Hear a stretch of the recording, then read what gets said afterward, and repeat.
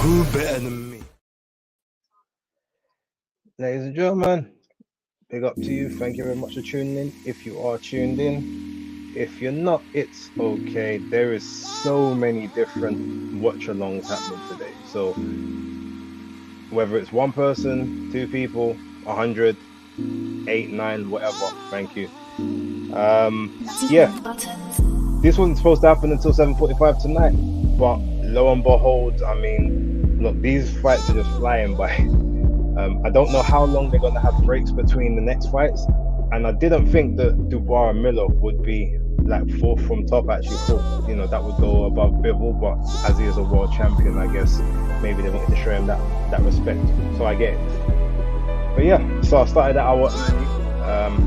Probably will take a break during some point here, but I just wanted to come on real quick and say what's up to whoever's in the chat, whoever's watching. Big up to you. Let me check some of the comments real quick.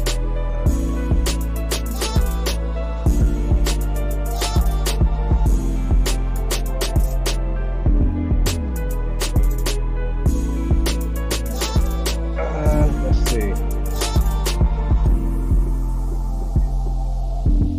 Josh, what's happening to you?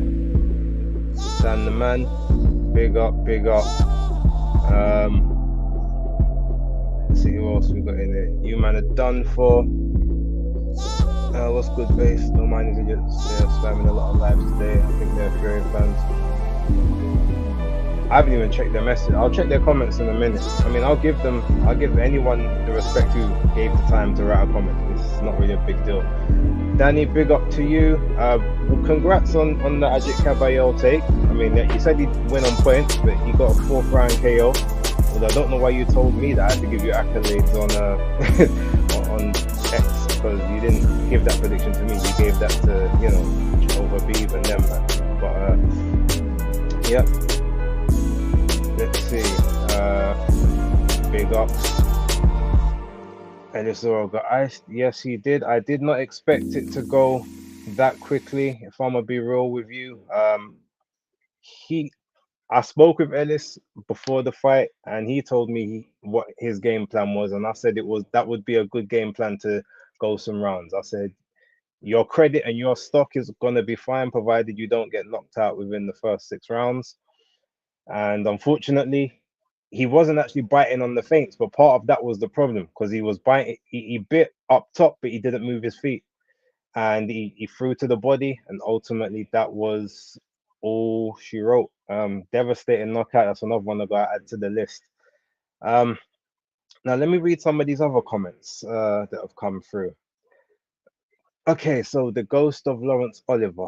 The 2 viewers will enjoy you mentioning DAZN every 2 seconds. In fact, watching you live will show the 2 in the chat why you can't grow your channel. Good luck. Fair. Dimlim, can I ask, you spent nearly 3 years making video. Chris, Andre, and Ade had to help boost sub count, and you're still not growing. What does that say about you on this question? People don't gravitate towards me. I suppose that's what it says. Doesn't change what I'm gonna do though. He also says, let's see, considering other channels have passed you without that amount of help, so why do you act like you're brilliant when the facts are there to see no talent for presenting or speaking? You clearly don't have a talent for English, but that's fine. Let's see some of the others. Riz Brown, good luck. You'll need it. Stream will peak at 1 viewer. Well, I'm at 6 at the moment, so I'm 5 above that, but thanks for the comment. Ali Drew, this will be painful. The Zone's biggest fanboy who can't grow his channel. Okay. You still decided to come over here to leave the comment, so must be doing something right. Tyson Fury's fan club, bum. I mean, Dossel would have sufficed, but hey. Amanda Tonton, you love Hearn, don't you? I guess you're following your ancestors. Okay. Let's see. No Fury fan. I just think this guy is a disrespectful clown. Thinks he's a big shot. Can't even get 1K without help. And even, I think that's supposed to be then, can't grow. Sad little man. Yeah. Fair enough, Amanda. Let's see who else have we got in the building. You man. If Wilder gave anyway a piggyback, they would weigh the same as Miller. True. Uh, Philip Answer, big up to you. Can't wait for this fight. Yeah, I mean, look, it's gonna be a very, very big fight. Very interesting. I'm these next four fights. So I can't lie, right? In the first four, you had Frank Sanchez. Now I predicted that he'd win sort of in. I thought he'd get a 10th round KO. Did it 3 rounds early. Um, I put on my predictions league first round for Philip Hergovich, but when I saw the odds for rounds 3 to 4, rounds for 1 to 2 was 5 to 6, and rounds for 3 to 4 um was 11 to 5. And Hergovich has underwhelmed numerous times. So I thought to myself, you know what? I'm gonna try to be safe here. I think he might take his time and labor. But when he was talking in the press conference and he started talking about now I must punish you, I thought I even went on my bet and said, should I change this? And then I said, no, but it's Hergovich. Like he does Hergovich things. And unfortunately, he didn't lie. And I should have changed it and I didn't. Although that wouldn't really have mattered too much because then Jayo Pataya, I said 7th round. I thought he said he was going to show some more of his boxing skills. Yeah, he lied to me when he said that because he just went for that. He must have been upset about the IBF thing. Um, he said he wanted to announce himself to the world. He didn't announce himself to the world. It was a very, very uncomfortable knockout, and that it might just have to make the list. And then so now, while I know Ajit Caballero was a good mover with good footwork and speed, my issue with him is that he's not a real big puncher. And I've seen him try to get on the inside and trade with people before, and he's been caught and tagged in that moment. And it's taken him a while to either get people out, or sometimes he's even gone 10 while trying to be on the front foot. So I thought just Makhmudov's raw power is just gonna eventually it's gonna get to him. I thought obviously Caballero would be winning the fight early, but the raw power I just expected to get to him. But then, wow, I mean, let's be honest, that was nasty. Caballero, I guess he knew that that body was the weakness. A lot of those guys who've got the tough heads, usually they always say, what they normally say, a hard head makes a soft ass. That's an American saying. So I guess normally if you've got an iron chin, that means that there's a fragilities in your body somewhere. And he exposed it. I mean, Makhmudov tried to stick around, but I mean, he was tired from round 2, so I don't know what kind of conditioning and training he actually done for the fight. But I mean, that's another one of that of the gym. You know that what's that gym called? The Eye of the Tiger Promotions gym. But yeah, there's I mean, Mary Spencer was the first one, I guess, to kind of get found out at that pseudo world level. Now we've got Makhmudov. The only one I guess now who's sort of repping that team correctly is Beterbiev.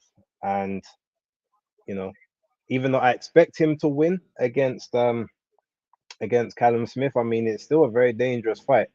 And if Smith doesn't basically tuck up and allow Beterbiev to get too close on the inside, it could be a dangerous night. Anyone in the chat, can you just let me know? Can you hear my volume? Um, if you can, then I need to turn it down. If you can't, then we're all good. Um, I would have, to be honest, I would have bought the pay-per-view on TNT, but I don't have TNT in this room. I've only got the DAZN app up here, so it should hopefully last me through. But yeah, it's just an issue. Thank you very much, you man, and Josh, I see you. Okay, well look, I mean, I know it's going to be a bit of a lull, and yeah, there's only going to be a few people. This I wasn't expecting Undefeated to do a live. They sprung that one last minute. Obviously, I know October. I know Danny's also gonna have his live in about half an hour. So yeah, there's anyone, if you smash the like button, if you come in just to smash the like button, I appreciate it.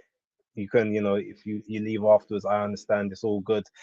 Um, there's so many options. I mean, you've got Ring IQ, you've got Boxing Beats and Rhymes. I know G-Man's gonna have his live around about 8, 9 o'clock. October Red's gonna have one. Like I said, Undefeated jumped up at 6:30. Didn't know that was gonna be happening. Otherwise, I might have maybe not done my one. But yeah, those plus there's loads of other different channels that that I know, that I don't know, that are all gonna um now all gonna be on live. You man, do you see an upset? Well, I mean, we already had one with Kabayel and Makhmudov, but which fight specifically? Because I gave my picks, like I put them on, I put all my picks on X. I put the picks in the videos, like they're all there. I can't deviate from any of those now. Um, I mean, I've got Miller. I don't know if that's going to be classified as an upset to some people, but I've got Miller, I've got Parker, and I've got Joshua. I've got Bivol also getting a first KO since 2018 as well. But we'll see. Anything can happen, I suppose. You know what I mean?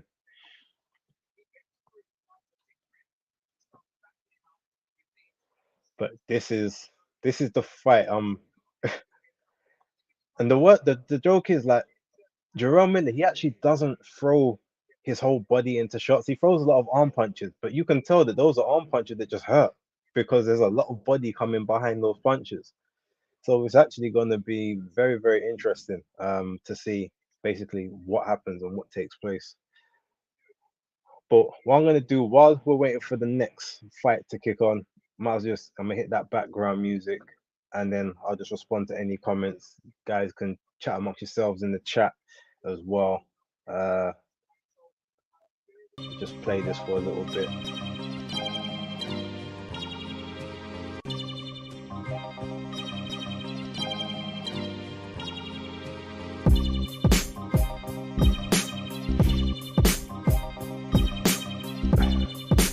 I'm hoping that they actually move up the schedule. Like, if these fights goes early, I saw your prediction, but 215 Wilder's undefeated. I mean, that's true, but 215 Wilder's had issues with other people, you man. And again, look, at the end of the day, we don't know what Wilder is at the moment. The right hand is always going to be the right hand. It's cool. He's always going to be able to land it against most people, but we don't know what it's like against the proven guys in the division, and we don't know how one round in 3 years is gonna affect him, or how like 2 brutal beatings in 4 years is gonna affect him. We just don't know. So I'm not gonna be shocked. He's the safe pick. I can't sit here and say that Wilder isn't the smart choice, but I trust activity. And Parker, again, as we've said, like Joe Joyce had to beat Joseph Parker down round after round after round to stop him in the 11th. So I don't know if just one right hand is over there. Obviously, if he lands 2 or 3 or 4 right hands and drops him 3 or 4 times, who knows? Maybe that will be, maybe that would actually, be the case. But outside of that, I just gotta trust the activity. Like, activity is usually like the friend of all fighters. Like, and Deontay Wilder just hasn't been active, and he's getting older. So who knows? I have no issues about the Joshua fight, to be honest. I still think that's a KO victory inside 8 rounds. If it goes longer, fine, but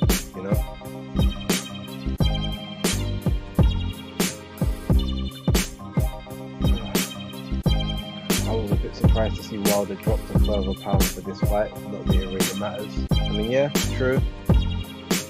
Joseph Fringpom, big up to you. Thank you very much for joining in and tuning in. Even if you don't stay for the entire live and you jump around, I understand and I appreciate it, because I have been jumping around from live to live, like beats, ring. I was on the undefeated. I've just been putting likes on them and sort of putting my like on my view and skipping off. That's pretty much how I can. Huma says I like Parker, but he's Spursy. I mean, you know what? That's a pretty fair take. He can be very much, have a very good patch and then just doesn't show up when it counts. I mean, but hey, I'd rather be Spursy than Man United right now. And as long as he's above that, he's always in with a shout. It's an outside chance. I mean, look, this is like, I guess, Tottenham Hotspurs against Man City. But this is also a Man City that aren't in their greatest form, coming off of that treble hangover. So, we'll see. we'll see what happens. Who knows? All I can say is that it's gonna be very fun to watch. And hey, if I'm wrong, then we're still gonna have some great fights. And if I'm right, hey, I'm right, and we're still gonna have some great fights. Any quote-unquote trash fights have already taken place, and even in some of those there was some value to have, so you know, can't really complain. And AJ within 5, I mean, could be. I think Wallin's kind of durable though, so I think he's gonna have to wait until Wallin stops moving, and Wallin likes to move. He normally doesn't really get tired until about sort of around 6-7ish, and then that's when he sort of starts to maybe have to slow down a bit and sort of suck in some air. So, but 5, I mean, you know, if he can land those power shots early, who knows? Wilder within 7. Again, anyone who's picking Wilder, I'm never going to argue with you, because as I said, like, that's the sensible choice. And you know, sometimes I go against common sense because of certain other factors, but that is a sensible choice, so I will never, you know, hold that one against anyone if they do believe that he will in fact be, you know, if he will be victorious, especially within 7 rounds. We can only wait and see. But I'm assuming this other fight night ain't gonna happen until so I think it's supposed to start 7:15, so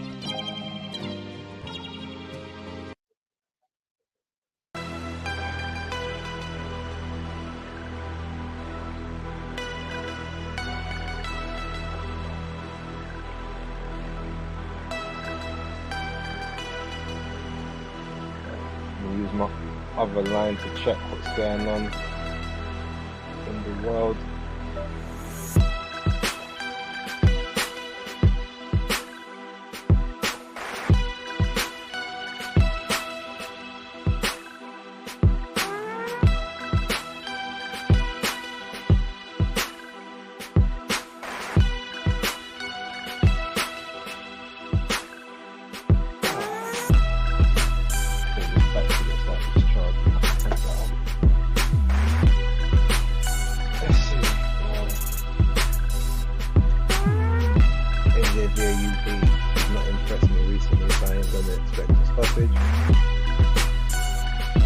All fair takes. All fair takes.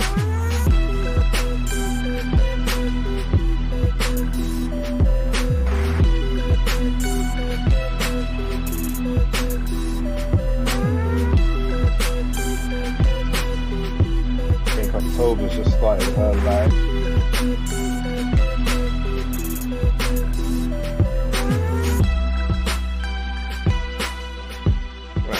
Bear with me. I want to try and see if I can get this on to come up on my YouTube as well. Let's turn off the camera for a second. Give me a sec.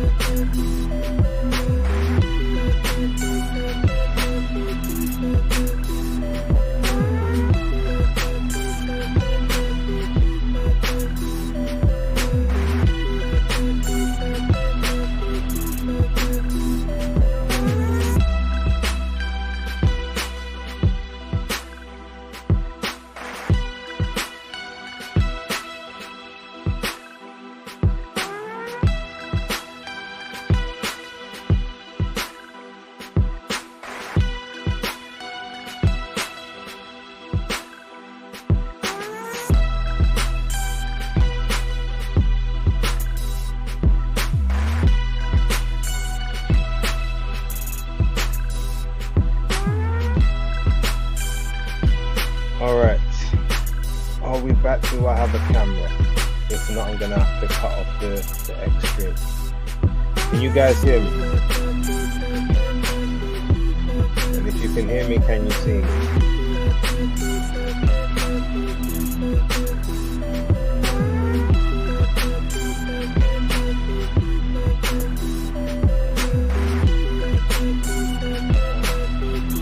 I just want to see some body shots from Wilder showing me improvements. Yes, fair enough.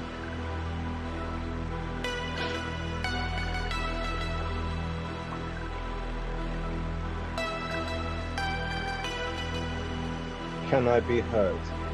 Mic check, 1 2 1 2. Can anyone hear me?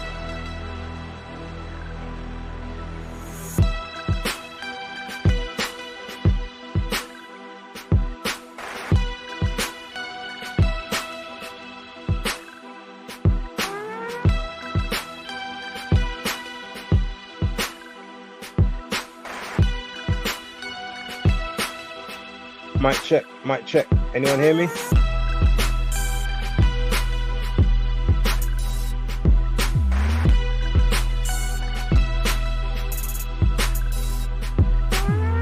We can hear pictures frozen. Okay, right, I'm gonna have to shut off the other one. That's fine.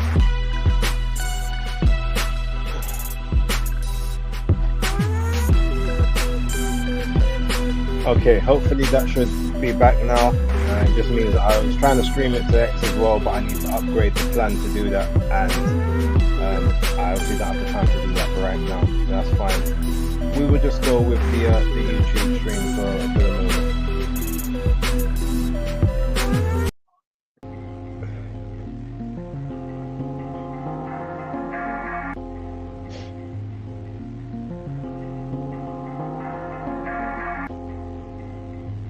Okay.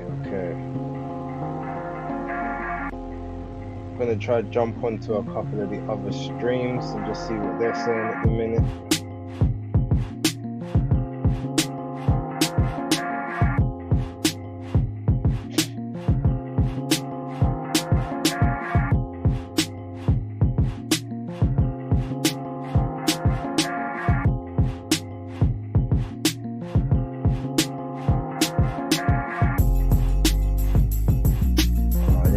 So many different streams. I'm literally clicking on all of them and just leaving a like and a view and moving on. That's about as much as I can do to support right now.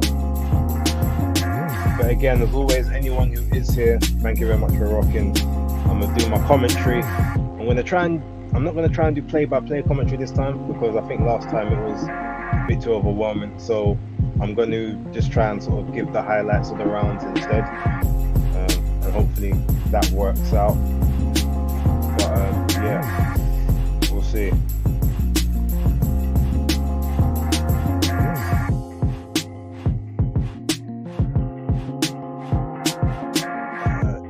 DJ Bucci, my DAZN works, it just doesn't work on both my Skybox and my app.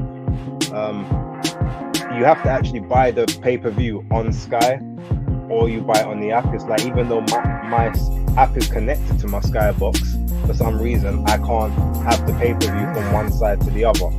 So nah, it's not working in that sense, and it's only allowing me to stream the broadcast on one device in my house. So I can't stream it on my phone and my TV. So, which also means I can't stream it on the TV downstairs for other people who are here. So yeah, that's a bit of a pain, and that's not something I was aware of. But you know, I just have to get over it. They messaged me and was like, "Oh, can you message us like in the DMs to sort it out?" But you've got to be a verified account to message them. So really and truly, they should have messaged me. But you know, whatever. It is what it is. I mean, the DAZN do some things right, but they do a lot of things wrong as well. All of this stuff is just another frustration. But because I don't have TNT up here, like I had to kind of get DAZN put up here in this room. Whereas like one of the main rooms downstairs is being occupied by other people. So, you know, I don't really do much else about that, to be totally honest. But yeah, it is what it is, man. It is what it is.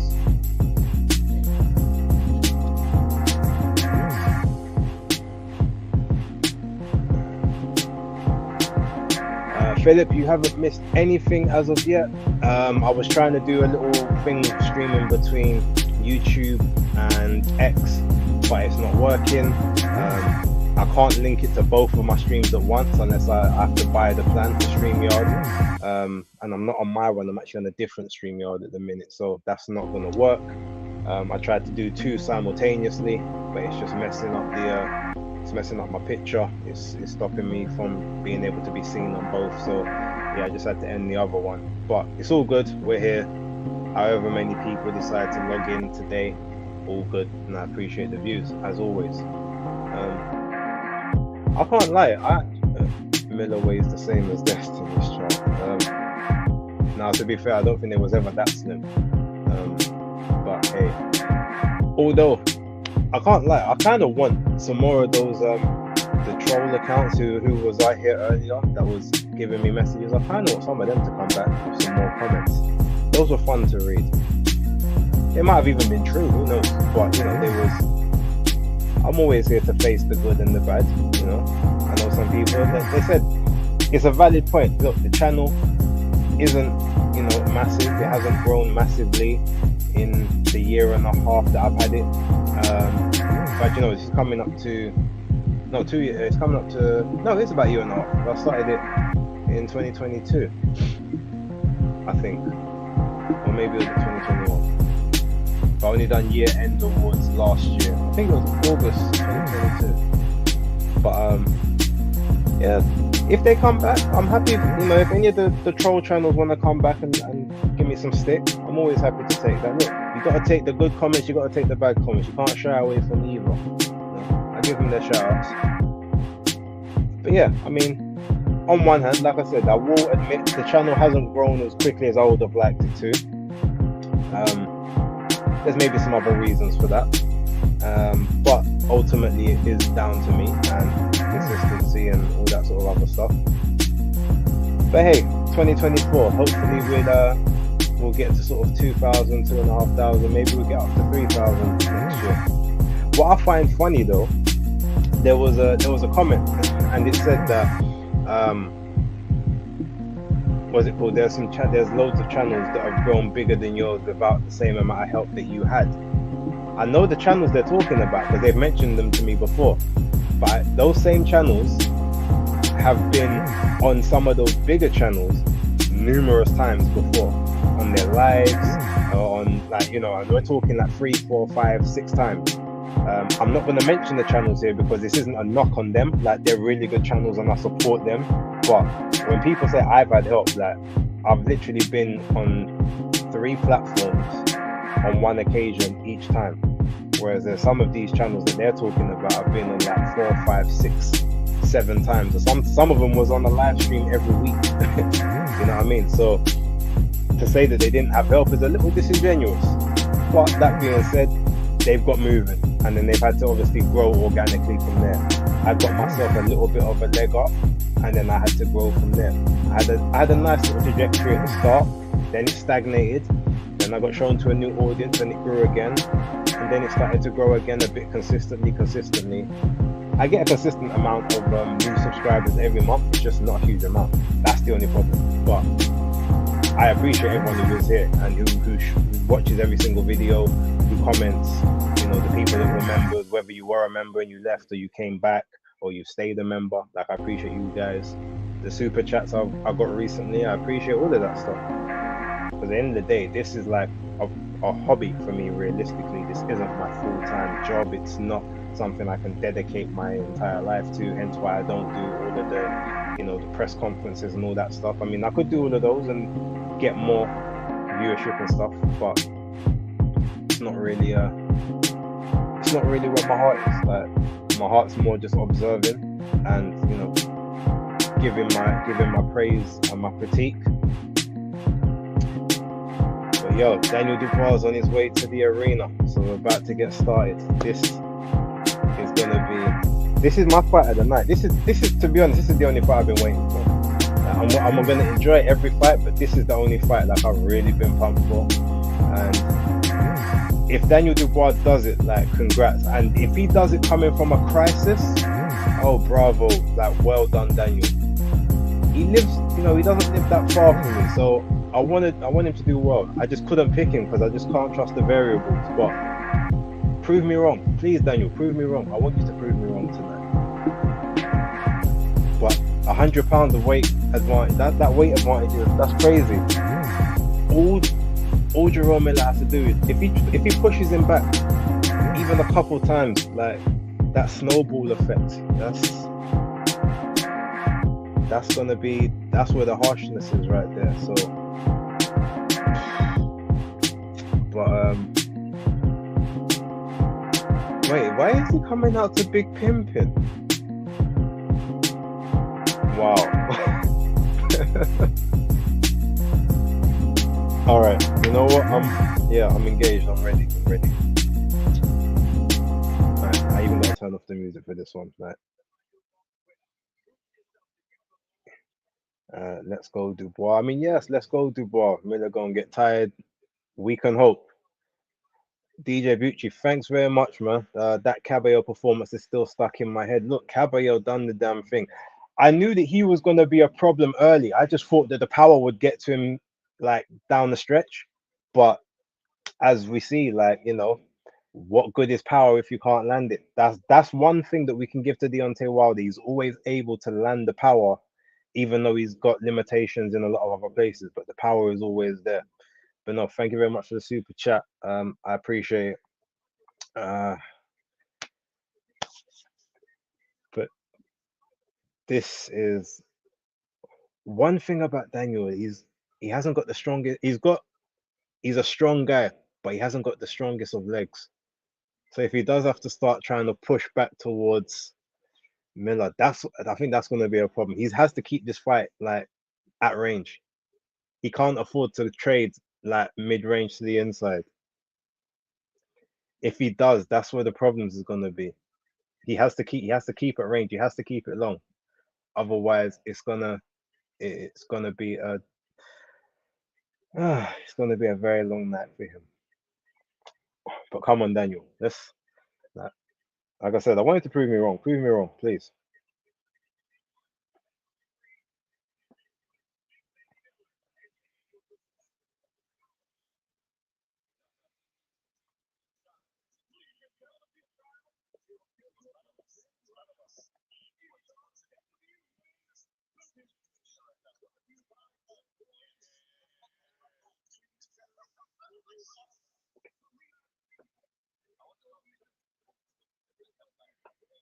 I'm checking in on some of the other live streams right now, just seeing what they got to say just before this starts.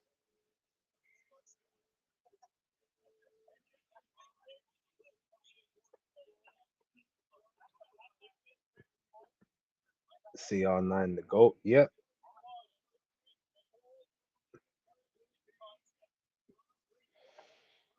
Oh, but we almost about to get started.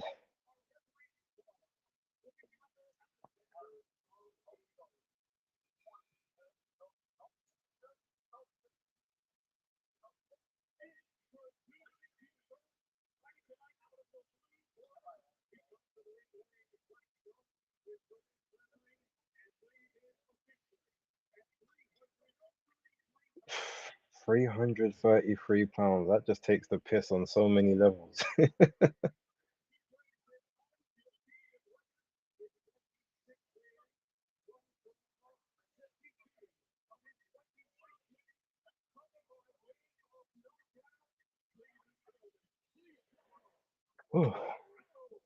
'Why is Miller wearing a sweatsuit? It's too late to lose weight.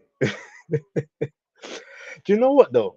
I'm gonna be real. For as actually as big as he is, he's not like super fat, if you know what I mean. Like he's he's large, but he doesn't look like his belly's hanging over, like super titties and all that. He carries his weight quite well, is the point I'm making. So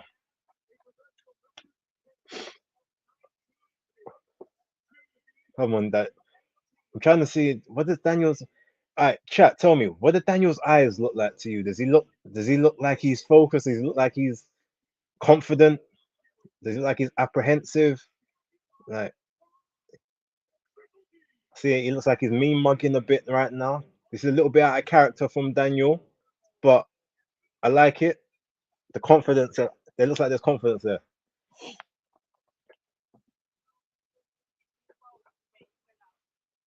Okay. Woo. My fight of the night. Here we go. All right. So my first round. Okay. Round one starting now. Uh, okay. So Miller's occupying the ring and Daniel's bouncing on his toes. Oh, okay. Daniel's come with the right hand from early, but Miller seemed to take it quite nicely, tucking up, trying to walk him down a bit, coming up between the height guard. Daniel's using a lot of lateral movement at the moment, but Miller's getting on top of him already.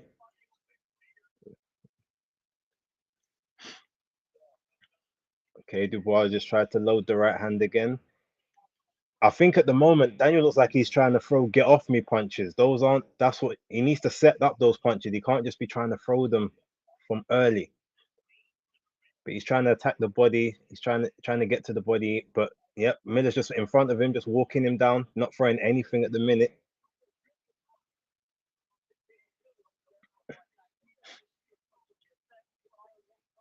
Still just walking Daniel down. Just want to keep Daniel on the back foot. Yep, he's trying to get it, just put that weight on him.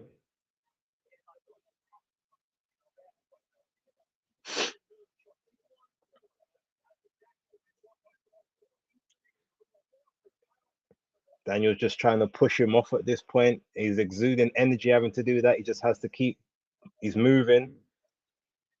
Yeah, there's a lot of movement happening here. He can't seem to keep, he can't keep Miller off of him at the moment. This is how you get tired. Oh, he's trying to throw low blows. Miller's trunks are a tiny bit high, but yeah. Miller just keeps, he just walking him forward. He just keeps walking him forward. Daniel is on the back foot. He's not a back foot fighter. This isn't his game. Miller with a little small uppercut on the inside, walking Daniel Dubois forward. He's just on his chest now. He said he's comfortable, blocking everything on the guard, catching and shooting. Miller's just walking forward. He's not rushing. He's just walking forward steadily at this point. Daniel already looks like he's a little bit apprehensive now, like he didn't expect it to be this tough. And there's a lot of movement, like that movement that could affect him in the later rounds if he can't make a dent in him now. Okay, he catches him with a nice little uppercut at the end, but Miller just walked through it. So first round down, and I mean those punches. Hopefully they chip away at the resolve, but thus far it looks like it hasn't affected Jerome Miller in any way, shape, or form. Maybe he was just taking this round to see what kind of power Daniel had to decide how we can open up moving forward. But how high are Miller shorts? They're like just above his navel, like they're not super high. It just kind of, I think it's because he's got the short shorts. It looks like they are a lot higher than they are, because he's got them sort of gladiator tassel type shorts. But no, they're at the belt, they're at the waistline. Daniel Dubois' trunks are actually higher than Miller's are. So yeah, it's interesting. We're going into round two now. Miller still looks comfortable. Doesn't look like he's breathing heavy or anything. Uh, yeah, Daniel Dubois. He's still like he looks like he's forcing his punches a bit at the moment now. There's the movement. He's trying to create an angle to set Miller up. Now Miller's starting to bounce forward on Dubois. Now it's not just walking. Okay, he's letting go his own hands. He caught and shot catching and shooting some shots on the inside. He's just sitting on Daniel Dubois' chest at the moment. The ref warns Daniel Dubois about the pushing, guess with the forearm. Catches Miller with an uppercut, but it doesn't do much. Miller's just got him again, just leaning on the inside, walking him down with the high guard again. Daniel on the back foot. Again, he's got him on the inside. He's going to drain Daniel's. Daniel already looks like he's breathing heavier than he should be at this stage.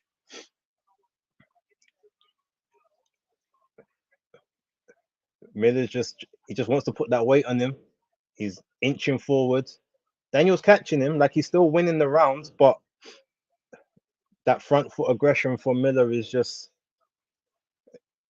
it looks like it's causing issues. Okay, they exchanged jabs there. Now Miller's threw a 1-2. None of it landed, but Miller's getting warned for pushing with the foot, with the glove. They're on the inside again. Okay, Miller threw an uppercut, didn't really connect. Daniel with some good body work.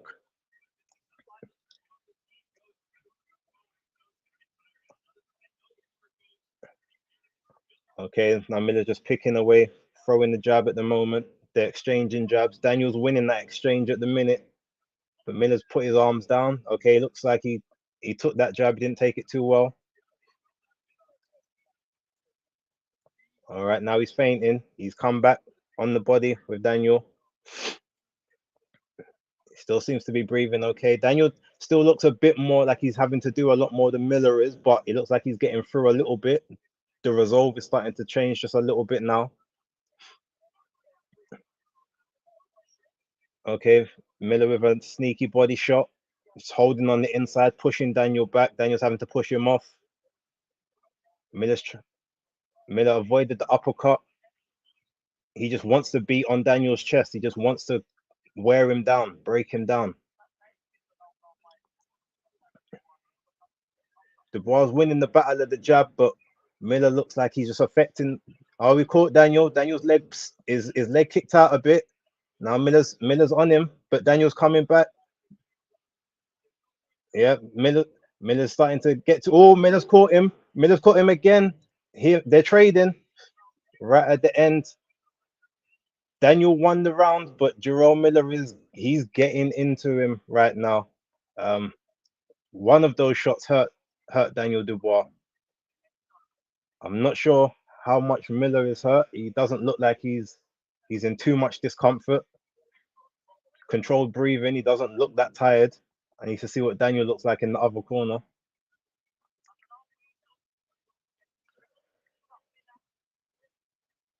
This is tense.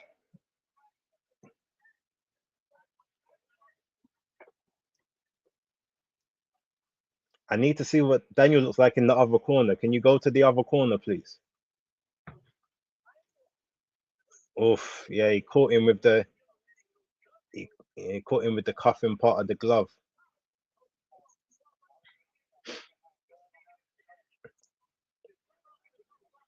All right, the third round could be very interesting. Whoever wins this round, I feel like will get this fight. Okay, but Miller's starting to throw more now. He's starting to exchange with Daniel, not just walking him down. But Daniel's still on the back foot. Okay, Miller's throwing wildly, but not catching him. Daniel's doing well on the inside. He's catching him with some decent shots. On the inside, he's trading with him. But Miller still doesn't seem that affected by these shots at the moment. Okay.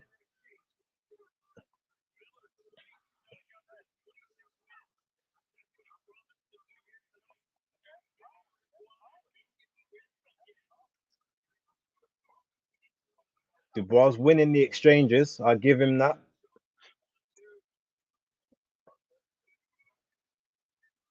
But every time they get close, you can see Daniel's breathing out of his mouth at the moment. That's not the greatest. That was a nice little good left hook for Daniel, and a nice little right left hook as well there, the right hook. But Miller's just he's happy with these shots. He just wants to get on the inside and tire Daniel out that way. He looks like he's happy to lose these rounds. just catching and shooting. Daniel with the deep breaths, moving back. Oh, it looks like they exchange right hooks. Daniel tried with the uppercut again, but Miller looks like he's got that one covered now. Switch to southpaw. He looks like he's okay. He's back to orthodox. Jabbing with Dubois, pushing him back.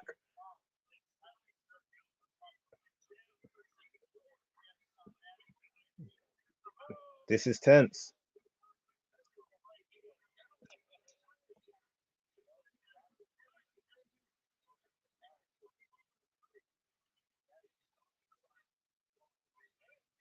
Miller's catch and shoot game is pretty good so far. It's just walking Dubois down, just pushing him back. This is not. If Daniel could just box and move, he'll be all right. But they shouldn't just be trying to exchange on the inside, Daniel. That's not the right game plan. Looks like Jerome Miller's got a busted lip, but he still seems fairly happy. Walking forward, Daniel still kind of got Daniel on the back foot. He's trying to feint Daniel to throw something. They're exchanging jabs. Oh, Dubois caught. Oh no, Miller caught him with the right hook to the back of the head. Okay, a nice little left hook at the end of the round by Dubois there.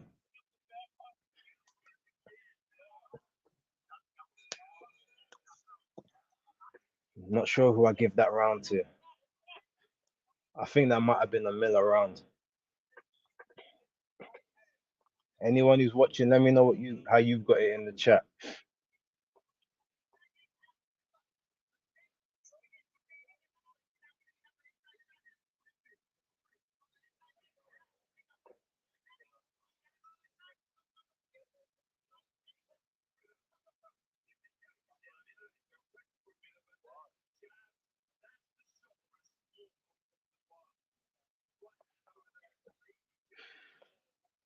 I mean, Dubois is definitely throwing a lot of low shots in this fight at the moment, but Miller's not complaining about any of them.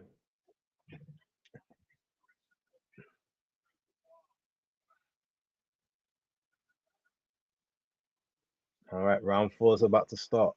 Here we go. All right, back to the center of the ring. All right, now Jarrell Miller looks like Dubois on his toes, but Jarrell's just walking him down, throwing his arm punches. He's trash talking Dubois.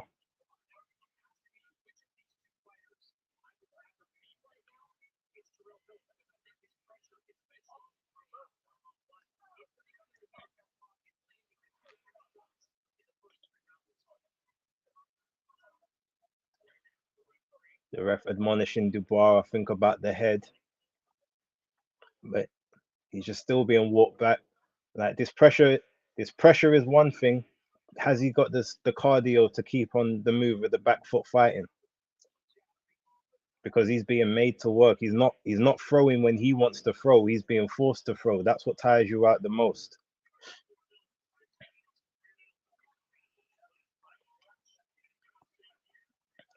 Okay, Miller to the body. Dubois going upstairs now.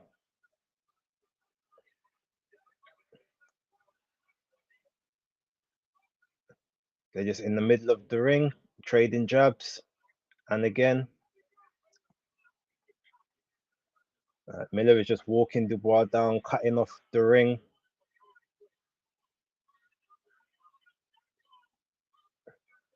Dubois trying to initiate the clinches now. I think he's a little tired. Okay, caught with a little small uppercut, didn't do much, but Miller's just saying, I'm still here. And another small little uppercut on the inside. Tried for a third one, missed that. Dubois rolled the left hook and he rolled under another one. Now they're just trading body shots on the inside, center of the ring. Miller with a short right hook to the head. Oh, and a right hook and a left hook as well. Dubois ate them, but he came out. He's okay. Now Miller's just throwing. He's just applying the pressure now. Oh, and he hit Dubois again and again. And an uppercut on the inside. Missed the left hook. Now they tried to trade. Oh, we caught him with another uppercut. All right, Daniel Dubois is still on the inside of him. He's still trading. Miller just missed the wild left hook, but the pressure is there.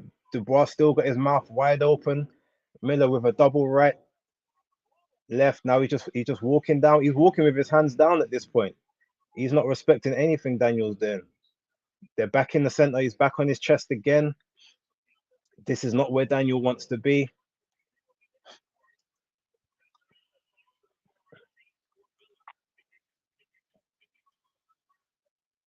Miller with a couple short shots on the inside. There we go, chasing Dubois down, just not letting him breathe.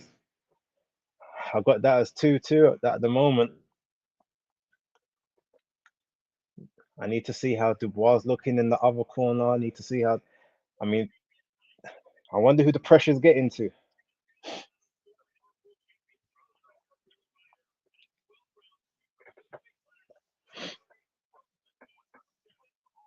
If Daniel,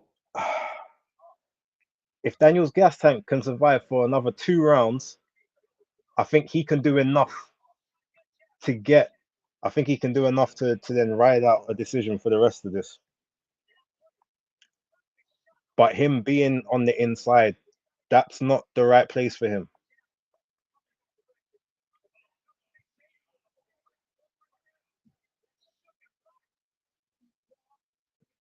Oof. All right, round 5 coming.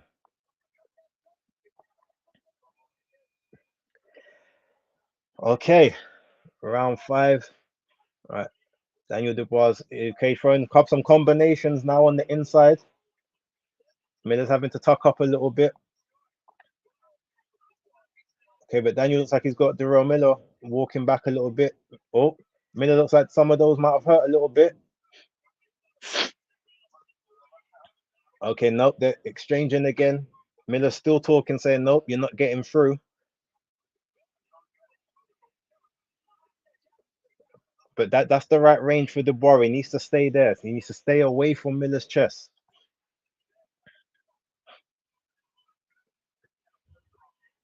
He landed a nice little flurry at the start, but that might have tired him out a little bit. He might be trying to take a little break, but being on the inside is not going to help that.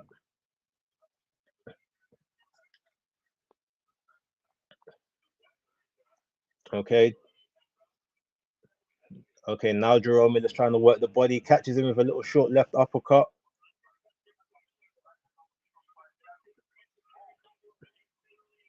All right, yeah, Miller is just walking him down now. He's got him on the back of the head,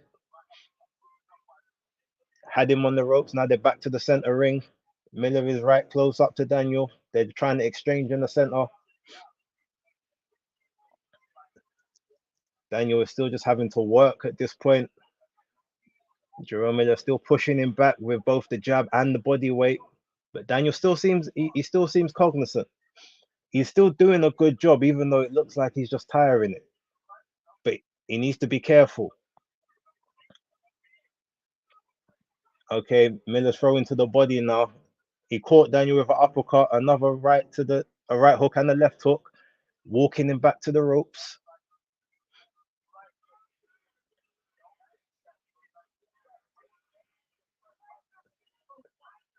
Miller, he's just affecting him at this point. He's wearing him down. Daniel, he's being pushed back. He's trying to fight him off, but he's still being pushed back at this point.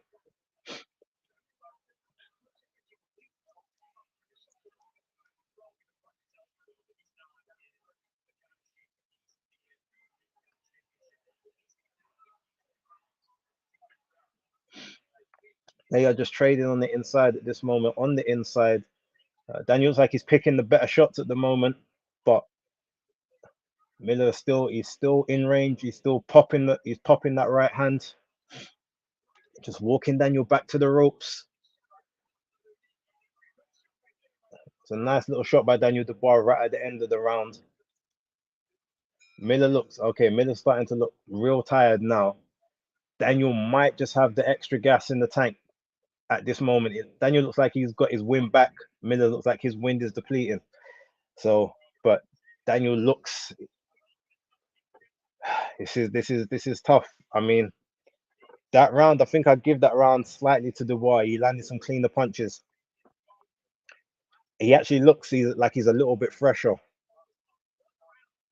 But Jerome Miller can look tired and still push forward because that's all he's got to do. He's walking forward. Dubois walking back. Dan the man, Daniel looks in terrible.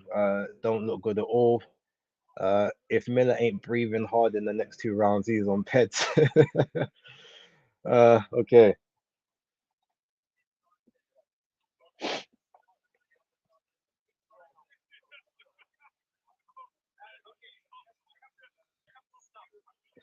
Okay, round 6 just started. They're in the center again. Now Daniel's on his toes. He looks like he's got the range. He's popping the jab nicely. He's trying to bounce on his toes, but hasn't really got any upper body movement. Head still on center line. Can't move his head off the line, but he doesn't need to at the moment. Caught Jerome in with a nice 1-2. 1-2 left hook to the body, but Jarrell's pushing him back now. Back to his corner.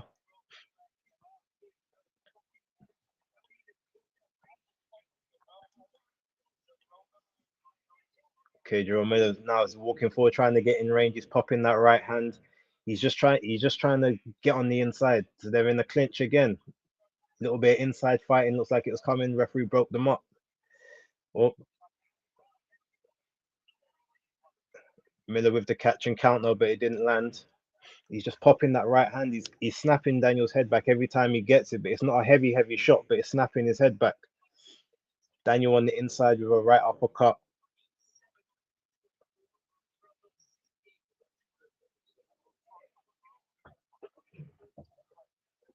Right. Dubois doing good on the inside here, but he can't be leaning. He needs to get off of Giroux at this point.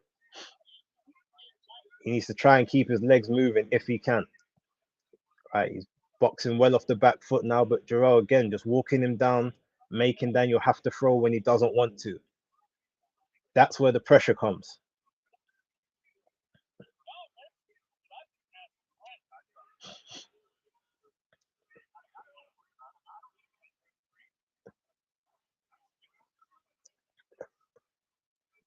All right, Daniel's doing well in this fight, but again, he's backed up to the ropes. He's being leaned on a little bit by Giroux.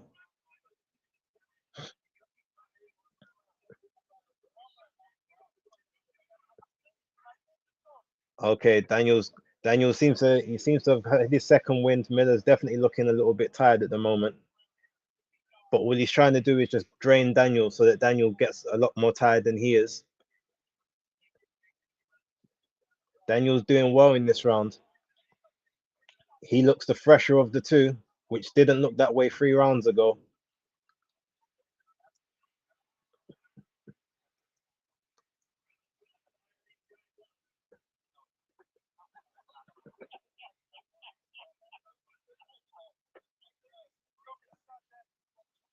All right, in the center.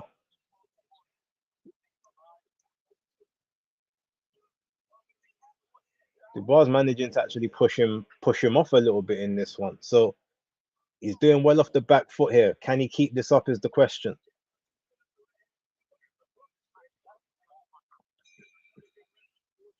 Okay, I gotta give that one to Daniel Dubois as well. So I'm getting 4-2 Dubois at the minute. All right, Miller's starting to look tired now. So this could be where he's either gonna be in survival mode or he's gonna go for it. It's one or the other. Daniel, if there's ever a time, the time is now. Get it done.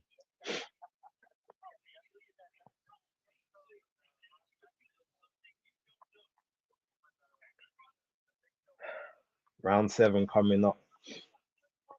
If this was a 12-round fight, it might even have been different than being a 10. Who knows? But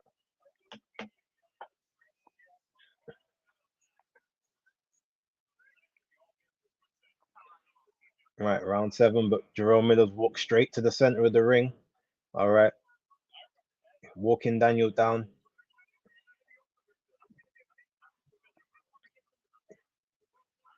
Right, Dubois bouncing on his toes. It looks like he's got his energy back, but Miller with a right hand over the top.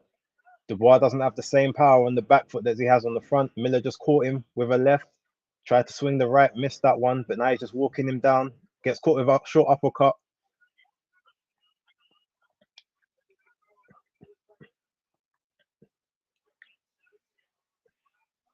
Right, the movement stopped a little bit. Now Miller's on his chest, but Dubois just seems to be the quicker at the moment. He's managing to escape. But Miller's just like a little grizzly bear. Just grab him, just won't let him go, won't get away from him. But those punches look like they're starting to have a little bit of effect. Miller with a short right on the inside. Catches Dubois on the inside as well. Dubois by the ropes. Miller with the frame. Misses the right hand.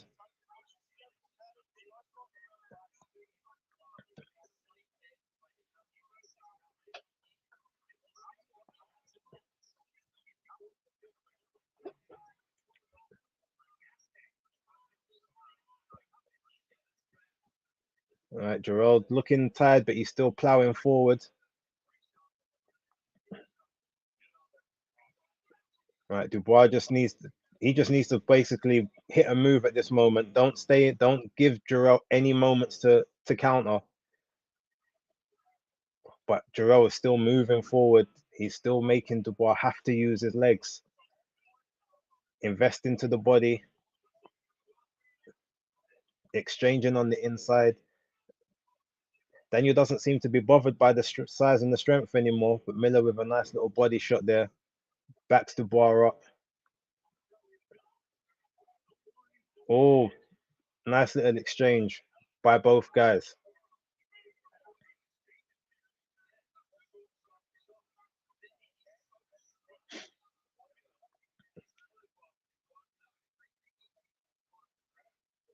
Just holding on the inside. Miller catches him with a little short shot.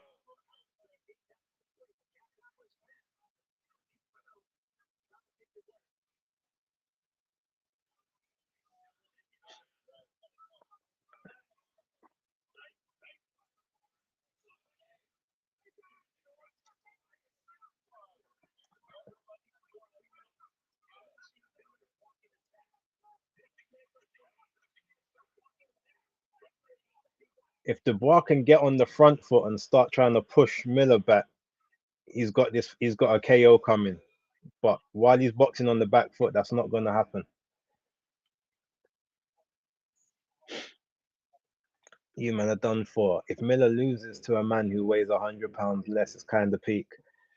True. Very, very true.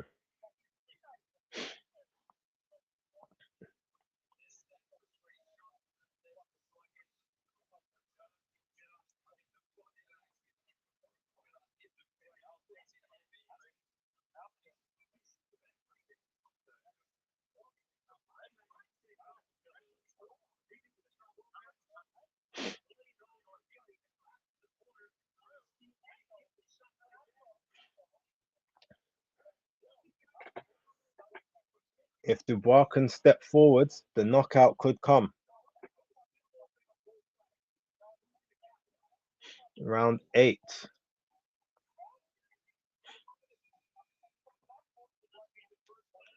All right. Dubois up on his toes again. He's all right. Miller on the front foot. Okay, Dubois got him. He caught him with a nice little straight right. Combination on the inside. Miller pushes him off.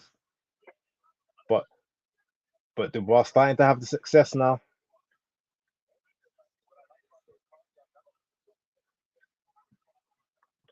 Miller is fading and Dubois is growing in confidence. It looks like he's got his second win. Oh, left hook, right hook. But Jarrell still says nothing. Yes, you're not hurting me, but he might be hurt. He's definitely tired, even if he's not hurt. Dubois is landing the good quality shots at this moment. Still trying to push Jarrell back. He was standing his ground. Now he's starting to back up a little bit.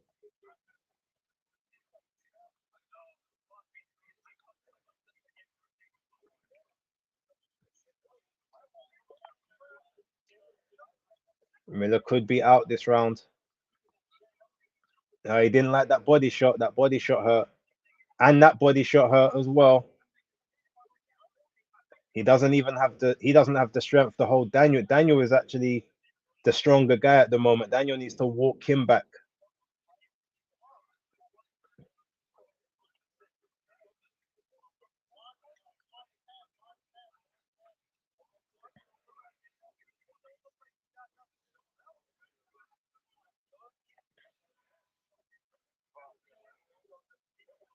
Oh, big body shot by Jerome Miller. That hurt Daniel. Daniel's walking. I think he realized he hurt him. He goes for it again. But Daniel's exchanging again in the center. It looks like he shook that one off, but that one did hurt. Now he's just pinging Miller's head back. Daniel's starting to breathe a little bit heavy again now. But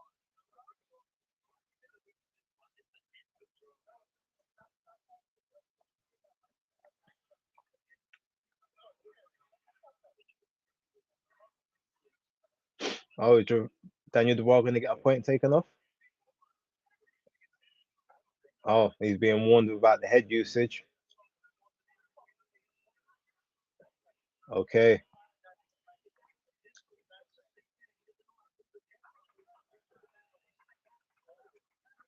All right, Jarrell is now just walking him down.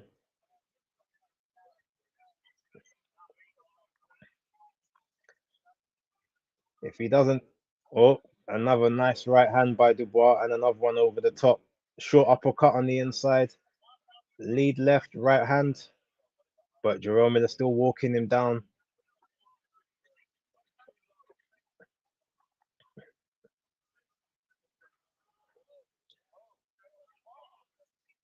Oh, Miller hurt right at the end of the round. But stays on his feet. Boy.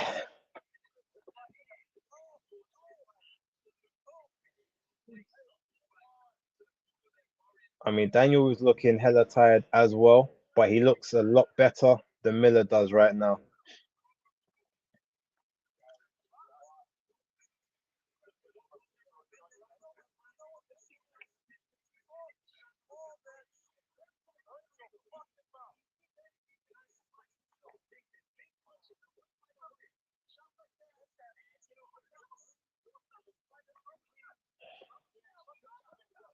Oof. Well done, Daniel. Provided nothing happens in these next two rounds, you've played a blinder. And if you can get the stoppage, oh god, Miller can't even get off his stool properly. This could be the round. It could be over. Ninth round.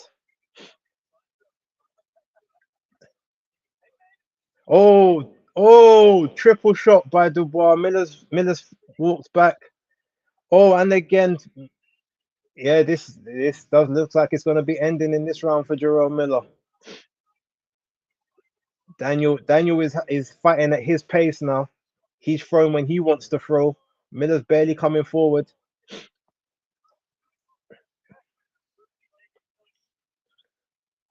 Couple body shots from Daniel.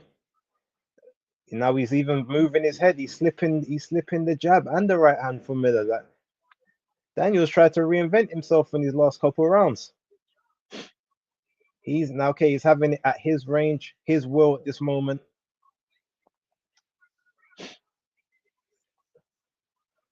There's absolutely nothing on Jerome Miller shots anymore, but there is still 333 pounds behind each one. So,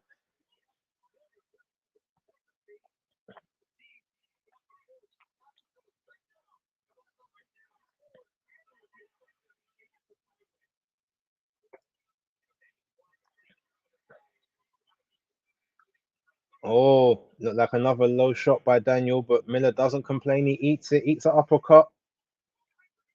He's got a chin. I have to give him that.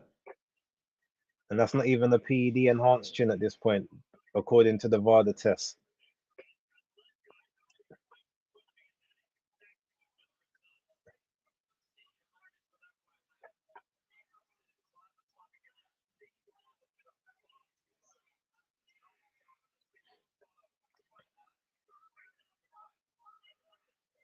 Daniel just busting him up at the moment. See, he's still getting walked down and pushed back, but he's having all the effects that Right hand looked like it hurt Miller as well. But he's still just walking forward using the cross guard now. I mean, Dubois throwing a lot of low shots and the ref is letting a lot of them go. Miller's throwing some as well, but not as much as Dubois.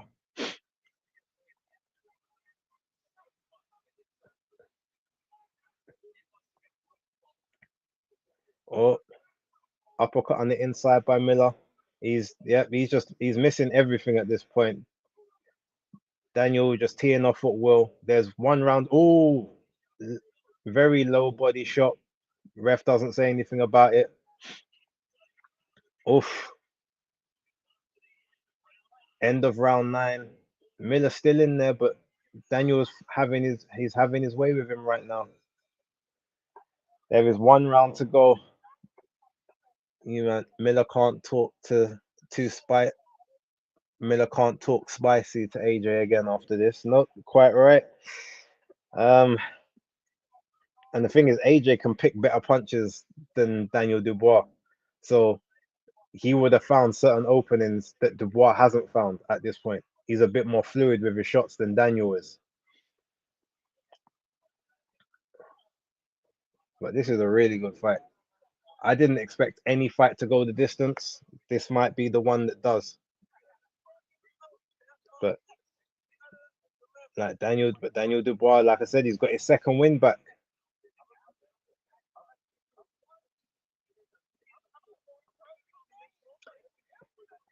But I think Jarrell's going to go for broke in this one. The 10th and final round. Okay, let's see. All right, so he just walks forward. He's walking Daniel Dubois down now. Daniel's bouncing on his feet. Oh, catches a nice little left uppercut. It was a right uppercut, sorry. But Miller's walking him down. He's trying to get him towards the ropes.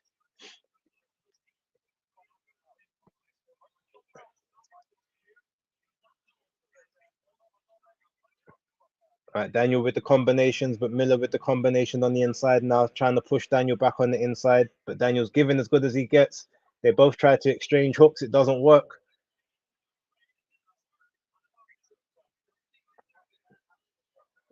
Daniel should not be trading and taking the gamble. Not at this point in the fight.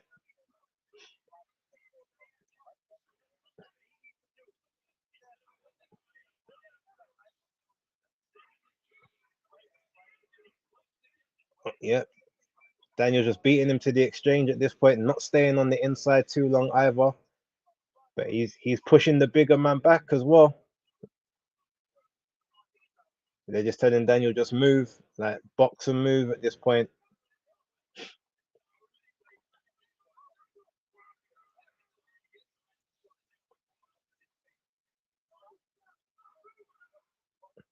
Daniel's trying for the uppercut again, the overhand right.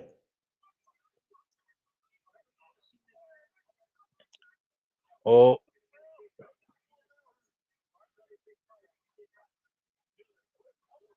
Daniel Dubois doing extremely well. He's beating the bigger man at this point, pushing the bigger man back. Jerome looks like he's got nothing left. Daniel looks like he's still got a little more in the tank. He's pushing forward. He's throwing when he wants to throw now, not when Jerome's making him throw. Standing in range, but not too close. Yep, he's got this one. Oh, Miller with the uppercut on the inside for Daniel. Miller tries to posture, but Daniel was catching him with shots.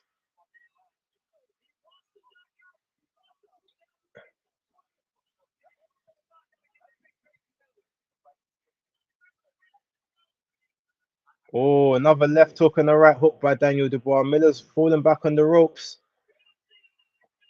But he's saying, no, you're not going to get me like that. Oh, he almost fell. He almost wobbled. But now Jerome Miller's on the ropes. He gets caught. Oops, the ropes held him up. The ref's about to stop it. He's about to jump in.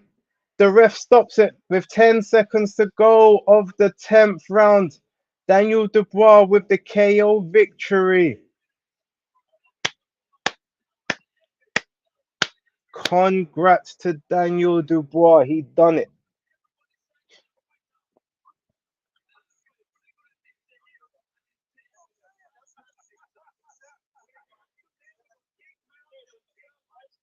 Very well done to Daniel Dubois. It looked like it was getting away from him from like the third and the fourth round, but he got that second wind when Miller got tired.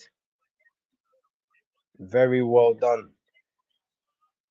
Did the ref need to stop it then? I mean, it was a fair stoppage. I'm gonna give him that. I'm not gonna say it was a bad stoppage. It was very fair, but I bet Jarrell's thinking, ref, I was still fine in there.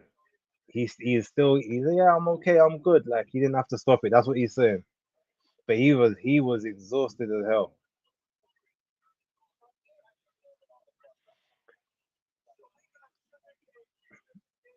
Very good performance. That's probably Daniel Dubois' best performance. He still had a crisis in there, but he rode out that crisis and he showed that he still belongs at that, at the upper levels. Whether that's top 10, top 15, top 20, like he's in that range, he's in that region. Let's not push him towards world titles just yet, but big up Daniel Dubois.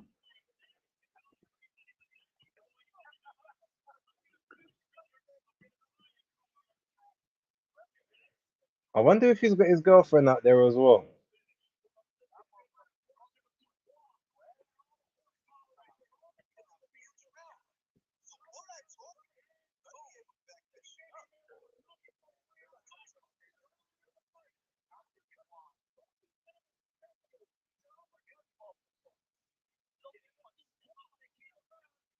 Well done, Daniel.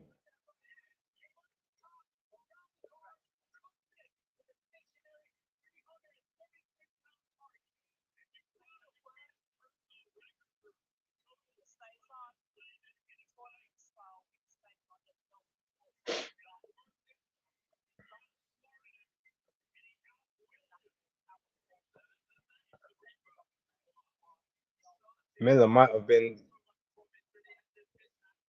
an idea to actually take the knee and then get up. He might have survived that.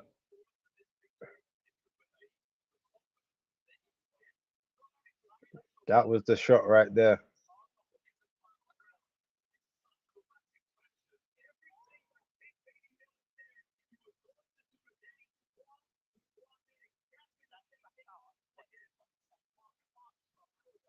Very well done to Daniel Dubois.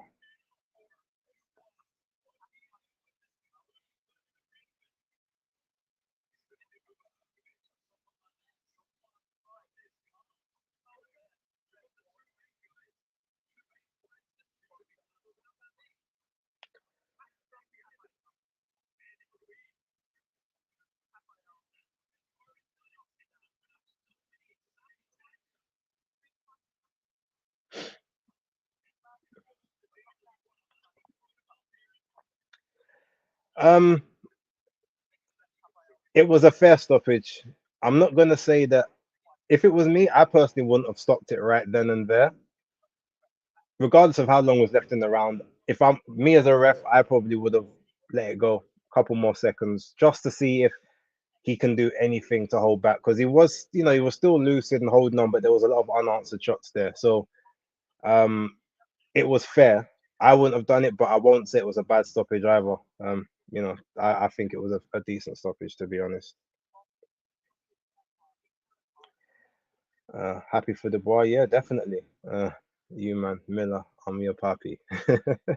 I'm gonna beat you like your daddy did. I mean, that's what he said. I mean, he did it. He lived up to his word. Maybe we need more people to start writing some pre-written bars for him, and he'll live up to those as well. Very well done to Daniel Dubois. I just don't want them to rush him back to that world level. Like he doesn't need to fight for a world title again for at least another 2 years. Just let him have 4 or 5 fights, just building and building back and building back, just getting that full proper experience, and then he'll be fine.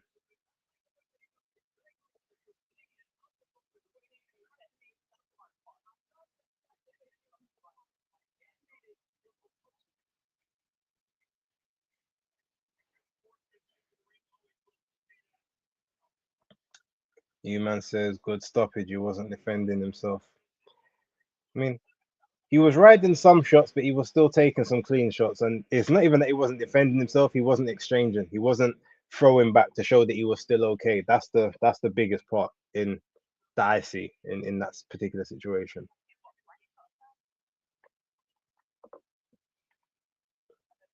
Dubois versus Parker next. I mean, that's an interesting fight. Right, I'm gonna fling back on some music. I'm gonna turn up the volume 'cause I want to hear I want to hear these post-fight press conference, these post-fight comments.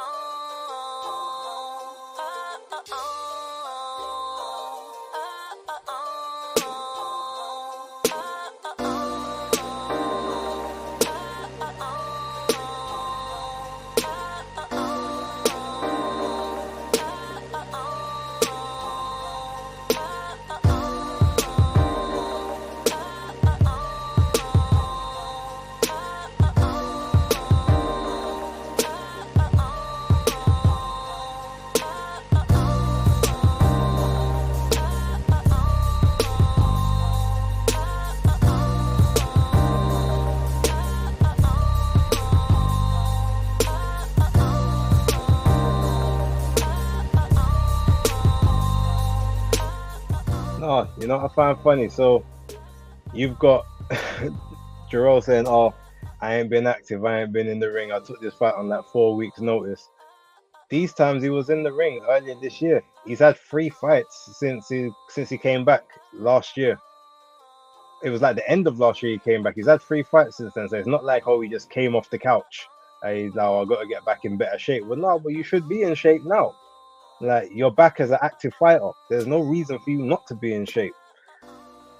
So, but yeah, ultimately it was I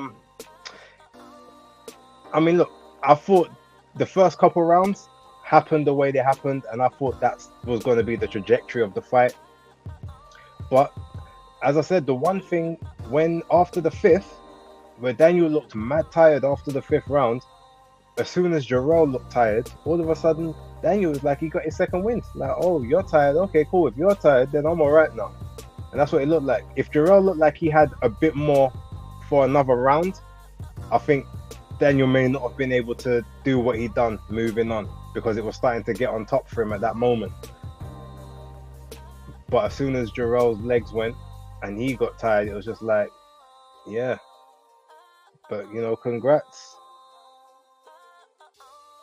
That's why conditioning is so important. That's why conditioning matters.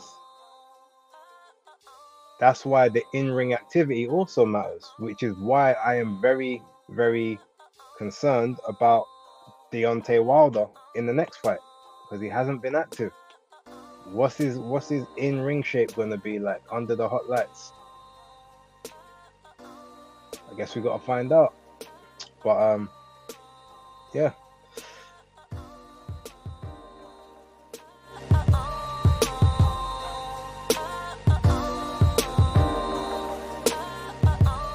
Let's see that Joe Joyce rematch.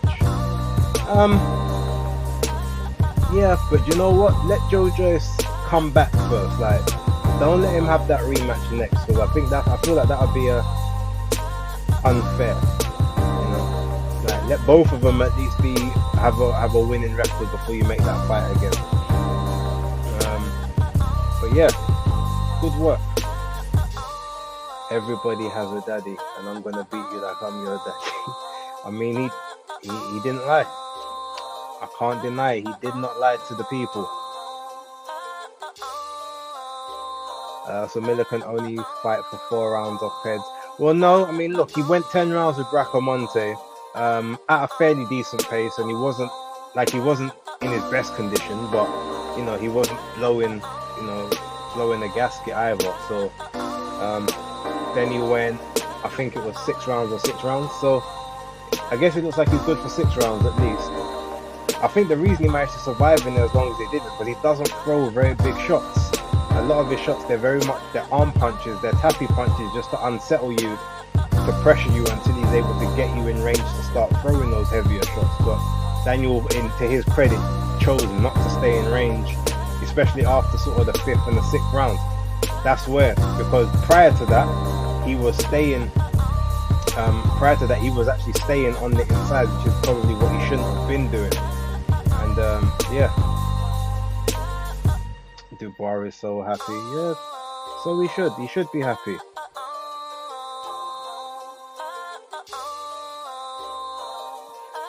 Right, before this next fight starts, I need to run downstairs and go grab a drink, maybe a little snack. So I will be back in a couple of moments. Please talk amongst yourselves, or feel free to jet off and then come back if you want to. I appreciate it. So I'll see you in a sec.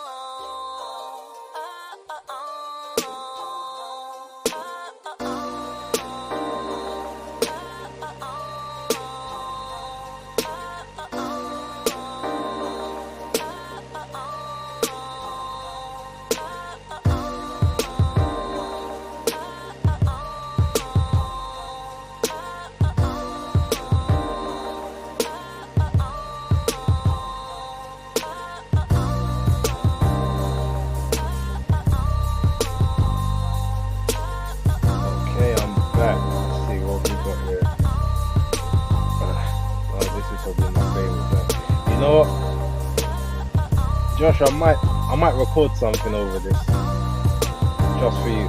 I was supposed to a while back and I never got around to it, but seeing as you like it so much, maybe that's what I will do moving forward.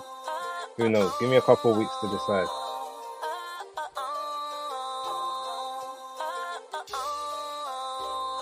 Right.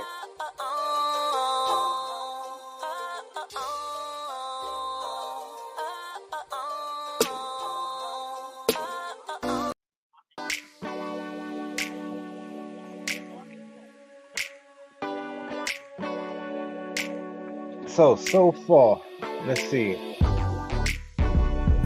We've had 5 fights, and I'm 3-2 in predictions.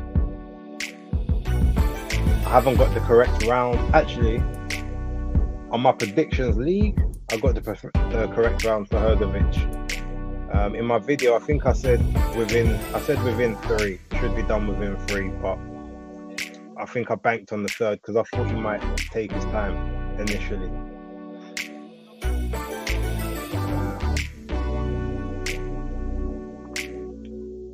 Yep, it is. This is what starts off every basis picks. Base, you got bars. Oh, what you didn't know, you man. Old school, like I aren't rap no more. But yeah, every now and again, just to dust off the cobwebs. Weren't you here on the last live, you man, when I played that verse that I did? Someone asked me to do a verse the other day and I played it. Wasn't you here for that? I mean, if not, I'll happily play it for you before this next fight starts. Like, you let me know. I would upload some of my other tracks on here for you to actually listen to those, but then you probably get hit with a copyright strike on the live, so I can't really do that. But yeah.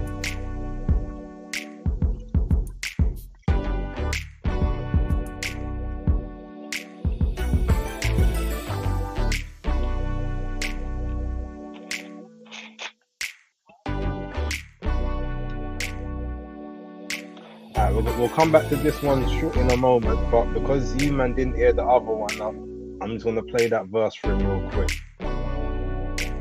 I guess you can give me a score out of 10. This is like the first thing I came back doing after like 4 years. So I was rusty and I wrote it and recorded it in like 20 minutes, but yeah.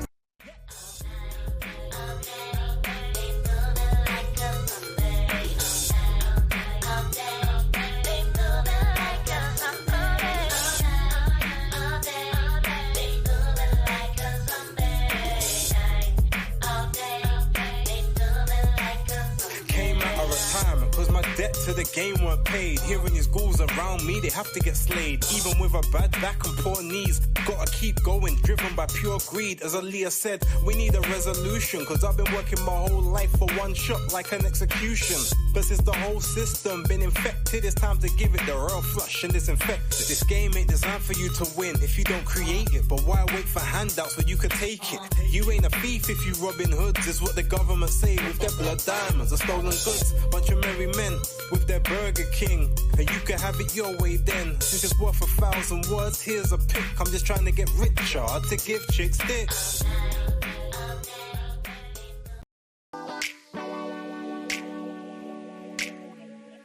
So yeah, that's that one.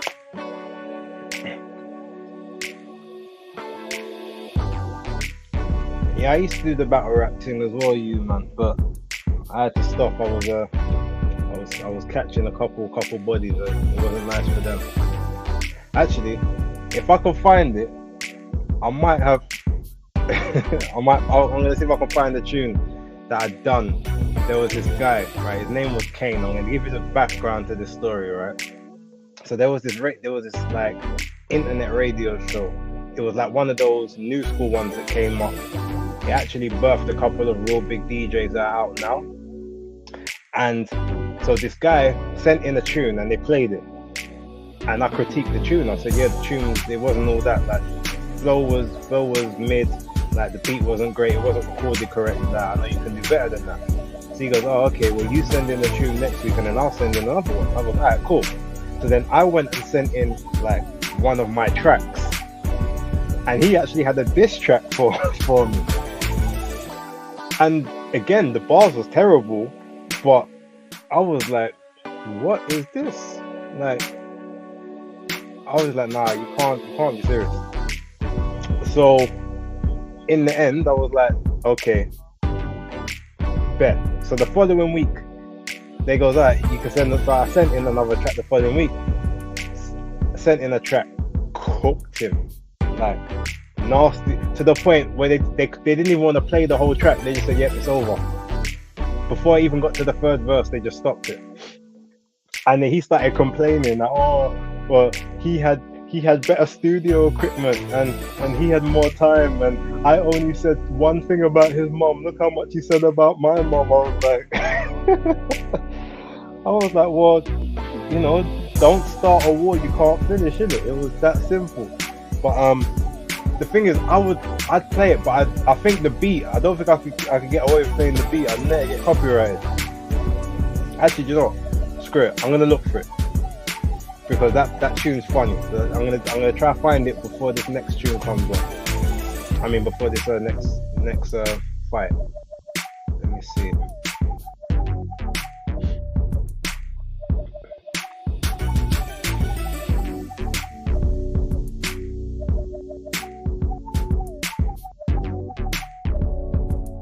Yeah, I found it. Alright, I'm gonna play this next. I think I was about 19. I think I was 19 or 20 when I did this. You know, I'm gonna turn this one up as well.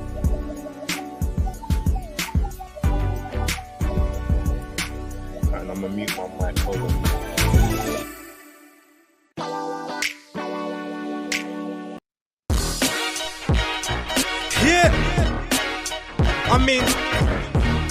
I mean, I don't know what your problem is or what you thought it would achieve by dissing me, but I guess I gotta show you how we do.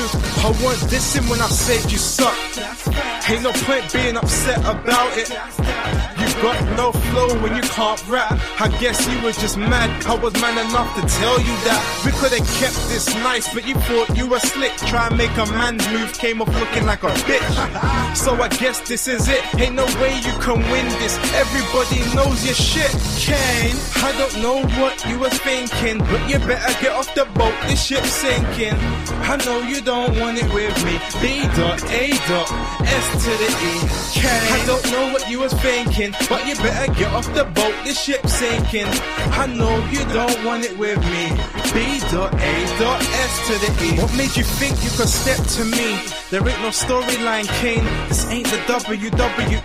I do this with ease. Someone should have told this white boy I only eat crackers with cheese. Face facts, kid, you can't rhyme, and your name can't even be thought in the same brainwave as mine. But I see that you wanna be me, cause I bet you Sunday football, I'm beyond Premier League. But okay, you wanted my attention and you got it, but somehow I don't think this is what you want. It can't go hard, so go home. This ain't David and Goliath.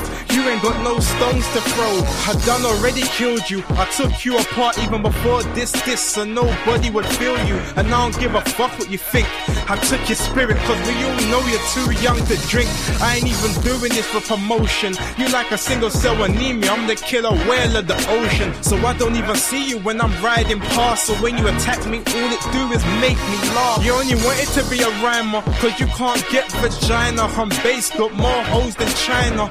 But you're not me, so stop trying to emulate. It's about your cred, but your bill ain't paid. Kane, I don't know what you was thinking, but you better get off the boat, this ship's sinking. I know you don't want it with me. B.A.S to the E. Kane, I don't know what you was thinking, but you better get off the boat, this ship's sinking. I know you don't want it with me. B.A.S to the E. I don't know why you talking about mums. Should've been cool. Your mum's a slag, she been giving it up since preschool. Ain't my fault she holding out. She just like a baby, always putting things in her mouth. She got clients on and offline. Your mum's like a theme park, she comes with an open and close sign. So I continue to rap. She's the one with the talent. Her mouth double moves like a circus act. Ain't nobody feeling your flow. Might as well stop now before you go snap, crackle and pop now. No girls like you, no Matt. The only time you see pussy is through your front door cat flap. So that's that. The slaughter is over, so stop trying to ride with a soldier. My lines will only get colder, so I think it's best if you just admit now it's over. Yeah. Kane, I don't know what you was thinking, but you better get off the boat, this ship's sinking. I know you don't want it with me. B.A.S to the E. Kane, I don't know what you was thinking, but you better get off the boat, this ship's sinking. I know you don't want it with me. B.A.S to the E. Yeah. Did you really think you could win? Did you really think it was wise to mention my name? I don't know what you was thinking. You must have been drinking, maybe smoking, or maybe you thought it might help you out. But is this really what you wanted? You're over. No one don't like you. Oh yeah, shout out to my powder puffs, Danielle, Laura, Lauren and Sarah. It's your boy, yeah.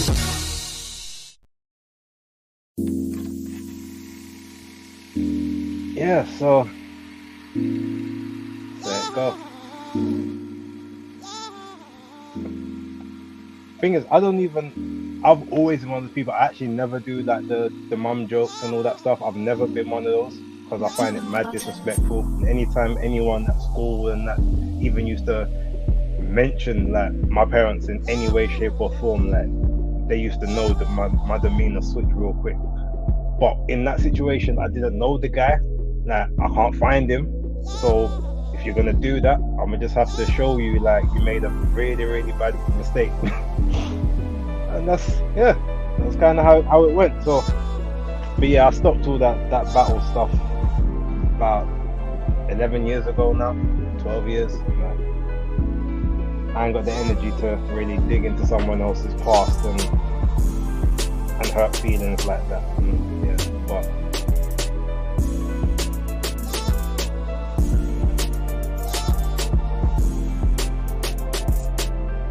It was over and that took your spirit. But I mean, yeah, I've always prided myself on my punchlines, my similes, like and all of that stuff, more so even than cadence and everything else. Like if I get a punchline or a double entendre or a simile or something like that, I feel like I did my job.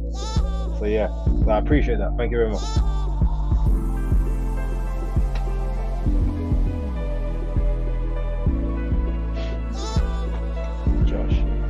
Is it fair to suggest that Makhmudov is vulnerable to the body? Maybe it's too soon to say, and I guess barely anyone has an iron torso. Well, I've always said, Josh, when someone is really hard-headed, normally they've got a soft body. It happened with Joe Joyce as well. The one time he got hurt in the pros, prior to when Zhang obviously slept him, was to the body from Brian Jones. So usually you will find that people can normally take headshots better than body shots, but if you're if you've got a really hard head, normally your body's a bit weaker. But I don't think Makhmudov necessarily is weak to the body. I just don't think he's conditioned. If he train. I think he needs to train harder. Maybe if he to drop some pounds, even to do some more like abdominal work and core work, and he could probably take those shots better. I think he was just so tired after like the second and third round that everything just started to hurt more than it should have. So that's kind of my thoughts about it. And with Usyk, I mean, his body isn't as bad as people say. It's like, but he has adverse reactions when he get hits at certain parts of his body. Like whenever he gets like a normal torso shot, he's fine. But anywhere around his like his navel, his hip, his like anywhere sort of in that pit of the stomach, I think he's probably got a weaker structure, weaker core structure there. And I don't know why that is, but you know, I think that's more it than so he's weak to the body, because he's never been dropped with like a body shot that's been above the protector. He's never even really sort of winced and showed the real pain of anything above the protector. It's always belt line and below. So I feel like maybe he just got there's something there, like an internal issue there that he knows he has, and so he's vulnerable in that specific region as opposed to the rest of his body. There's just some parts of your body that you can't train. There's some parts of your abs that you can't train. There's some parts of like even your legs, arms, and you know, just there's just certain parts which are always gonna be weak and fleshy because you can't really target them the same as others. So, but yeah.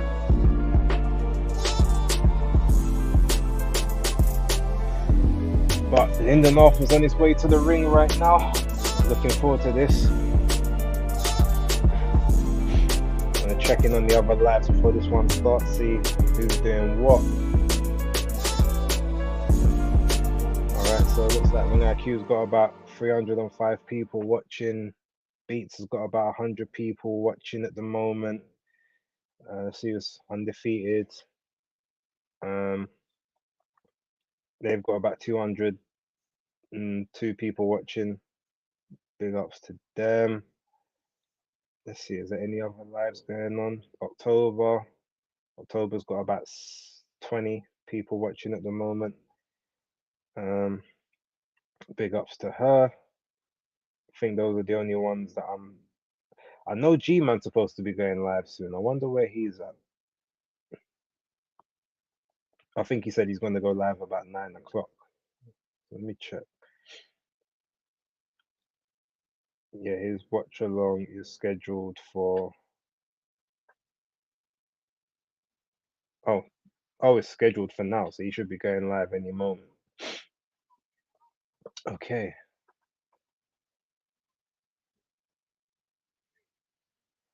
Lyndon has nothing to lose. Yeah, quite right. Well, to be actually, okay, no, slightly, he's got his IBO light heavyweight title to lose. Because Dimitri said I want him because he have belt and I want to fight for belt. So he's so yeah, so he's got that to lose, which might make him a little bit you know, a little bit more susceptible.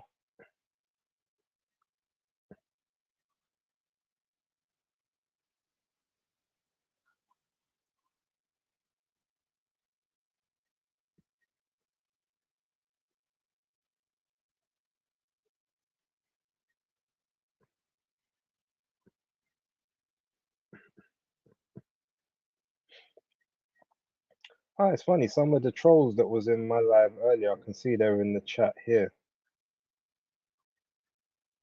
Interesting.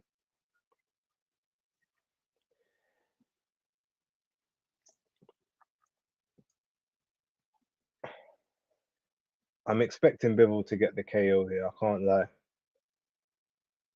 But all my methods have been correct thus far. Just the rounds have been the problem. So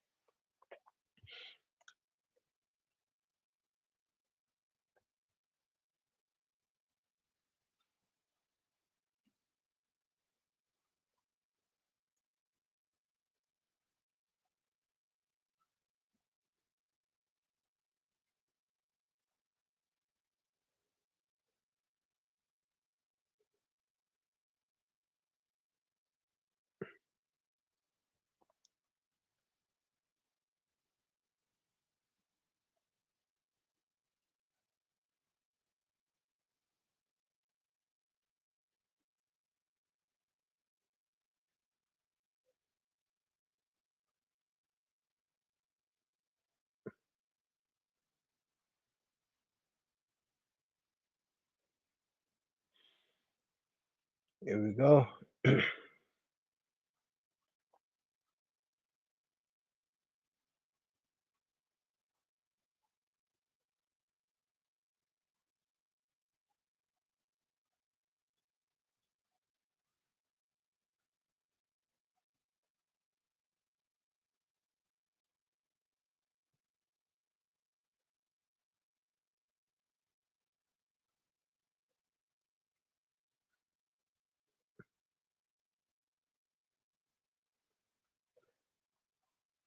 I mean, so far every fight has kept to its time, and every fight is sort of starting in and around when it was supposed to. So that's good. But if this fight ends early, can we maybe get the next fight in just a little bit earlier, and then the last fight, and have an earlier night? Can we get that? Would you reckon? I'm hoping so. Probably won't happen though.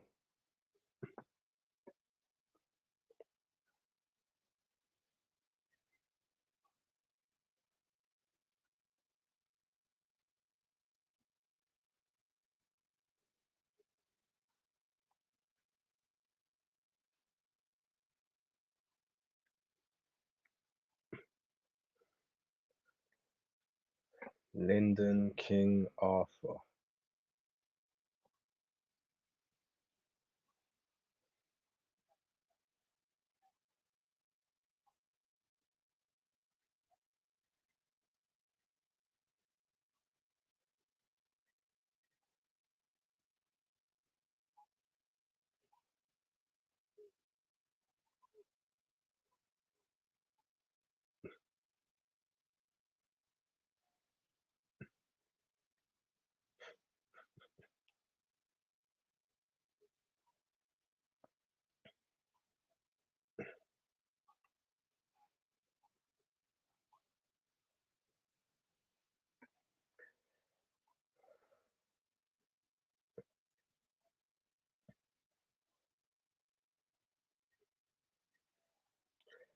I've just noticed Bivol has been held from Kyrgyzstan in his last couple of fights rather than Russia. That's how they're gonna do get around the whole. I mean, they've always said he was Kyrgyzstan, but they always say used to say Russia as well. Now they're just leaving out the Russia and everything is Kyrgyzstan. So that's interesting. That's gonna. I'm sure that's the way they're trying to get around this whole WBC fiasco.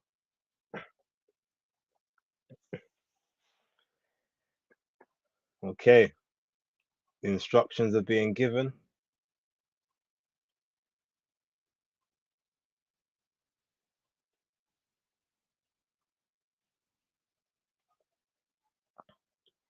IBO and WBA titles.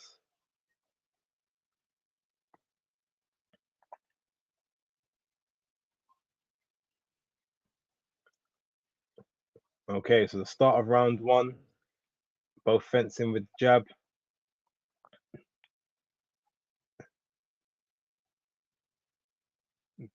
Bivol's walking Arthur back to the ropes behind the high guard. Lands a jab to the pit of the stomach. Arthur tries to land two jabs up top. Bivol's fainting in and out. He's fainting Arthur against the ropes. Lands a jab, then lands a left upstairs. He's controlling range.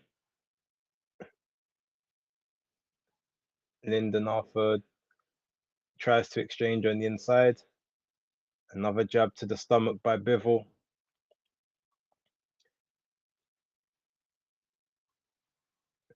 Bivol keeping Arthur towards the ropes at this point. Walking him down with pressure behind the jab.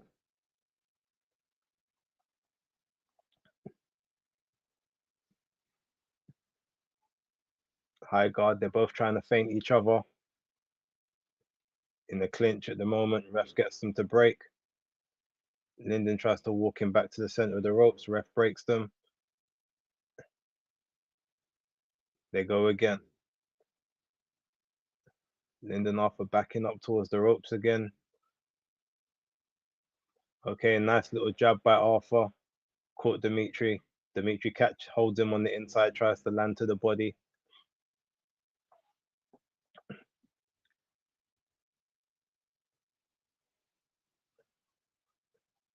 Okay, Linden tries for the right hand, misses. They fall into the clinch again. They break in the center. Linden getting pushed back towards the ropes again. Very twitchy. Misses the jab, gets caught with a leading left by Bivol.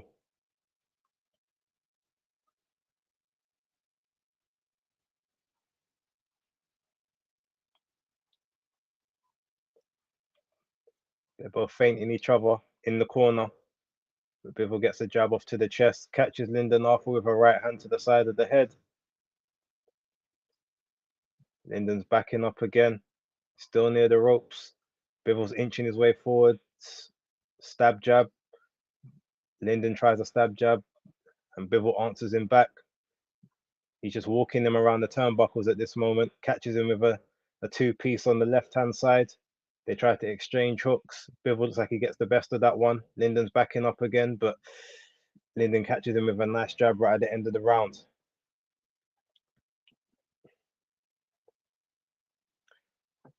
Okay, good work there. Bivol round, but good work by Linden, not getting totally dominated and overawed.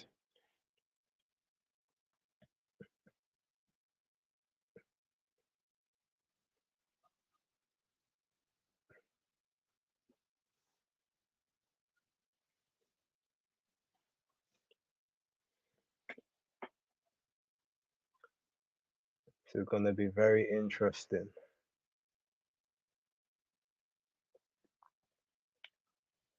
That's the point. Where's Fight Fan? Why is their live not showed up on my screen yet?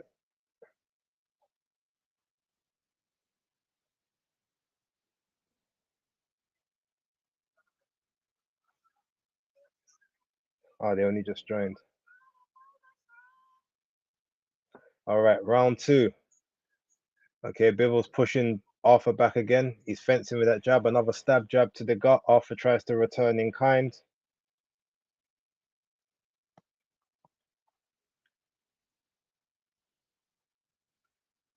Okay, they're both spearing each other with the jab at the moment, but Bivol looks to be getting the slightly better of the two thus far. Linden's backing up too much. I feel like he needs to try and press forward. Okay. Bivol's trying to land a little bit of a combination, but he just got Arthur on the ropes. Arthur's not trying to open up. He's not really engaging. He's hoping he can catch Bivol maybe in between the shots, but he's just moving back. He needs to step forward. He needs to try and use his extra height to stave Bivol off, but right now he's just getting walked down.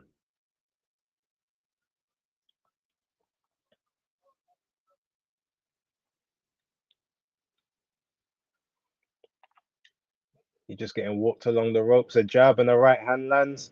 Another right hand and a left hook. Dimitri Bivol's okay. He lands a 1-2 on the ropes again. Arthur beckons him on. He tries to jab, misses that jab. Bivol catches him with his jab and another one up top. Bivol throws the right hand just to try and open the guard. Backs out a bit. Steps in, hits him with the stab jab to the gut.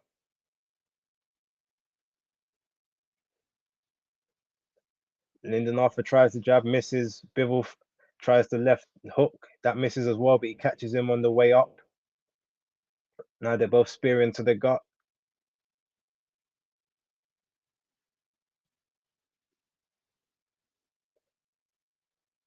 Bivol still just applying steady pressure on the ropes.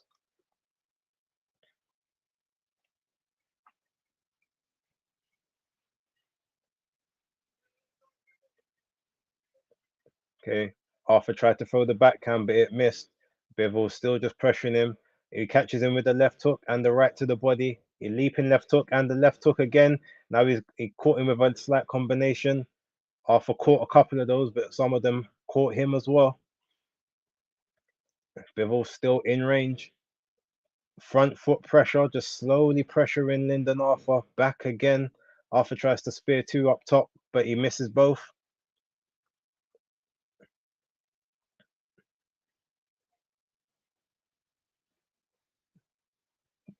Dimitri Bivol is just, he looks like he's trying to slowly just pressure cook him at the moment. And the bell goes for the end of the second.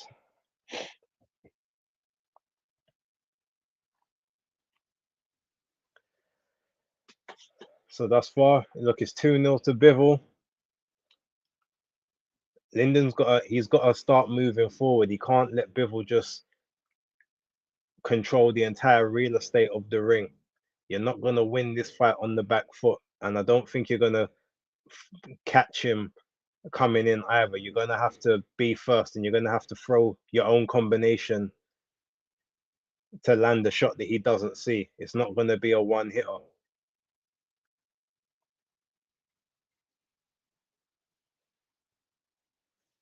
You man said Lyndon looks scared.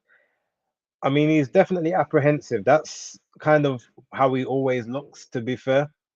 Even when he's winning fights, occasionally, if he starts to smile, then you know he's in real trouble.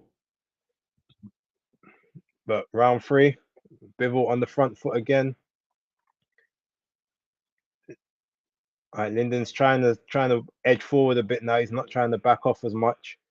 He's trying to impose his jab, but now he's being backed up again. Slight pressure from Bivol. That distance control. Bivol's bouncing in front of him, catches him with a left hook around the side of the guard. Okay, now they're back in the center of the ring. Arthur's in center of the ring. He needs to control that if he wants to have any effect in this fight and not let Bivol push him back. He's gone back again. He gets caught with a left.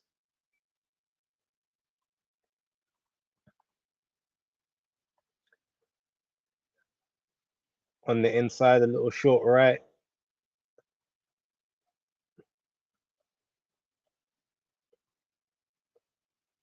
Arthur needs to start walking forward and not back. He needs to employ some of what Daniel Dubois did in the last fight.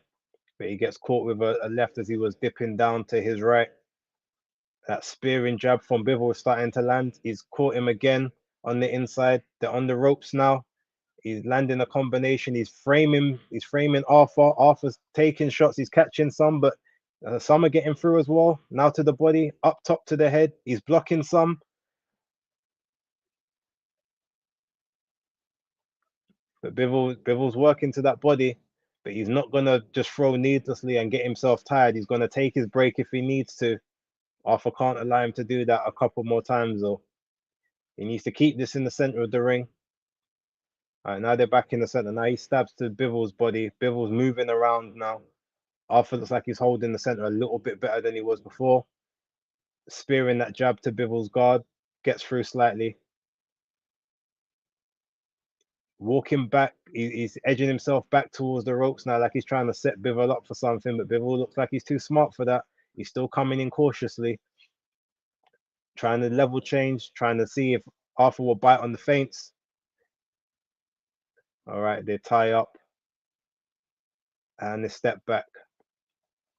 Bivol just circling around at the moment. Arthur's trying to circle with him.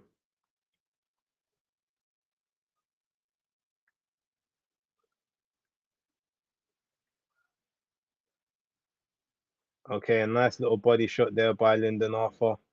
Through the right up top to the guard and then sweep the left by the body. Same way he beat Brian Suarez, except that was with the right hand. Maybe he's trying to set Bivol up for that moving forward.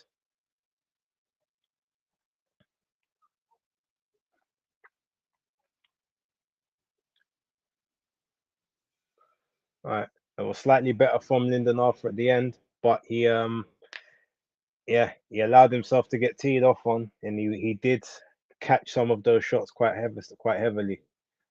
Dan the man says Bivol within 6. I mean, I think I had 8 rounds, 8 or 9, so that's a fair shout. Fight Fan TV live. I know that he's started his live about 10 minutes ago. He said smash up the likes. Make sure you guys hit the like button. Arthur needs to do better. That's right.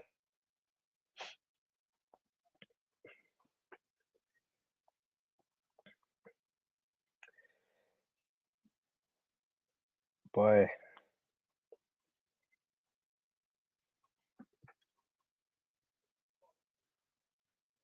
Seems like the whole boxing community has stopped to do lives for this show. Okay, round 4 just started. Okay, so now they were fencing with the lead hand. You've got Bivol going again. Arthur's trying to spear with that jab, trying to keep Bivol off of him. Bivol's just inching forward. Oh, he catches Arthur with a short left, but Arthur catches him back on the exit.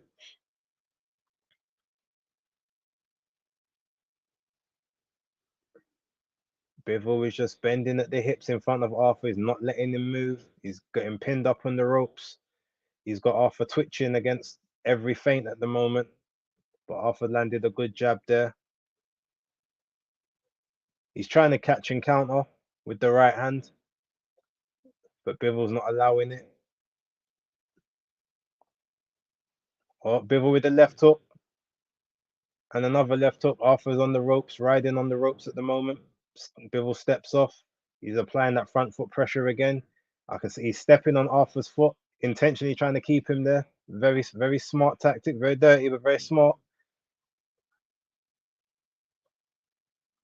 He's resetting. He's gone back. Another spear to the gut. Arthur's really twitchy now. He's biting on a lot. Okay, they exchange lefts. Oh, Bivol with the 3-punch combination. 2 of them landed. 1 grazed, and again. And Arthur's trying to tuck his chin behind the shoulder. He's trying to finish show his way out of the situation. I think he's a bit too tall for that. Oh, Bivol catches him again. Short right on the inside. Arthur tries to frame him with the elbow, but Bivol blocks it. Bivol is he's just making him bite on the feints at the moment. That slow pressure up by the ropes. Oh, catches him up top and to the body. Arthur's moving back towards the corner again. He's trying to step out. He's trying to get a bit of distance, but Bivol's pushing him right back to those ropes. Straight right hand over the top. Oh, and again Arthur slips. I think Bivol had his foot. Bivol stepped on his foot again. That's why he slipped. Arthur's trying to spear with his jab. Bivol stepping in. He's not throwing. He's making Arthur think he's gonna throw. Arthur with the double jab. Both miss. They're both fainting with the jab at this point.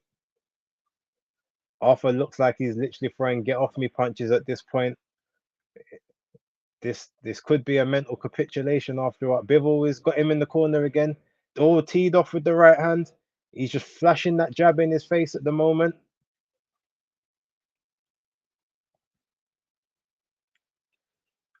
Big shot to the body and left hook to the head. And that's the end of the 4th round. This is only going one way at the moment. It's 4-0 Arthur. He's cruising. It's 4-0 Bivol, sorry. He's cruising at this point. Arthur needs to step forward, needs to step to him. He needs to change his stance now. He has to become that aggressive pressure fighter. He's got to sit on Bivol's chest if he wants any success. Trying to do the fencing thing with him is not going to work. That's just not going to help at this point in time.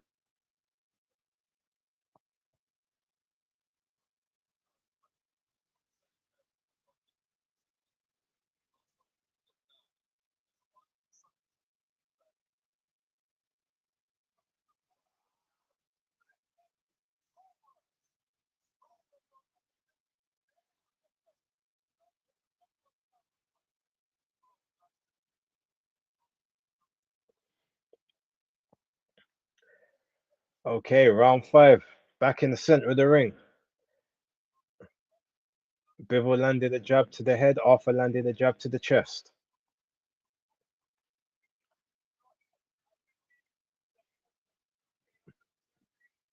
Bivol is just pushing Arthur back towards those ropes again. Arthur is too happy to let him. He needs to establish some dominance. He gets caught with a spearing left to the head. The right hand missed, but the second left caught him as well.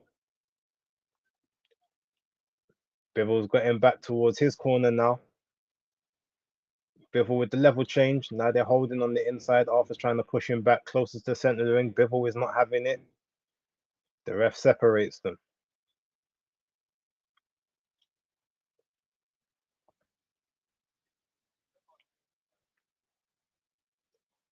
Bivol just spearing with that jab. Arthur's trying to react to it, but he's coming off second best each time.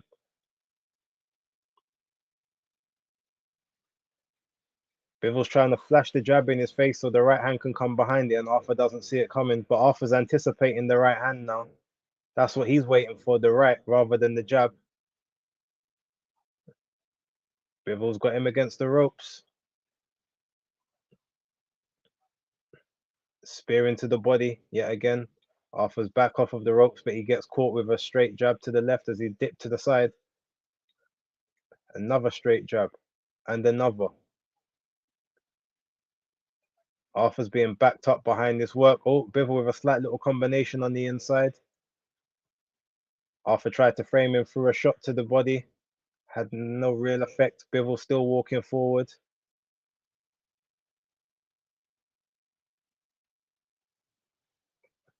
Bivol's looking for that entry. He's trying to time him.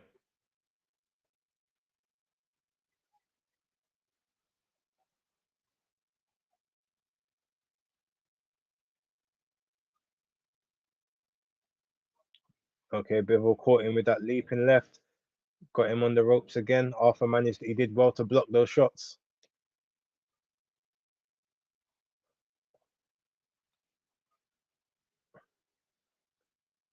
Bivol resets, steps back. He wants Arthur to move away from the ropes. Oh, caught him with a straight right over the top. Flashed some of the sweat off of Arthur's head. Oh, there we go. Another leaping left. Oh, and again.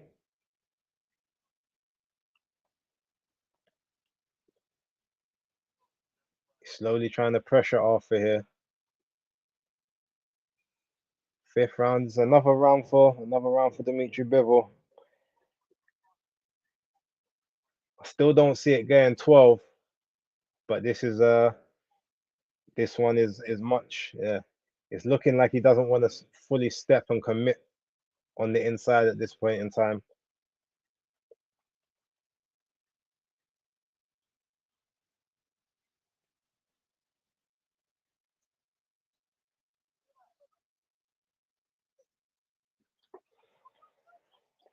Round 6 coming up.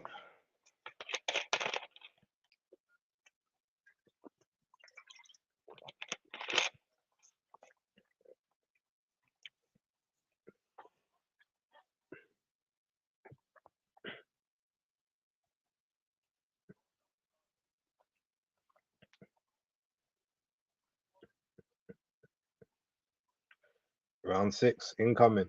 Okay, Bivol on the front foot again, leaping left hook, gets caught on the gloves by Arthur.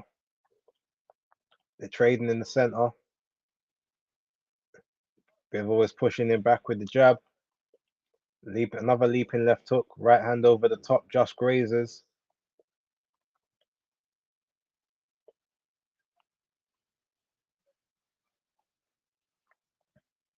Oh, Arthur with the short left on the inside, and again. I mean, Bivol, sorry, with Bivol also with the left lead uppercut. Okay, he's catching off with more regularity now. Still walking forward on him, applying that slow pressure. Stepping on his foot, trying to keep him in range. If he keeps the foot there, he knows he can hit him. Very smart tactics, not legal, but it's smart. The 1-2 catches him again. Arthur back on the ropes.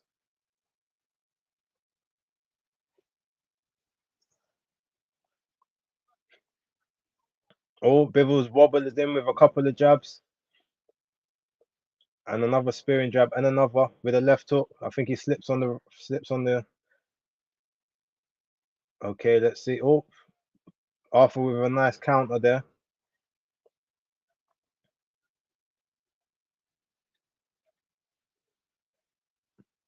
Arthur's caught a couple of these shots, to be fair to him. Bivol's trying to get through the guard, lands the straight. Arthur tries to throw his own straight and misses, goes over the top, goes back to the center and pushes Dimitri Bivol off. Tried to throw a counter right and it missed. Bivol still on the front foot, throwing that pressure. He's just waving the left hand in his face at this point in time. Arthur's trying to push him back towards the ropes. And the Bivol spins him around on the ropes and puts him in the corner. And the ref separates them.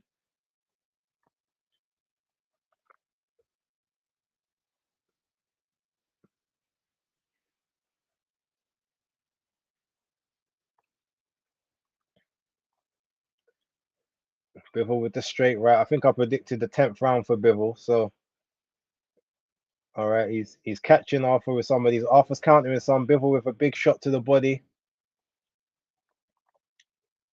Still got him on. He's inching in on the ropes. He wants Arthur to throw so he can catch him on the exchange. Overhand, 3 body shots. Now 2 shots up top.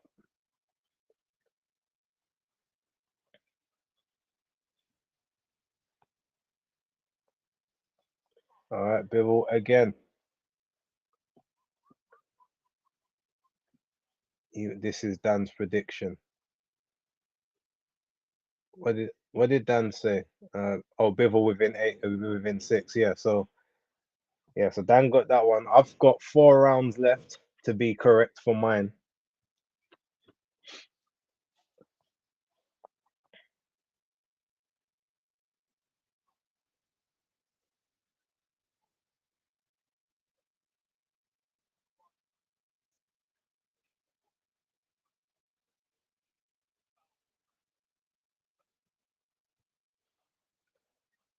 Wilder looking very lean and limber in the dressing room.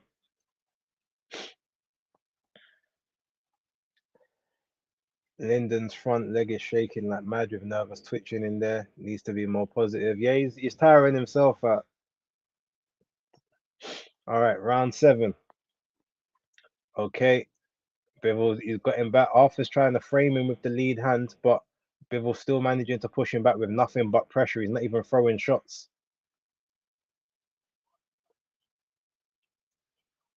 Bivol just trying to walk him down.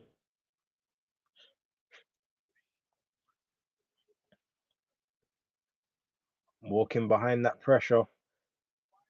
The dip in the knees is dropping the level change.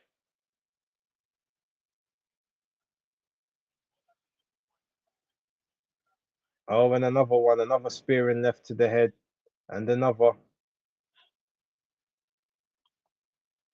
Bivol's got him on the ropes again. He sees if the right hand can open him up. It doesn't, so he goes back. A 1, 2, 3, nothing lands. Arthur's stepped back a bit. It looks like he's trying to move out of the corner. Bivol's got him backing up yet again on the ropes. Arthur very negative at this point in time. Bivol's just trying to fluster him with the jab hand. Okay, a deep right shot to the body. Arthur didn't look like he liked that one.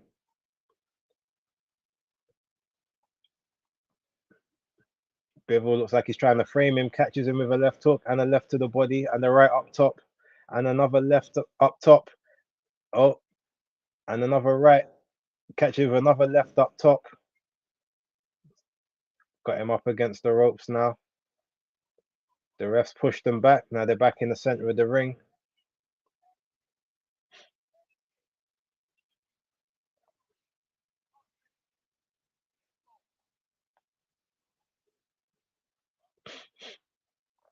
Another left.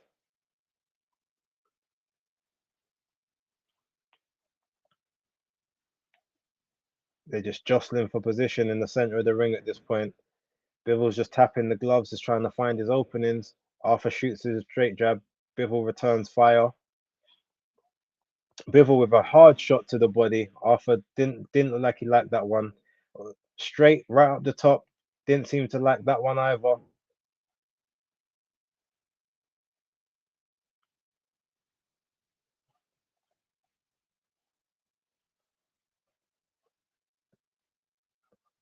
Okay, Arthur with a nice jab up top, nice right to the body. Bivol's walking forward again, just pushing Arthur back. Arthur tried to catch him on the inside. Okay, seventh is over. Arthur tried to throw the right at the end, didn't land. Shot to the pit of the stomach, which looked like it may have actually troubled Dimitri Bivol. It looked like he folded a little bit at that last shot. He doesn't look bothered in the corner now, but in the moment, I don't know. Maybe that was a warning sign. Yard is somewhere licking his lips. Bivol's power is meh. Do you know, all I will say, you man, is, you know, Zerdo Ramirez thought the exact same thing and it didn't turn out that way. So we gotta be careful. I think with if there's more power on the line, there's also more opportunities to counter on time. So never know. Gotta be careful.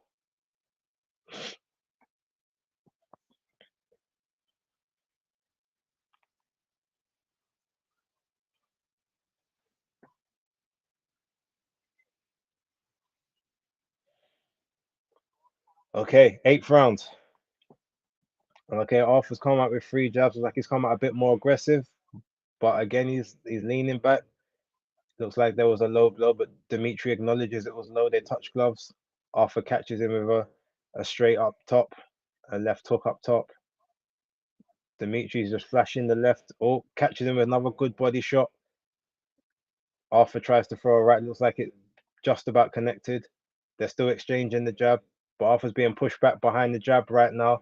Dimitri Bivol's just spearing that jab in his face, hits him with a straight right. Arthur drops into the ropes. Dimitri's gone back to the body. He's swiping at Arthur's gloves, trying to get them out of range with the left hand. He's trying to find openings with the right. Nothing's presenting itself. Strafing with the left again. Arthur's using his left as a rangefinder. Dimitri with a stab jab to the body.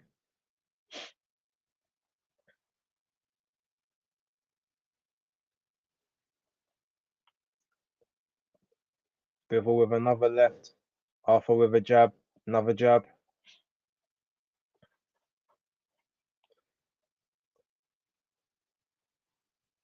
Okay, a couple decent jabs there by Arthur and Bivol. Arthur back on the ropes. Bivol has him in the corner. Shot to the body. That looked like it hurt a little bit. Oh, he caught Arthur with a right coming in.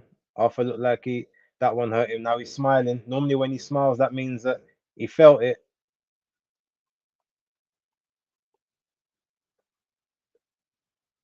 Okay, Bivol with another body shot. Arthur, oh, that hurt him. I saw it. He took a deep breath after that one. He winced. Did Bivol see it as well? That's the question. Level changing. Arthur with his own left. Oh, Bivol looks like he's hurt. Or is he just playing possum? That's the question. Did that body shot hurt or was he trying to play possum with him?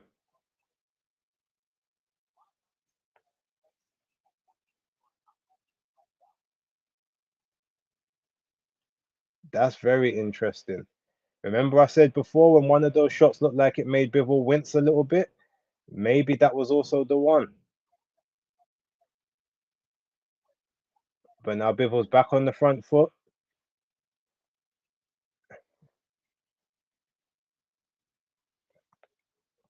1-2 off the ropes. And another one. He all catches Arthur with a big left hook right at the end. I wonder if that hurt, if that body shot hurt Dimitri Bivol. I want to see it again.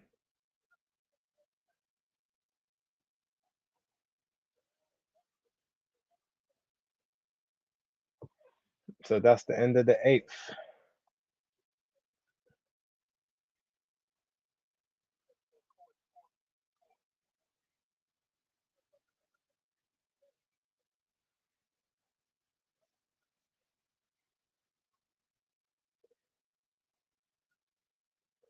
No, don't show us Bivel's work. Show us Arthur. Show us that Arthur body shot. We need to see that one. Here we go. I think this is it. No.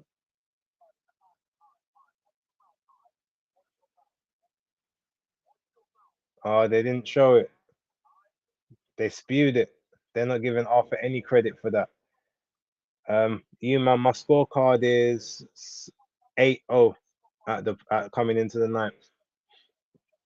I mean, now Arthur looks like he's being a bit aggressive now, a bit more on the front foot. Okay, that was. He looks like he stopped that now, but he's beckoning Bivol to come in. Maybe he's seen something. Maybe he's got a game plan in mind. He's asking him to come in. Is he gonna try and go back to the body? Oh, Bivol with a really strong backhand to the gut pushes Arthur into the ropes, and another one. Oh, straight right over the top. Two big body shots. Keeps him on the ropes. Tries to work on the inside. The ref breaks them.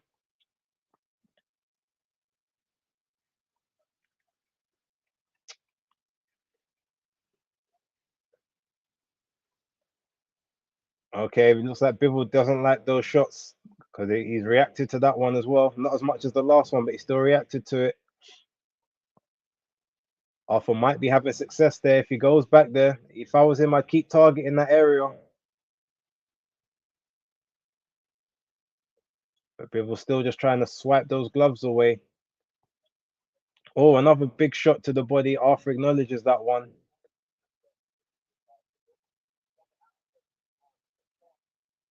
See, Arthur's trying to feint Bivol, but Bivol's not really biting on the feints.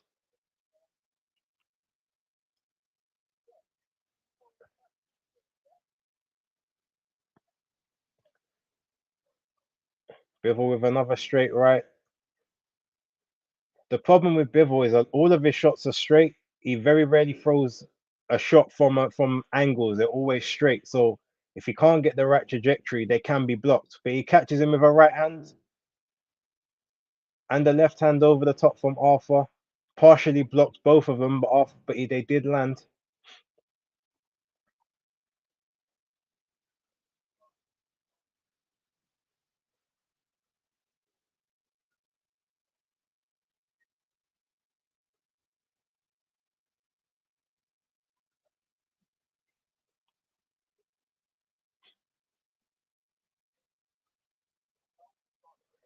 .30 seconds to go at the ninth.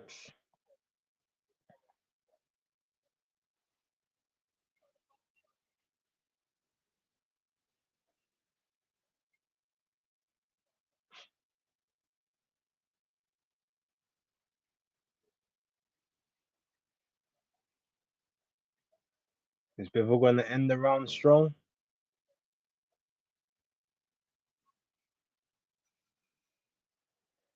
Oh, not sure about that one.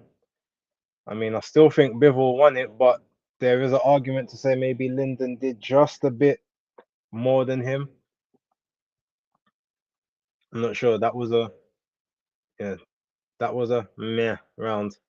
Wasn't as dominating as the last couple. Maybe those body shots are starting to have an effect. Will be interesting to find out.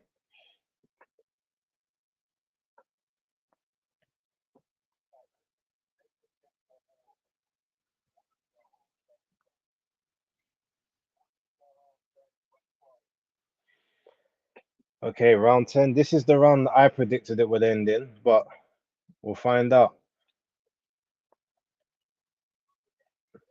I really didn't see this one going the distance. You've got 3 rounds to prove me right.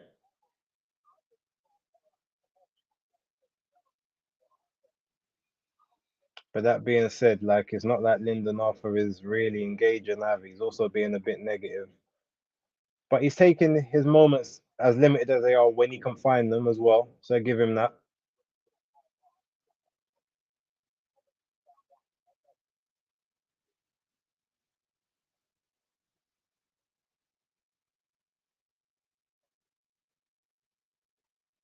Oh, another strong shot to the body.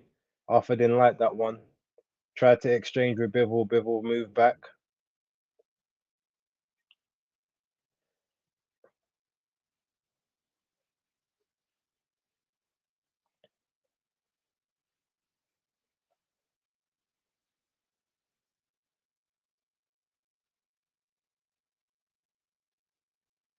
Just jockeying for position in the center of the ring.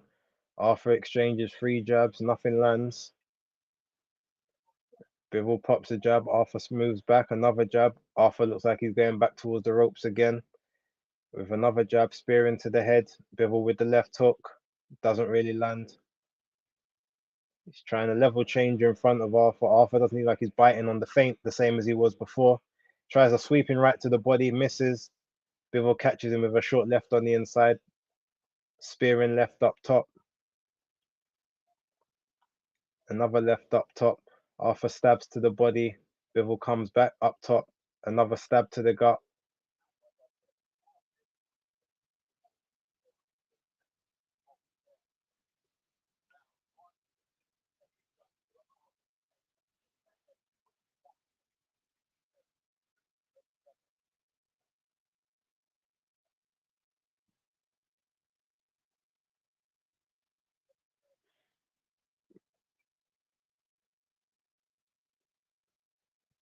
Okay, they're fencing.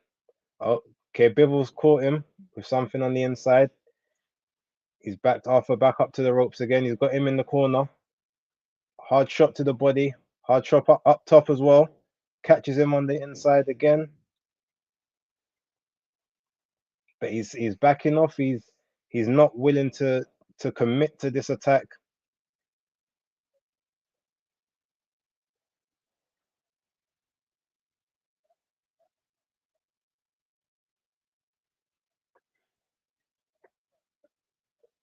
Bivol is not pushing the pace.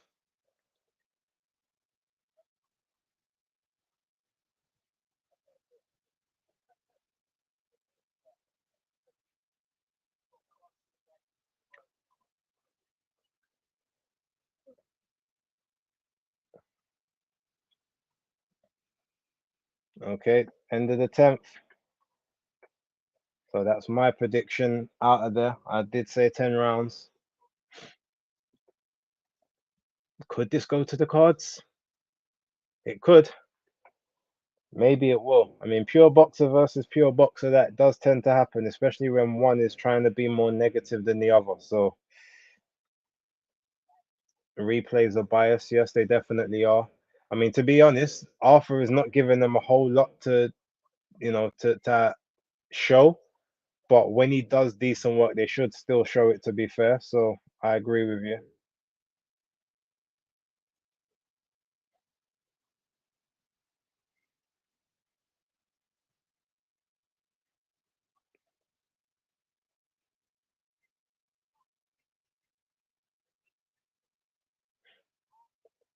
Round 11.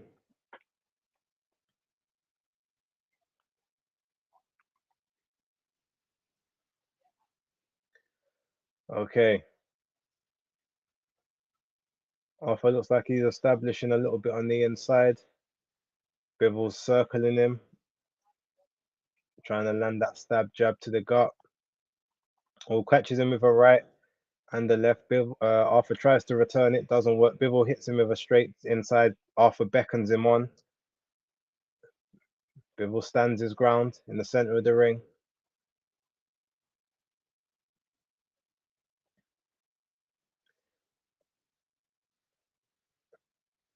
Okay, he's got Arthur on the ropes again. Another sweeping body shot. Doesn't look like Arthur like that one too much. Tries to catch him up top. Arthur with the tight guard up top.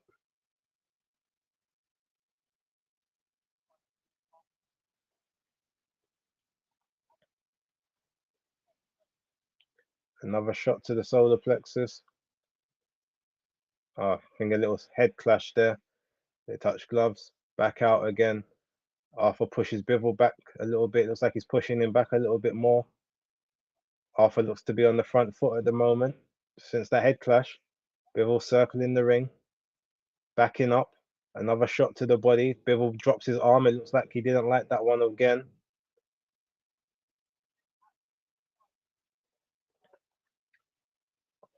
Arthur looks like he's walking forward in this round. This is what I said he should have been doing 6 rounds ago.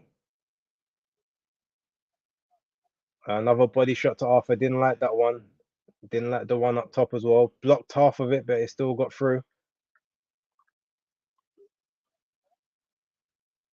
Okay, Bivol's in range. He's pushing Arthur back again now. The sweat spraying.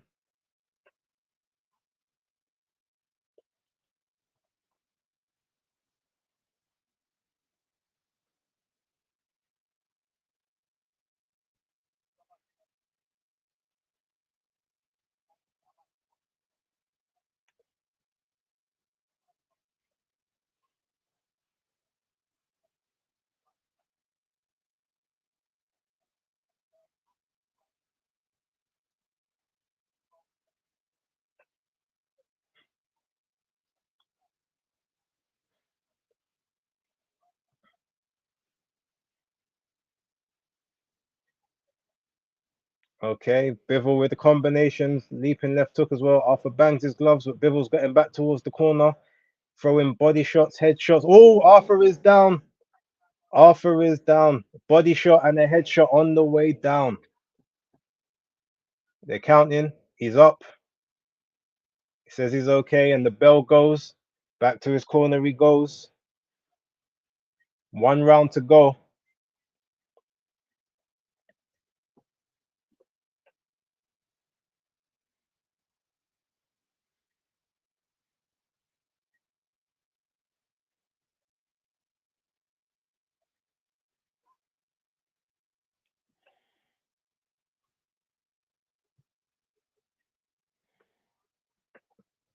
The knockout could still be on the cards.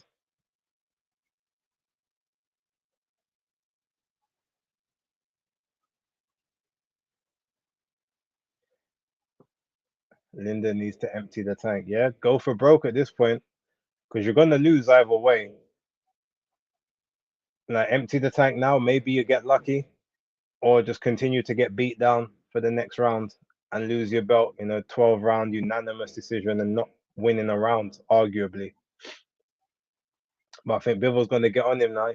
Yeah, it's pushing him forward. He knows he's got him hurt. Yeah, he's going for the body again. Backing him up behind. The shots look like they're landing a bit heavier now. Oh, another big shot to the body and one to the head. Another to the body, to the head. Constant barrage at this point. Another to the body and another to the head. Oh, these hooks. Arthur's blocking some, but he's being caught with some as well. Bivol is not letting him out of that corner. Arthur has always threw one back, but that's the only punch he's thrown back in that whole exchange. The ref let it go. Bivol looks like he's gonna push him back to the corner and try again.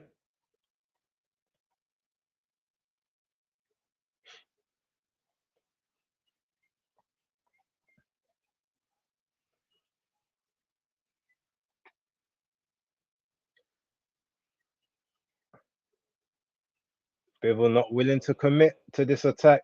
He might be tired. He might have thrown a lot. He might have emptied his own tank, and now it's about preparation and preservation. I think he's trying to recharge the batteries a little bit. Oh, another shot from Arthur. Now he's backing Bivol up. Arthur's still standing, but he's not letting his own shots go. He needs to be busier at this point. Bivol's tired. You need to keep him tired. He's popping out that jab. No, Bivol's starting to pop that jab again. Looks like he's got his win back. A 1-2. He's pushed Arthur back to the ropes. Arthur with another body shot. Bivol's pushing him back again. Arthur misses with a straight right over the top. Gets a jab through the center. Okay, they're exchanging jabs in the center of the ring. Bivol looks like he's winning that battle. Arthur's backing off again. Bivol's pushing him back towards the ropes. Is he going to try and unload one more salvo? They're exchanging jabs and another.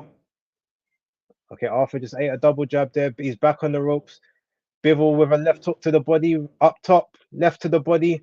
Oh, he's got it. Arthur's blocking some of these, but he's still throwing. Oh, we threw another shot to the body. Empty. He's emptied the tank again. He's going to coast to that points decision. Arthur just hasn't pressed enough to win a round in this fight. Uh, and another unanimous decision win by Dimitri Bivol. I thought this was going to be his fight, especially with the lack of preparation for a bit for Arthur and the injury that he had. But Bivol just chose not to go for the gusto.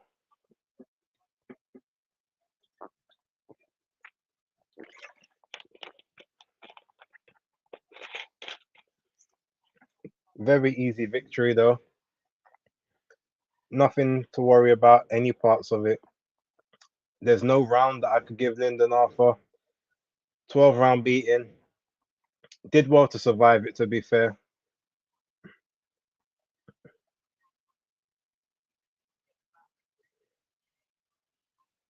But to be fair, I mean, the ref could have stopped it there because nothing came back for a good 15 seconds. No shot came back, and they were landing.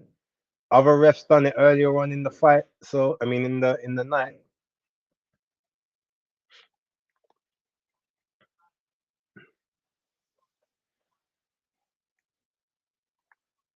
Guy Fawkes, Bivol may not be the most entertaining fighter, but he's more than good enough to win without knocking man out. I mean, yeah, there are some fighters up, and you know what the thing is, because he's not feather fisted. Believe he has power, so no one can just walk him down, and it clearly works. That's why, because people realize that there is power there, they're not just prepared to, like, constantly walk through the shots, because you've seen what he did to some other fighters earlier on in his career. But he's just not willing to put himself in the danger zone. That's the problem, because he doesn't want to stay in the danger zone. He won't. He's not finishing some guys that really he's leagues above at this point. But I've got it at 120, 107.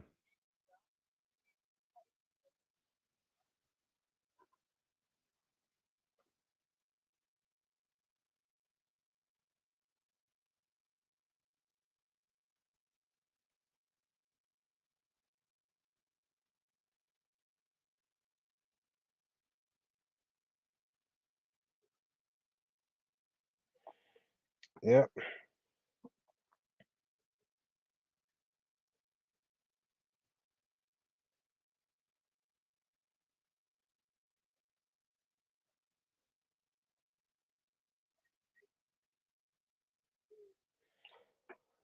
Well, you know what? Good for Lyndon. He didn't get KO'd, and he was. I feel he was in a compromised state as well. So I'll give him even more credit. I really thought he was gonna go out, but he's negative enough that he managed to survive, managed to make it to the end. So congrats. And Dimitri finally gets his second belt that he's been after.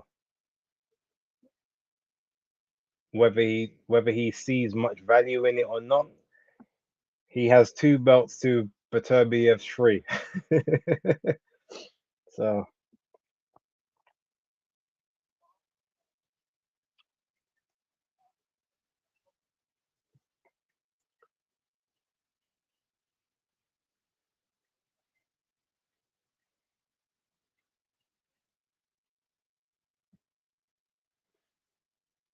can't lie, that was very Canelo Charlo-esque. But Bivol did Arthur tried a little bit more. A little bit.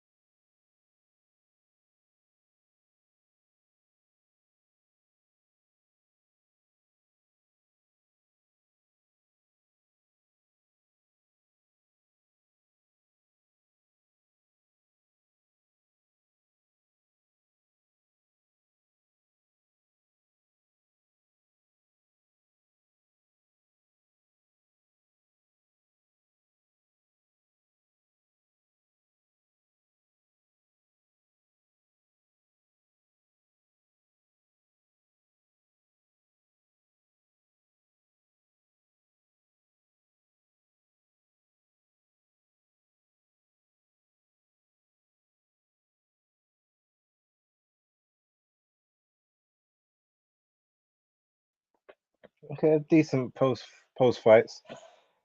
Right, I'm gonna shoot off once again. I want to go and grab some food. Uh, looks like the arena's empty. Well, they're coming for the next two fights, and I think the next one isn't starting for 15, 20 minutes. So they're all gonna jump in for that fight. Um, but yeah, I mean, we got to remember it may not matter to them as much, but it's close to Christmas, isn't it? So maybe a lot of people couldn't necessarily get out there. It's not the easiest place to get to like that. So who knows? But and also over there right now it's 11:30 over there. So yeah, I mean, who knows? But yeah, I'm gonna jump off. Give me a sec, I'll be back shortly.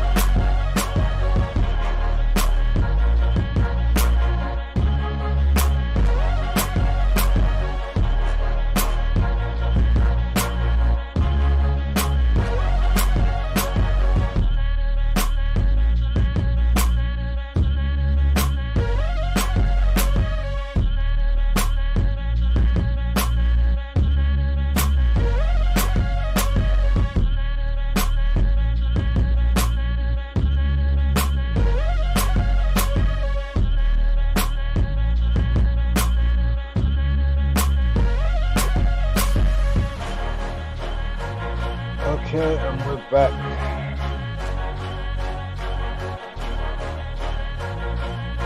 Again, big thanks for any and anyone who is still here. I know there's so many different options.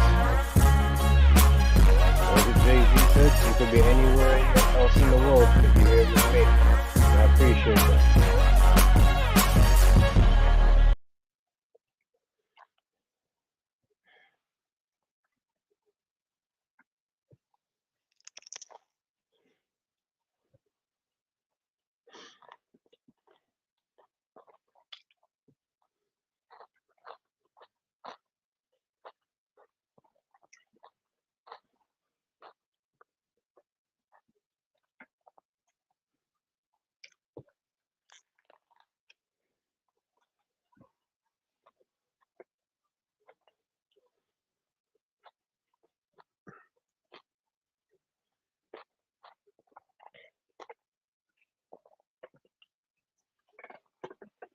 No, I haven't been on X in a little while. Let me see what's happening over there.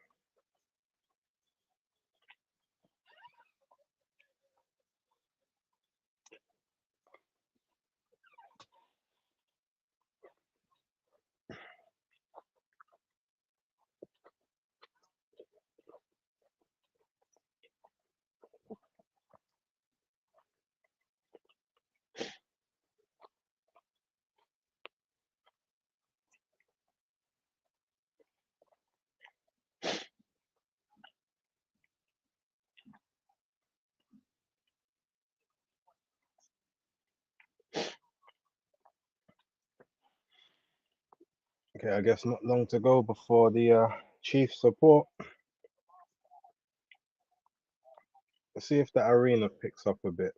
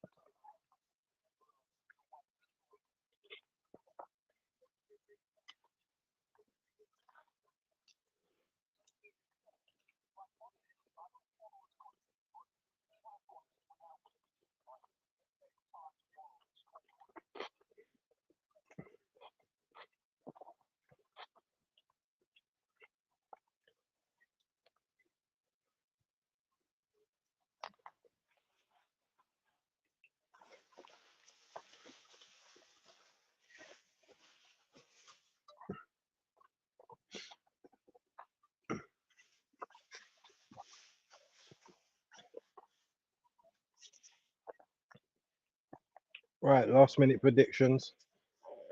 What happens? Wilder versus Parker. Let me know.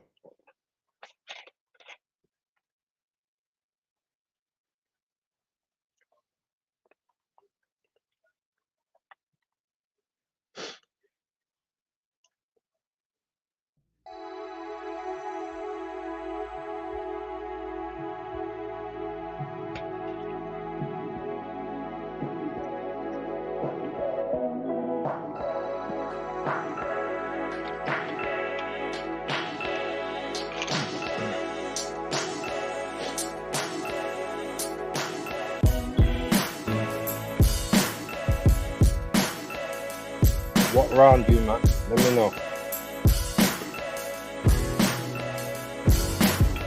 But you said inside 3 or inside 6?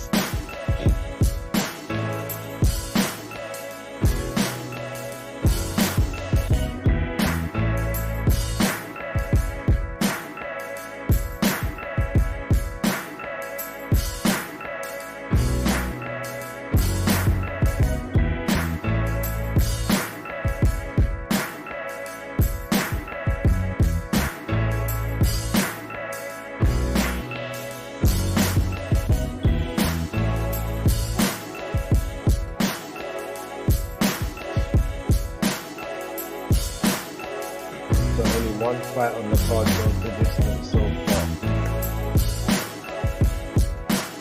Inside 5, Parker will be hard to catch early. Fair prediction. That's where the sensible money is.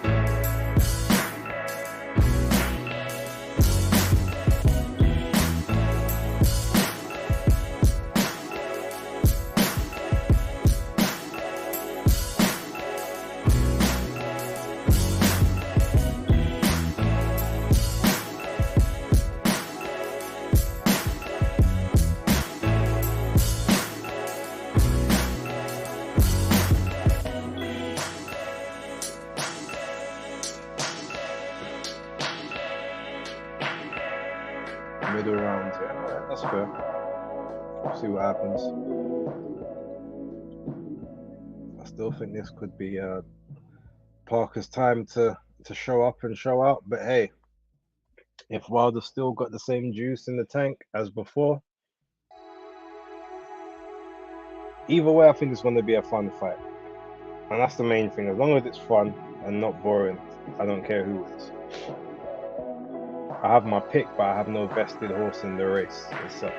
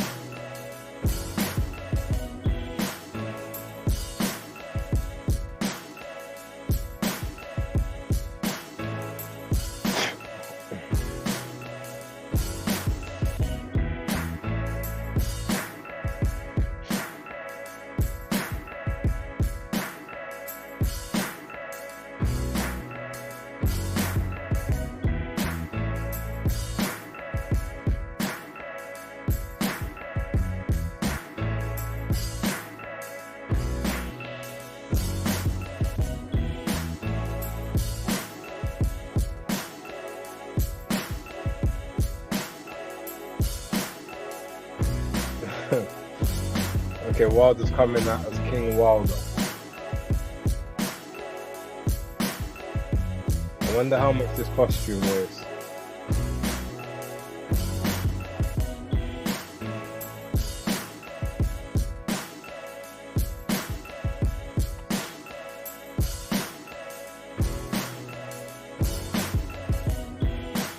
Uh,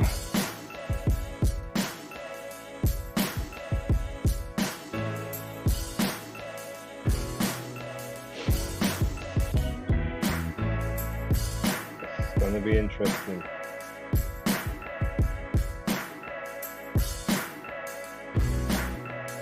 Yo, if you're new, just logging in now, send a message in the chat. Let me know that you're here. Say hello. If you're not subscribed, think about it. If you are subscribed, thank you.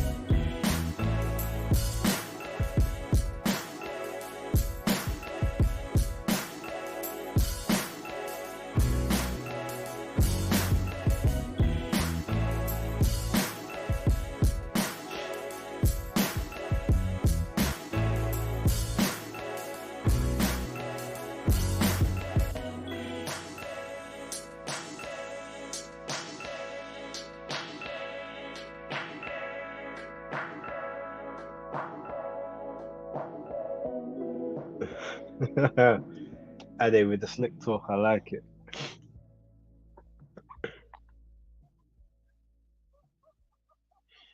Okay, we've got about what 5 minutes to go. What I don't understand, right? So they said I think ring walks for Wild and that's supposed to be 9:35ish, but you had 5 fights that didn't go the distance. One fight that did, obviously there was the Daniel Dubois one as well, which kind of went 10 rounds basically. But you had others that didn't. You could have just pushed everything forward. So at least then you would still be in line. But hey, I don't make these events. I have no control. Sometimes it feels like it should just be a smart idea to push the others forward to say, right, this is the earliest time you need to be ready by, and this is the latest time. And several of these could have, this fight could have been starting 20 minutes ago.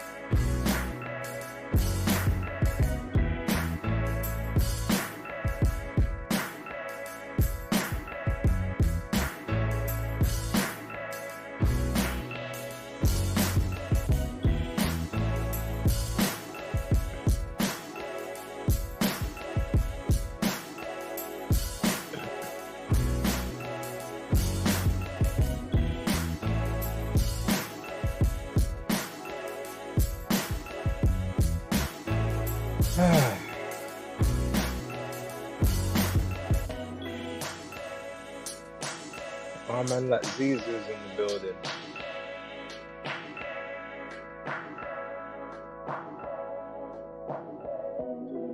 Hopefully I get him on the channel soon.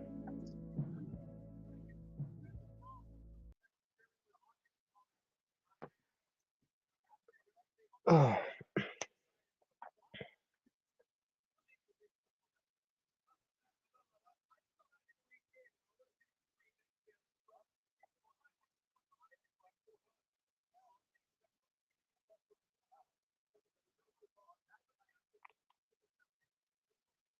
Okay, so the ring walk's about to start.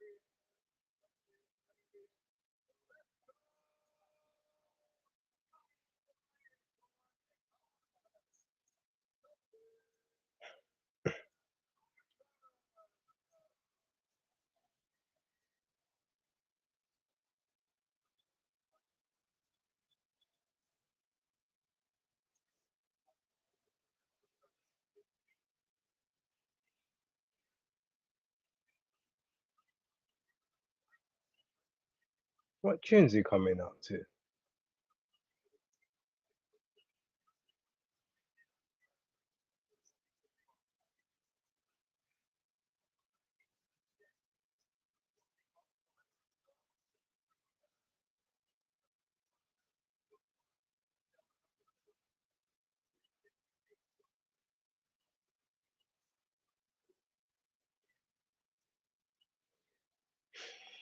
Boy, here we go.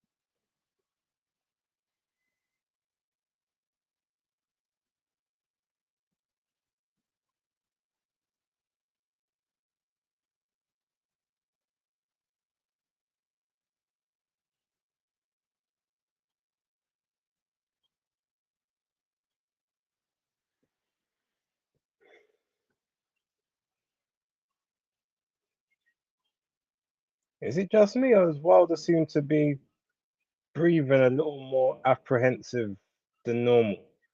I've never seen him take like those deep breaths walking to the ring before. Maybe it's just me, but he seems tense.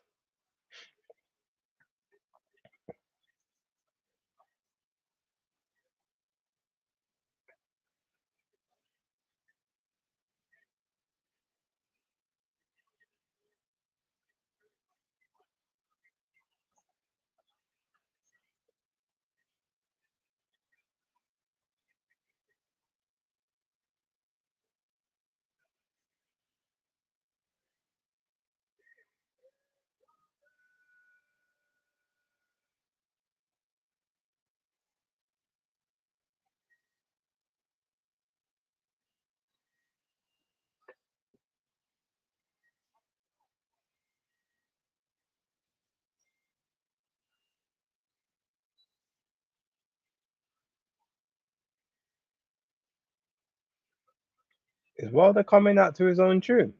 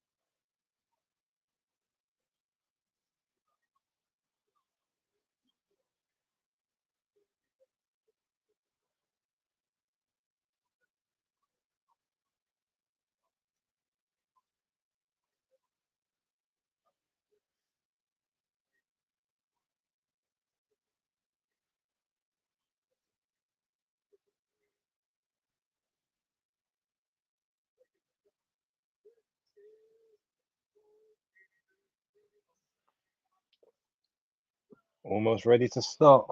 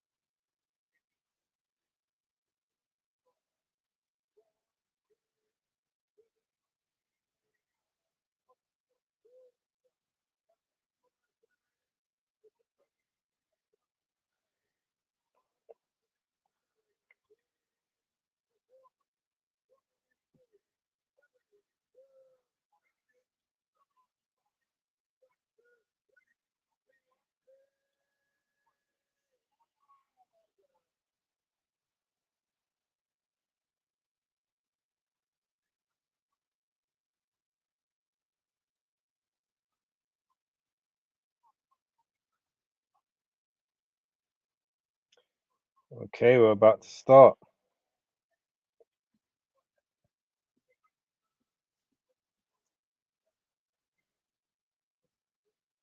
All right, here we go.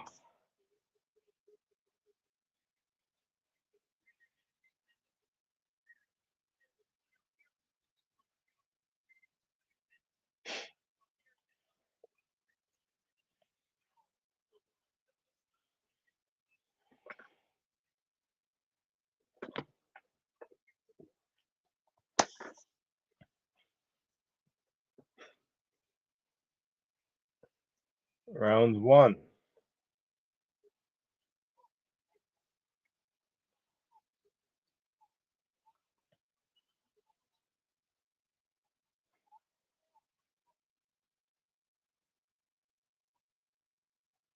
Parker needs to get closer. He's controlling the center, but he's giving Wilder all the real estate he needs. He needs to step closer to him. Wilder with the jab doesn't touch. Wilder's just circling the periphery at the moment. Joseph Parker's pouring out with the right hand, but he's staying at range. He's very far out.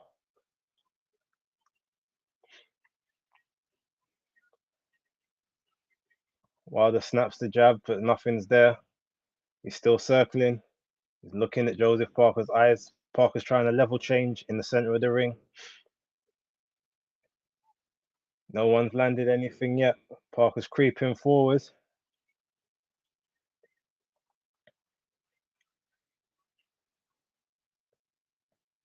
Parker's still out of range.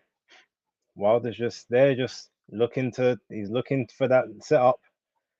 Tries to throw the jab, nothing comes out, but he's moving. Wide-eyed. He's very concentrated at this point. He's feinting, making Parker bite the feints. Parker's still in the center. Okay, throws a right hand, which hits Wilder on the arm. He's staying in the center of the ring. He's not moving too much, but he's not moving towards Wilder either. They're feinting each other on the outside. Wilder's got the reach advantage, so Parker has to move in to the inside if he wants any success here. Wilder's flicking the jab. Nothing doing at the moment. He's still moving about around the ring. Parker's trying to cut the ring off now, walking forward towards the ropes.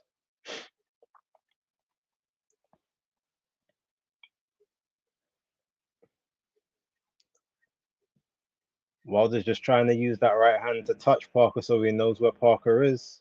The left hand, sorry, not the right. Okay, Parker goes with an overhand right, doesn't connect.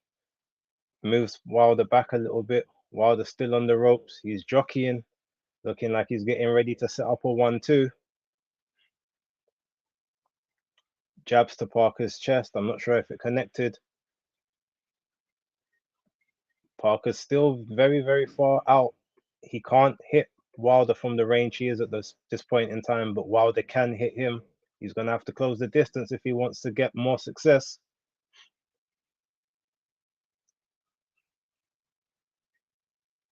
Okay, and that's the end of round 1. No one landed anything, so at most I could say it's a 10-10. Let's be real. Nobody landed anything. Maybe you give it to Parker for controlling the center of the ring. Maybe. I don't know. But Wilder, there was no danger from Wilder there. He's moving the legs, getting the legs working. So I guess it's time to see how they make adjustments in the second round.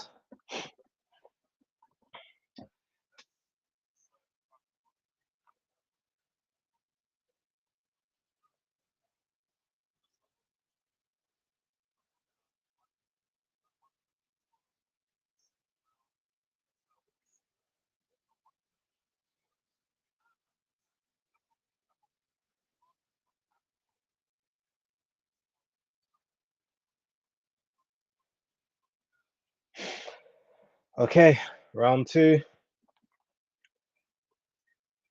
All right, Joseph Parker's back to the center of the ring.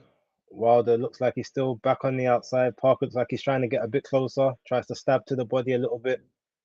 Wilder's jostling with that left hand. He's trying to just touch Joseph Parker with it so he knows where he is to get his range. He's trying to use it as a range finder, nothing else. He's not trying to snap his head with the left. Still circling the ring. Parker is still very much on the outside, very tentative, but he's slowly walking forward on Deontay Wilder, cautious. Okay, tries to throw a big overhand right. Wilder dodges it. They're a bit more in striking range now. Parker with a shot to the stomach. Wilder still circling. He throws the double jab, nothing lands, but he's still trying to just touch the gloves to find out where exactly Joseph Parker is in the ring. Still moving around from left to right, circling to his left side of the ring, to Joseph Parker's right. Parker with a heavy shot to the stomach, but Wilder steps back to take some of the impact away. Okay, Wilder stepped into a jab there, but Parker managed to avoid it. Parker tries for the overhand again, but Wilder skips out of the way, hits his arm. Parker's gonna have to get close if he wants those shots to land. He can't throw those shots from so wide outside. He's not tall enough. He won't catch Wilder that way. But Parker's staying on the front foot.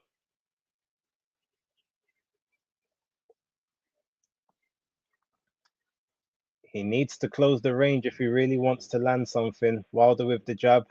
Looks like it just about touched. Oh, they're on the inside now.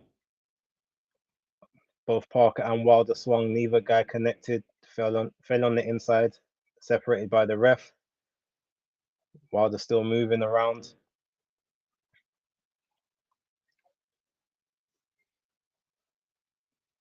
But Wilder is very fast. Parker has to be wary, but he needs to get closer than he is right now because he's in the mid range, and that's Deontay Wilder's sweet spot for that full extension.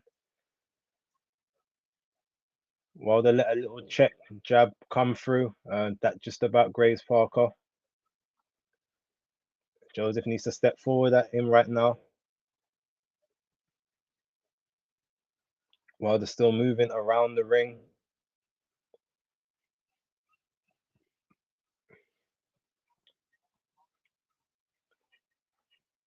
Okay, Parker tried to land to the body, double jab on the inside, move Wilder back to the ropes. Okay, looks like a Joseph Parker round. First round, nothing happened. Second round looks like it was Joseph Parker.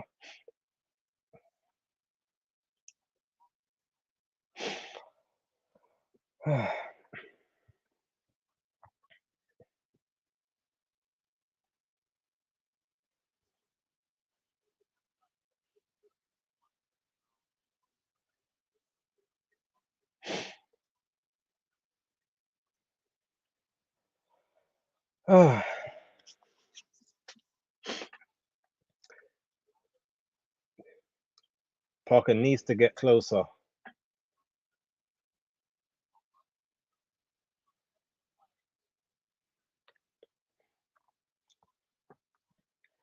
I'm going to change my prediction to Parker on points. No, I think your first prediction might make more sense, to be fair. But that body shot definitely hurt. Well, not hurt, but he definitely registered that one. Okay, now they look a bit closer to each other in the third round now. Wilder's still moving about, but he's using that jab as a rangefinder. He's finding that range. All he's looking for is that double touch jab so that he can throw the right hand behind it. Joseph's got to be wary of that, but he's still controlling the center of the ring. Parker is still making Deontay Wilder use his legs. Hits Wilder with a left hook over the side. Doesn't seem to have done much effect to Deontay Wilder.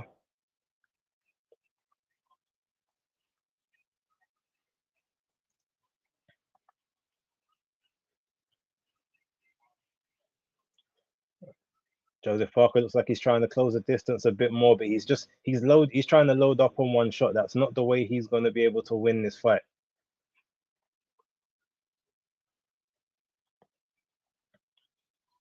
Okay, Wilder with the double jab. I think he's found where his range is now. That right hand is going to come behind it sooner or later. Parker has to be careful. He throws from way too far out. Parker is not moving his feet into range. He's almost trying to ambush Deontay Wilder. That's not the way that you win this fight, Joseph. You have to get closer to him to make sure that these shots can land.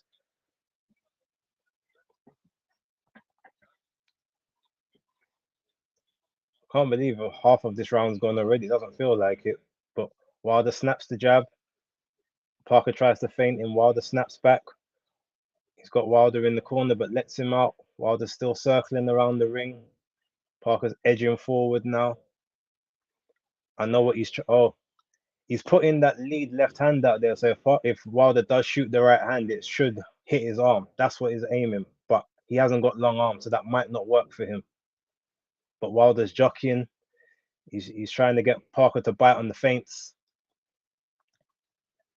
He jumped in with that front foot. Didn't catch him. Parker's still controlling the center of the ring.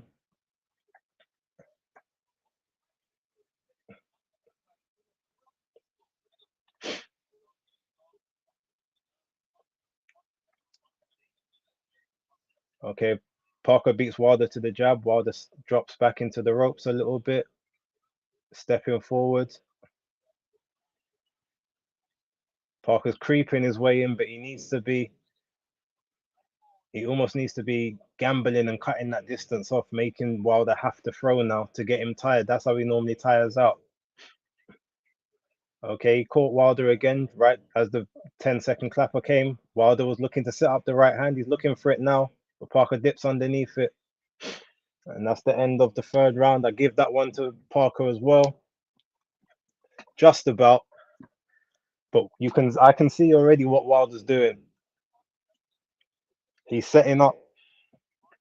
He's doing that touch so that you can just feel exactly where Joseph Parker is. At the end of that third, he was getting ready to launch the right hand. You could see him about to do it, but then the bell came in. So it's getting tense. This is where you end up on the edge of your seat because you don't know when it's going to happen.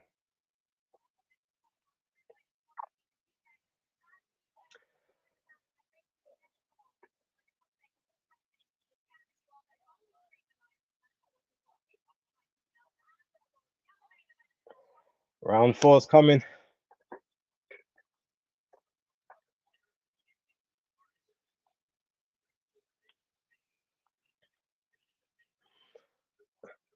All right, Joseph Parker needs to stay switched on, but they're both in the center of the ring.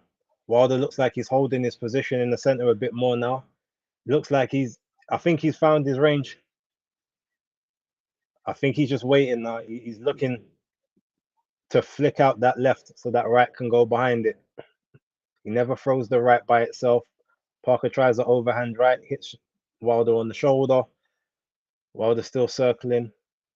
Oh, Wilder just missed the right hand there. But Parker knows it's coming. Double jab by Parker, pushes Wilder back, hits Wilder up top.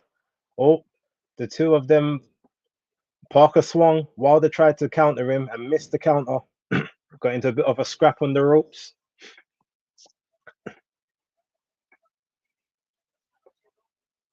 Okay, Parker's hit him again.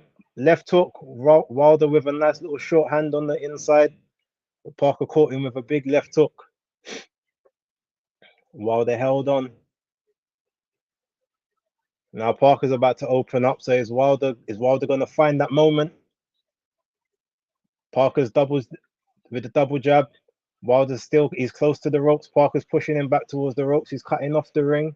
Wilder's still circling, but he's ready. He's cocked. You can see the right hand getting ready to be pushed. Is he gonna throw it?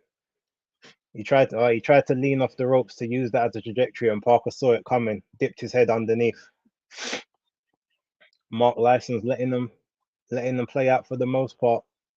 Both in the center of the ring. Wilder's touching with that left. He's touched with the left. Parker steps back, touch with the left again. He's getting ready. We know what Wilder wants to do. Can Parker stop it? Parker's got him on the ropes again. He touched Parker with the double left. Okay, he knows where the range is. Parker steps in on the inside, pushes him over to the ropes. He's trying to lean on him a little bit. Wear his legs. Parker either needs to stay all the way in or all the way out. Where he is now isn't the right place to be. But he's got Wilder throwing get off me shots at this point in time. Nothing with any real purchase on it. If he can keep making Wilder work. Oh, he caught Wilder with Wilder swung him round into the corner, but Parker avoided the right hand. He avoided the right hand again. Wilder's trying to lean on Parker. But Wilder's opening up now, so we see what's about to happen. Okay, and that's the end of the fourth. It's another Parker round. But Wilder's getting closer. The question is, can he land it? And the question is, if he lands it, can Parker take it? I think he can land it. Can Parker take it when it comes? I think he can, but the question is, can he take it more than once?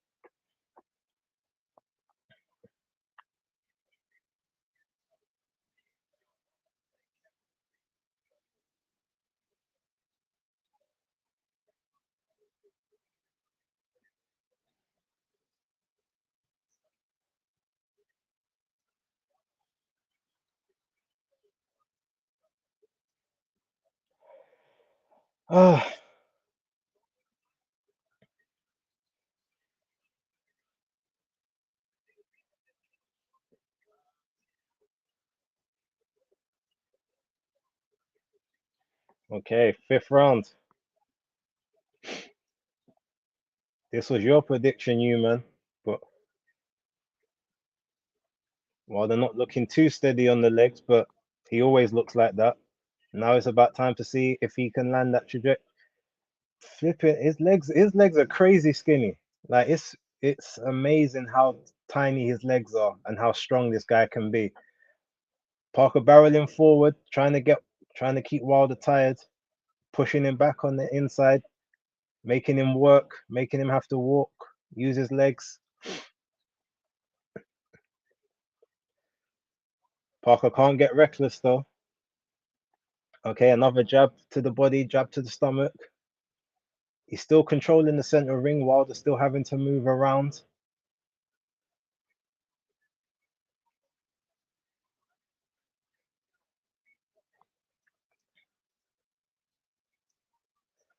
All right. Steps into the jab, pushes Wilder back towards the ropes, feints Wilder. Wilder's moving to his right, Parker's left. He's trying to get that angle to launch that right hand.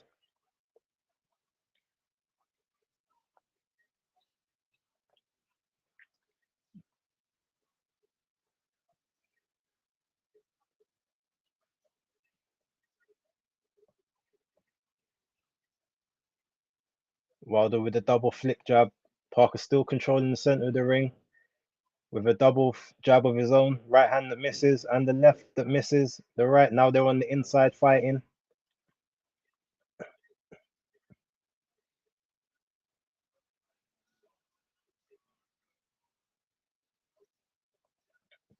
Okay, Parker tried to launch the right hand from out of range. He's stepping into Wilder now. Oh, left hook. Not sure if it landed. Wilder's got him in a headlock.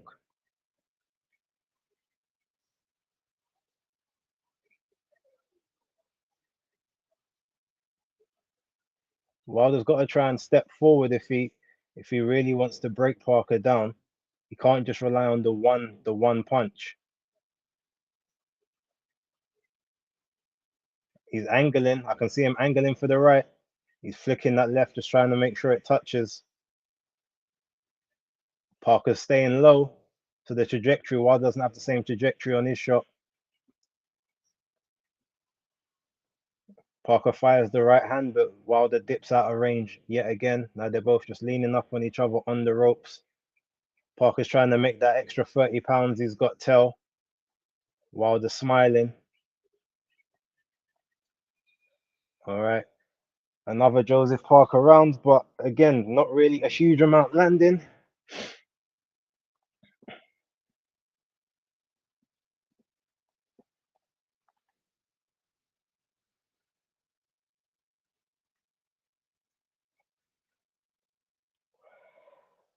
Yeah.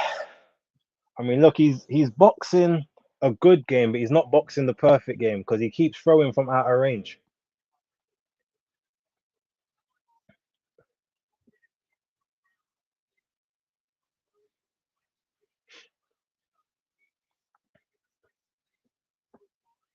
But he has caught Wilder with a couple of decent shots. So Wilder's been riding them, but he doesn't want to take any flush.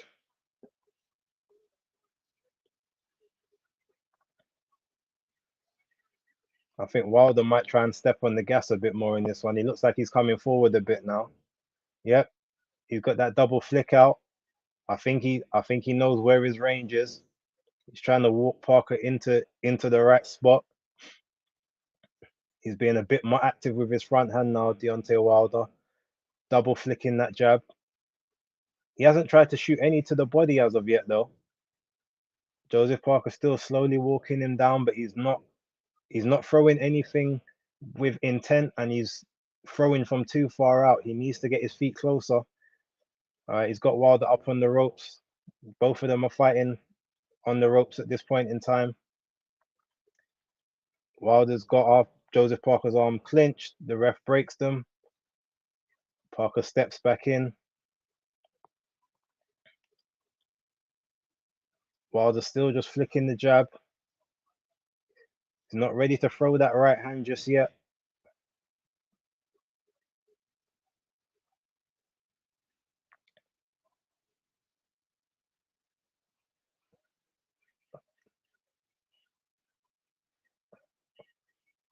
Parker needs to keep either his feet or his upper body moving at all times. He can't stay stationary. He's got Wilder on the ropes again. Wilder holds, clinches up top. Mark License warning him. Okay, Parker touched him upstairs with a lead right. Okay, Wilder landed the right, but it hit the gloves, and he tried to throw it again. Parker ducked it. Now he's got the jab going. He lands another one, but Parker beats him to the jab. Parker stab jab to the gut. Wilder falls into the ropes. Now he's angled himself round to Parker's left. Parker comes in on the inside. Wilder threw the right again, and it didn't connect. They ended up in a clinch. Now they're back in the center of the ring again. All right, Wilder's popped the jab. It looks like I think he's found that range that he wants. Parker managed to catch him up top, but Wilder was able to dip back from it. Wilder threw the right hand 2 times. I think one hit Parker, but he seems okay. It doesn't seem to have bothered him too much at this point in time. He's looking at it. Parker's looking at his corner saying, yeah, he's fine. It's okay. But Wilder threw 2 right hands there.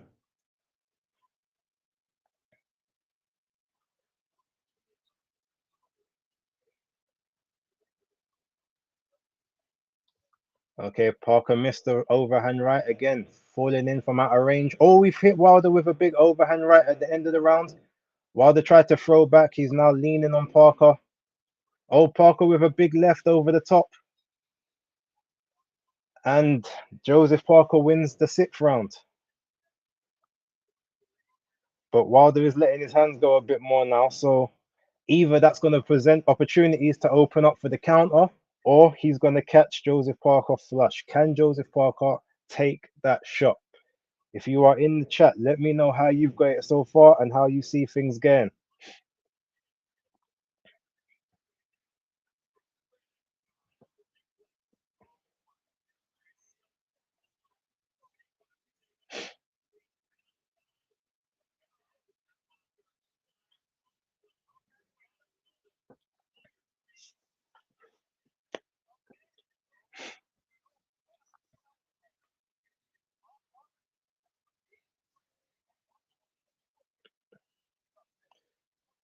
Okay, round 7.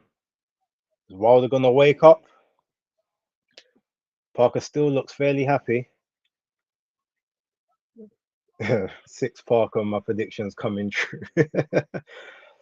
Okay, well, Wilder's starting to let the right hand go. Can Parker keep avoiding them? Can he take them? That's the question. All right. Wilder popped out the jab. And again.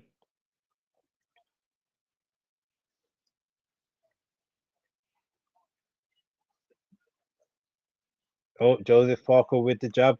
Pops Wilder's head back a little bit. Wilder flicks the jab at himself. Parker's angling forward. Stepping forward cautiously. Wilder's moving to his left.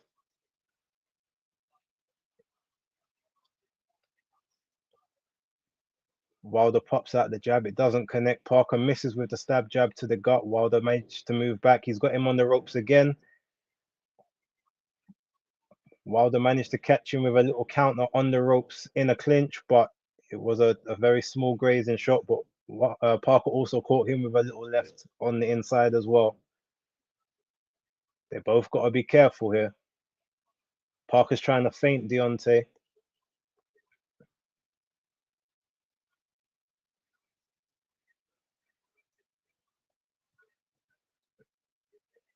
All right, Joseph Parker with a jab, snaps back the head a bit. But Parker, both are looking for their opening. Deontay Wilder's looking for that touch with the left. He's circling to his right. Now back over to his left-hand side. Circle him.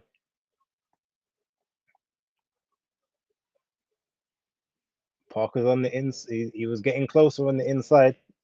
He's a bit out of range again. Needs to double step. He's cutting off the ring on Deontay Wilder at this point. Oh, Wilder tried with the right, but it went over Parker's head.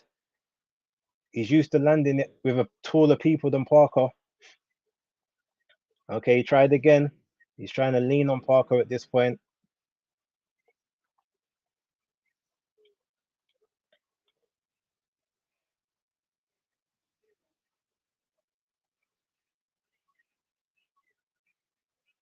Oh, Joseph Parker with the big overhand right. Hits Wilder, but Wilder seems to take it fairly clean, although he doesn't look he looks a bit unsteady on his legs. He misses the overhand right. He misses the right. Again, Deontay Wilder. Joseph Parker ducked underneath it, but that was a very big overhand right that he caught Deontay Wilder with. But Wilder ate it. I don't know how the legs look a little bit unsteady. And Joseph Parker wins the 7th round.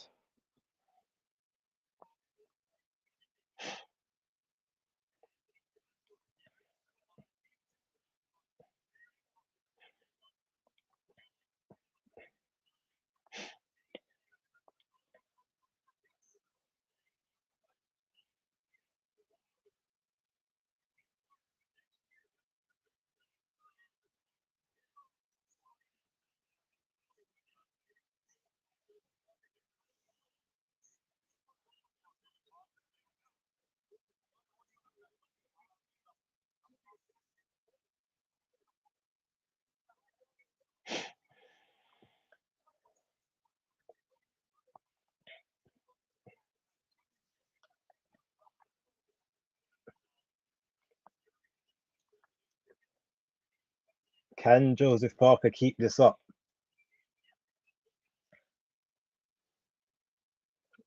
Can Wilder land it in this round? Because he's not boxing to win the rounds.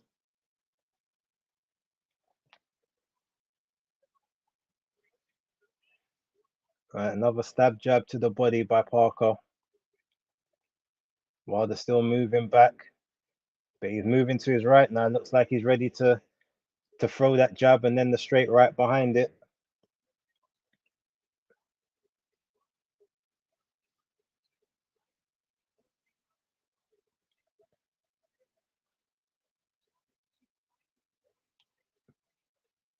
Okay, Parker with the stab jab to the gut. Wilder looks like he's moving a bit closer now, but he still can't find the range he wants. He had it earlier in the fight, doesn't seem to have it at the moment.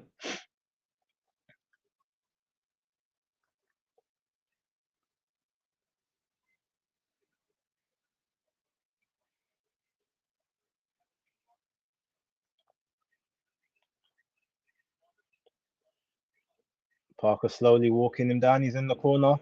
Oh, okay. Oh, we caught Parker there. But Parker's on the inside with him grappling on the inside. It seems like that whatever shot happened, it didn't look like it bothered him too much. But he's holding on. Wilder looks like he's ready to unleash it again.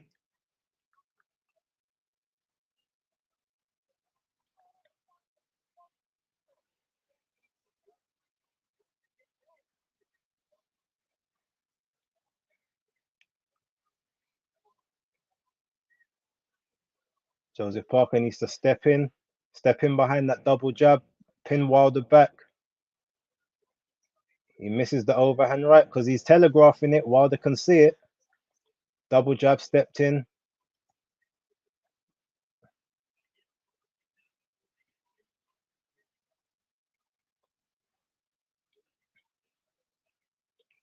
Okay, in the 8th round, he's popping Wilder back to the ropes again.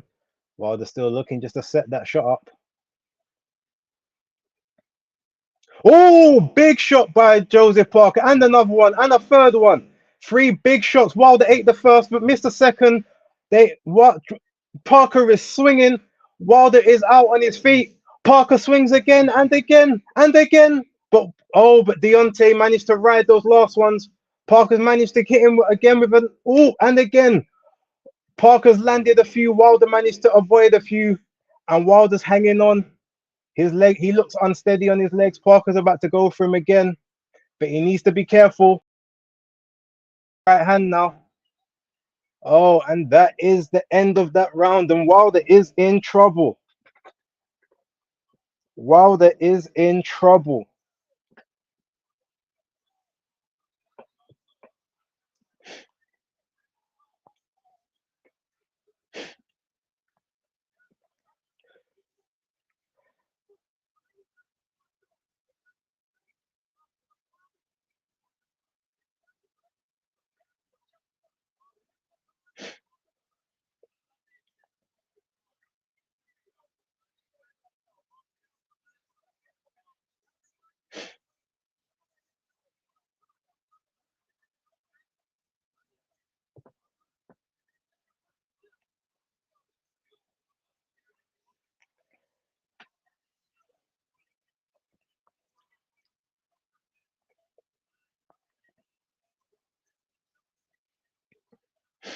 Okay, let's see what happens in the 9th.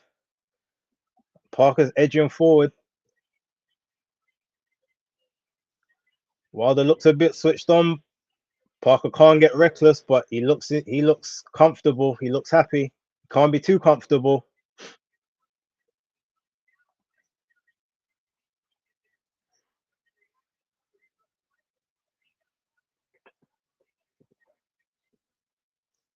Parker wants to step. He wants to apply that little small pressure. He's still controlling the center of the ring. He's got Deontay Wilder back up against the ropes. He comes in again. Oh, a 1-2 piece he catches Deontay Wilder with. But Wilder managed to spin out. Wilder's legs don't look great at this point in time, but Joseph Parker can't get complacent. Oh, he managed to avoid the right hand yet again.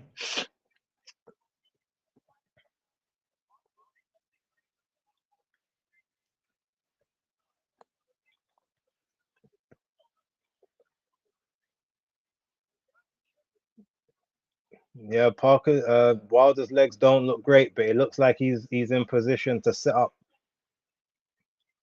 He's trying to just get his legs moving at this point. They're not moving as they were before.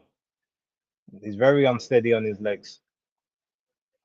Joseph Parker just applying that slow pressure. He throws the overhand right, which misses, but he catches him with the left hook.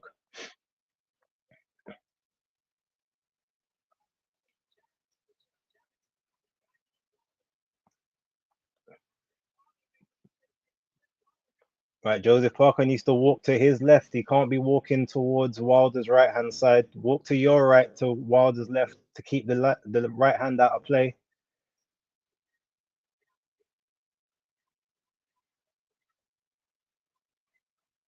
But at this point, he's being cautious, but he needs to just pressure Wilder if he wants to keep those legs unsteady. Keep that pressure on him.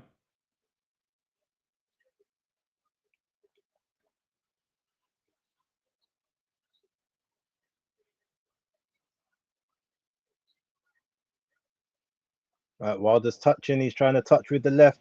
He's trying to pull that arm down for the right to come behind it. Okay, he missed the right hand again. Parker managed to duck his head underneath it. Catches Wilder with a left up top. Wilder jabs him with a straight right. I mean, a straight left, sorry.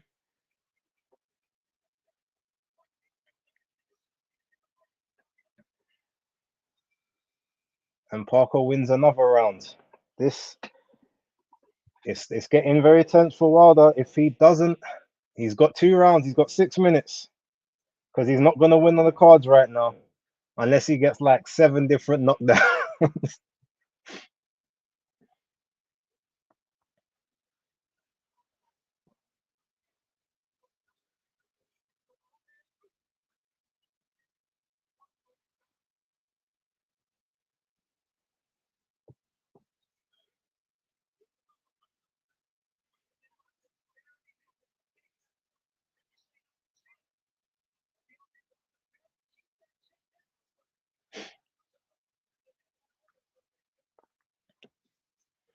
Right, Parker's got 6 minutes to either get a stoppage or a very emphatic decision win.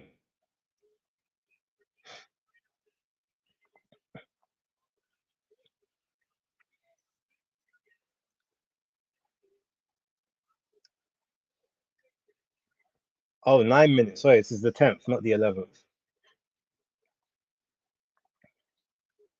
But while Parker's got to remain super switched on here, but he's got to stay aggressive, keep Wilder backing up, and the power won't be the same on the back foot. Okay, he beats Wilder to the jab yet again. All right, he throws the straight, but Wilder's ready to cock. The right hand's cocked. It's cocked. Wilder's trying to get Parker to stand up straight.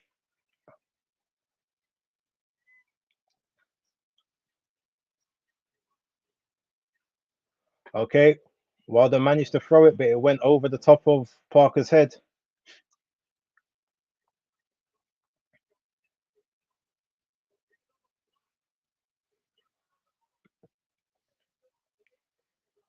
Joseph Parker needs to step forward. He can't play defense here. He's got to stay on the offense. Wilder's legs look like they're back underneath him again. But Parker catches him again on the inside. But Joseph Parker, right, I don't know who's more tired at this point because Parker's done a lot more work overall, but Wilder's been hurt.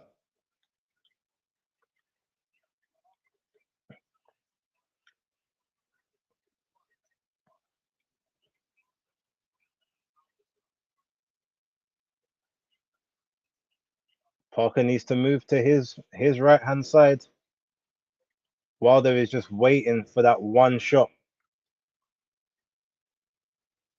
Right, he's riding the ropes. Parker's in front of him, lets him back out into the center circle.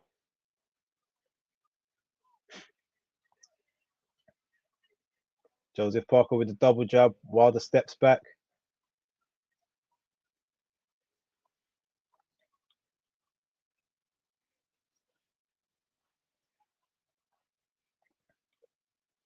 Wilder snapping that jab out. Parker with his hands down, dipping in front of Wilder. Wilder's on the ropes, but Parker steps back.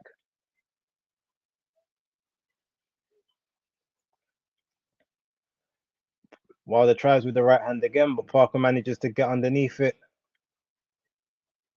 Oh, Parker with the overhand right catches Wilder in the exchange.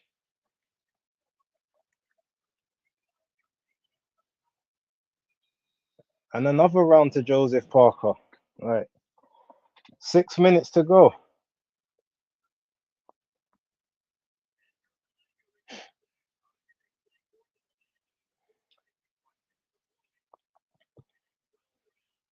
I mean, he can let it all slip right now, but I predicted the ninth round KO. We're not there, but we're in the 11th. Parker doesn't look hugely tired. He's tired, but he's not breathing super heavy.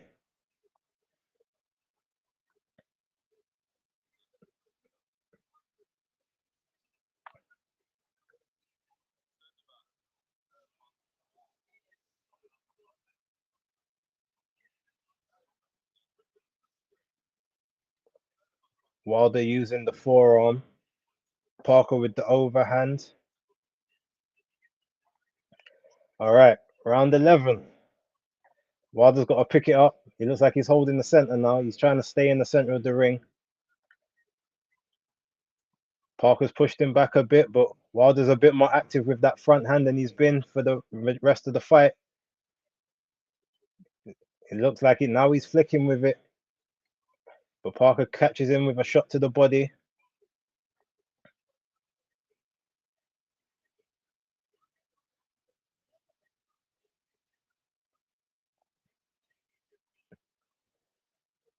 Joseph Parker with another shot to the body, but he's in the low crouch.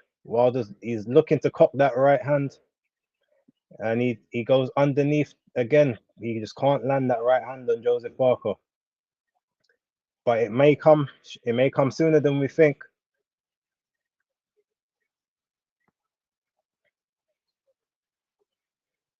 Oh, Joseph Parker missed with the overhand right, but he caught Wilder with a short left on the inside as he stumbled in. The ref's telling Wilder to stop hooking and holding.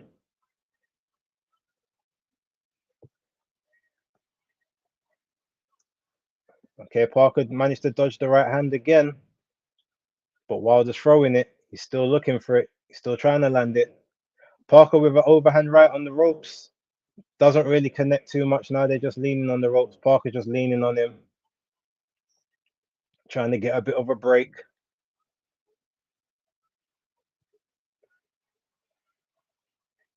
Okay, now they're in the middle of the ring. Wilder tried to throw the shot again, but Parker leaned on to the inside. Now he's just walking Wilder back to the ropes. He's clenched the arm. The ref's going to break them. Mark Lyson's breaking them.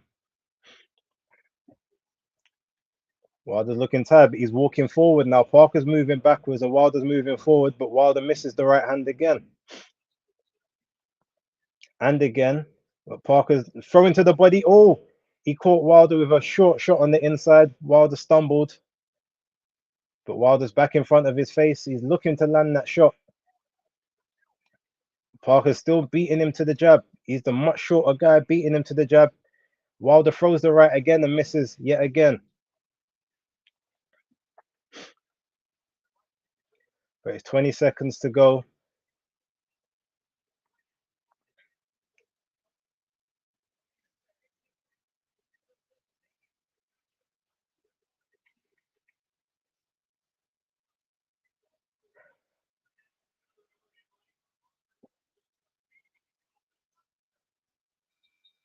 And that's 11 rounds to nil. Deontay Wilder has got 1 round to get a Hail Mary shot in at this point. But Joseph Parker is boxed to a beautiful game plan. This is not how anyone saw this fight going.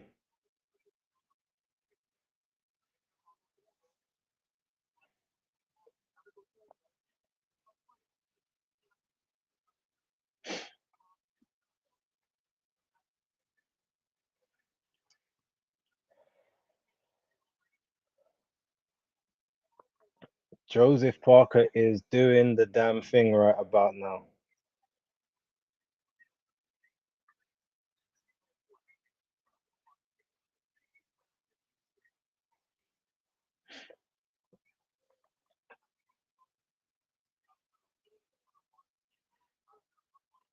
One round to go. Can Joseph Parker last this round and can he do something to upset Deontay Wilder? Can Wilder land that shot? And if he lands it, will Parker stay down? That's the intrigue. But Wilder's looking for it. Well, Parker hits him. Oh, they're fighting. Oh, with Deontay Wilder with the hammer fist. Referee.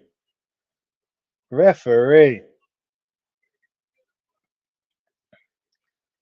Joseph Parker, he's got to either stay on the outside or get on the inside. He can't stay where he is right now.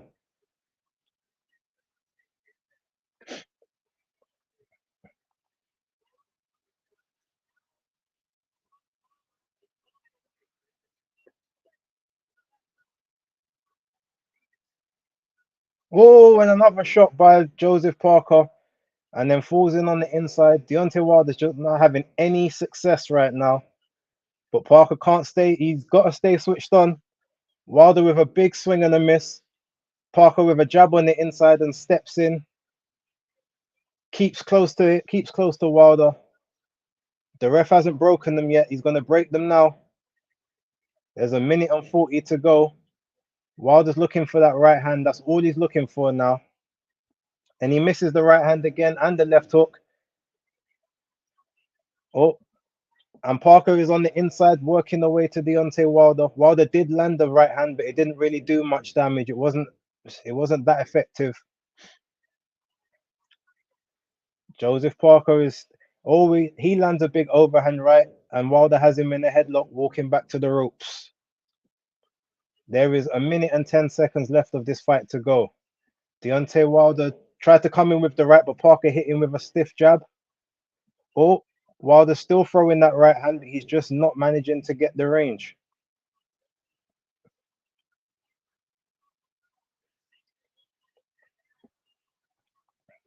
They're on the inside again.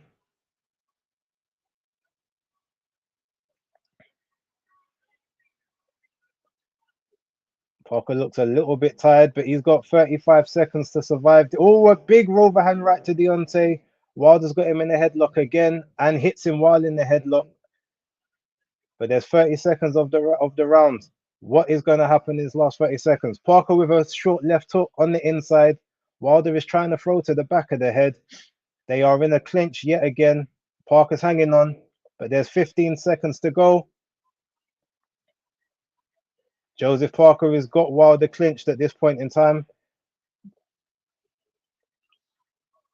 Joseph Parker has just won this fight.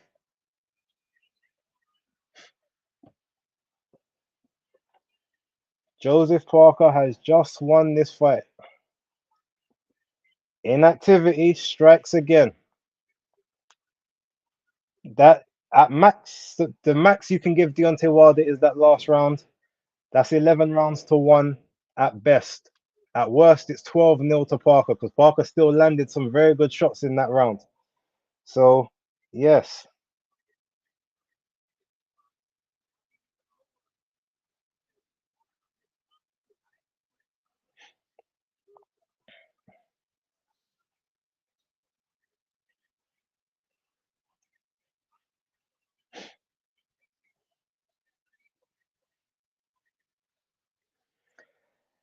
Ah,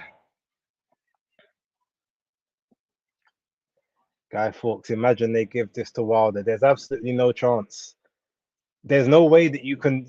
The whole world has seen what we've all seen. Like Parker outlanded him. He landed more power punches throughout every round. He hurt Wilder on three separate occasions. Wilder never hurt him.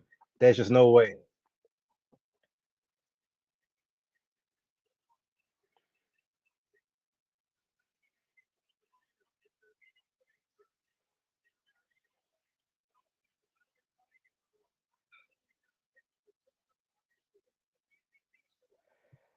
Very, very good fight, Joseph Parker. Congratulations. I picked him to win. I thought it'd be a knockout. To be fair, I got to give Wilder his credit. His chin held up. Parker did throw a lot of shots from out of range as well, but his chin held up. The legs was wobbly, but the chin did hold up. So I have to give him the props and the respect there.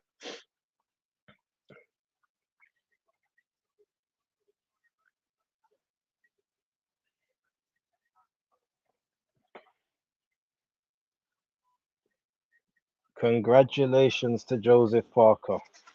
That's all we can say at this point.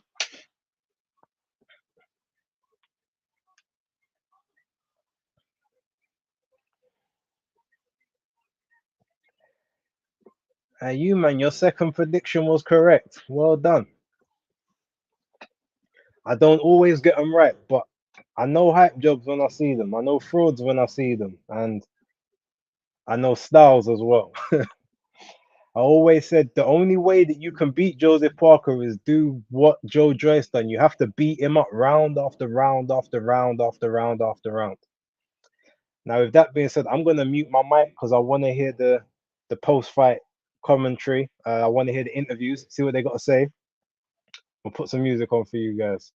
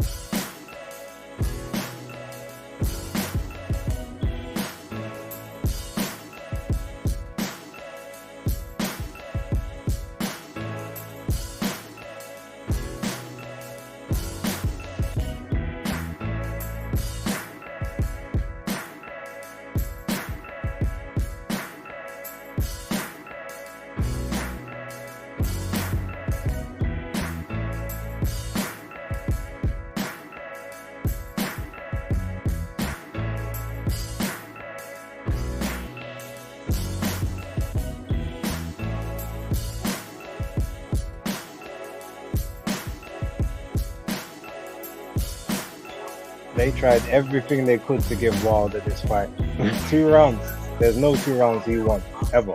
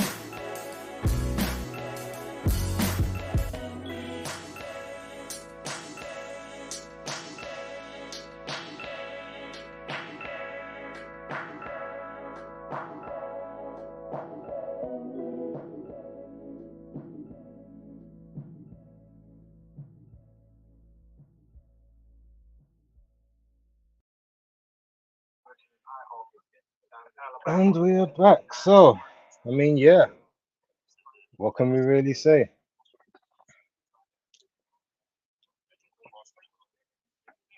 Now, look, I'm not gonna say that anyone can do that.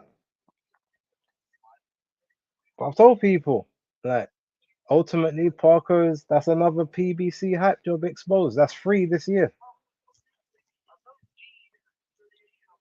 It's it is what it is. I mean, look, at the end of the day, the legs were gone.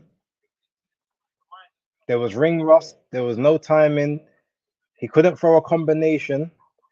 What I want to know is what happened to all of those combinations he was practicing on the pads, like when he was with Malik Scott and that. There was never any combination. So look, we got one more fight to go.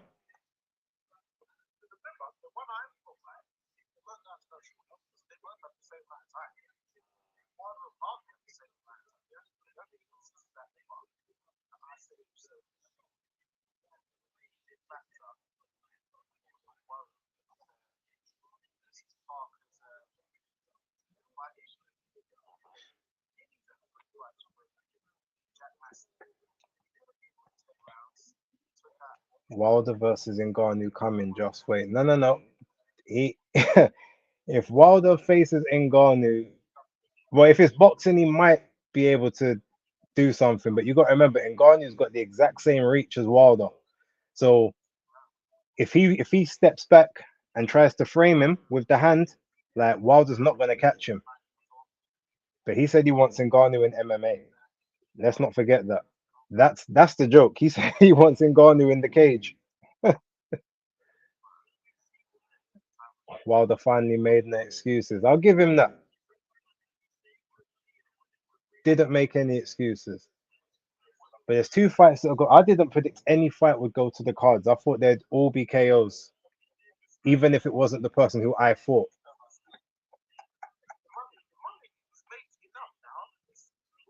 But we've had two UDs in a row. We have to get a KO now to end off the night to round things off.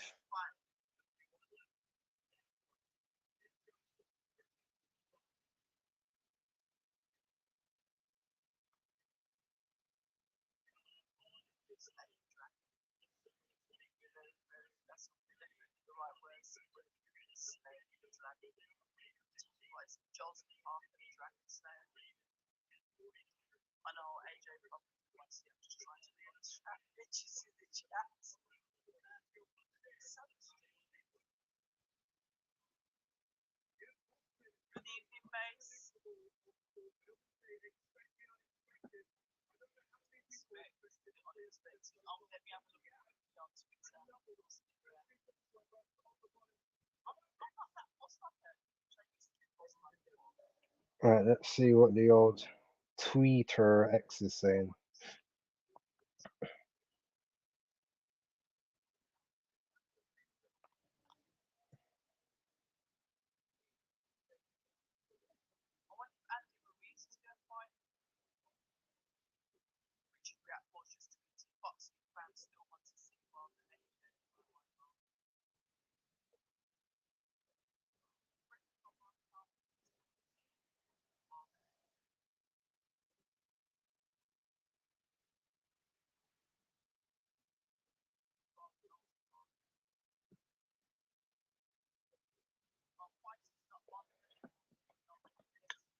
Papoose 316 just passing through. Big up. Thank you for passing through. Make sure you smash that like on the way out.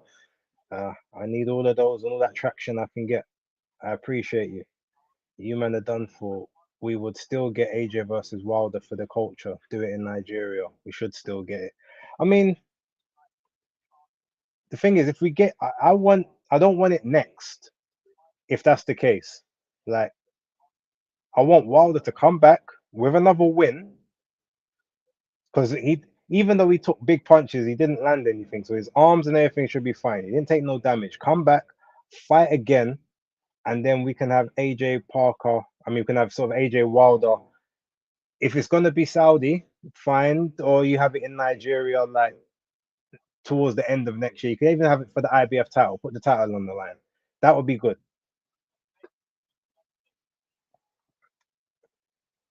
Like Joshua said, belts and accolades over opponents. I mean, to be honest, I think the opponents matter if you know that they're the best, but Wilder's never been the best. Like he was carefully matched throughout almost all of his career up until Tyson Fury, and now we kind of see why. Even with the inactivity, I mean, Parker just had the right style. Um, but yeah, is what it is. Joshua knows the belts matter more. The thing is, if it was, for instance, Joshua versus Fury with no belts on the line, people wouldn't care about the belts and those accolades because they know that Fury is one of the best. Or Joshua Usyk with no belts on the line. Even maybe Joshua Zhang, like we would say, okay, cool, because those people are kind of there. Hergovich as well, even though Hergovich doesn't look that great, but he's beating who he is being put in front of him. So I can kind of see that one. But I agree with you, like go for the accolades because there's only a few three-time champs. And realistically, if you want to do something nice, win the belt, drop it, then win it again. And be in company with Evander Holyfield, is the only four-time heavyweight champion in the world. Maybe that's the company you want to be with. Maybe drop it again and then win it again and be five times. Literally, you'd be the only person in history.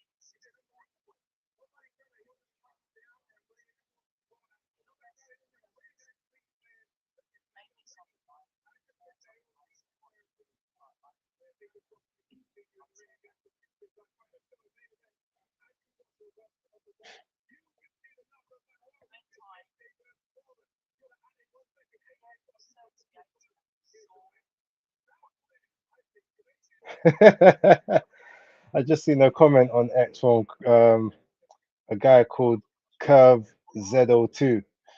He said Malik Scott turned Wilder into Malik Scott. That's funny. Joshua versus Hergovich is worth more than Wilder, who can lose to anyone. Wilder Ngannou for retirement, PIF money. Um, Wilder came for peas, it's bait. Can Wilder beat Big Pharma? Probably. Let PBC on Amazon pay for it. I mean, maybe. But the thing is, with Miller, he still can crouch underneath the shots, and that's where the intrigue comes because he's still able to, to kind of get on the inside, and if he gets on the inside, if Tyson Fury wore out Wilder's legs, I mean, yeah, Miller will do worse because he's just heavier. That's not really what Wilder wants in his life, to be fair. I love AJ, but if he loses, fuck it, heavyweight division needs a reset anyway. I mean, that's true. Most of them are coming to an end, so it's only a few years in the majority of them. The next crop are on their way, so we'll have to wait and see.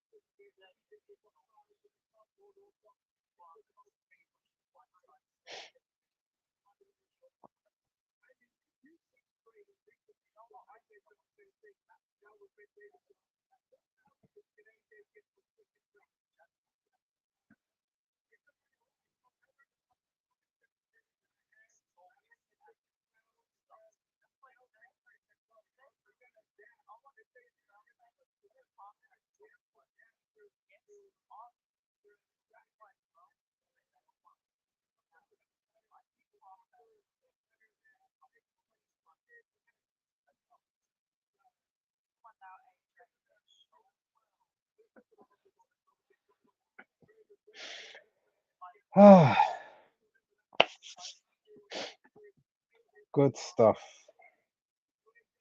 I can't lie. As good as this card has been, as nice as it's been, I am ready for it to be over now. Like, I've been sitting on this live for coming up to 5 hours. By the time this fight finishes, chances are we're going to be about 5:15 unless AJ gets it done early.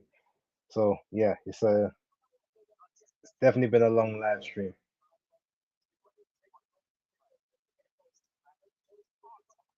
But I appreciate everyone who's been rocking with me throughout.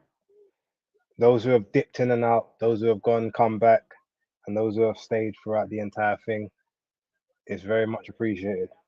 I don't do much of these, and I won't really be doing much of them because I know you guys have probably got better things to do than be watching my face and my reactions to fights. But I hope it was entertaining ish.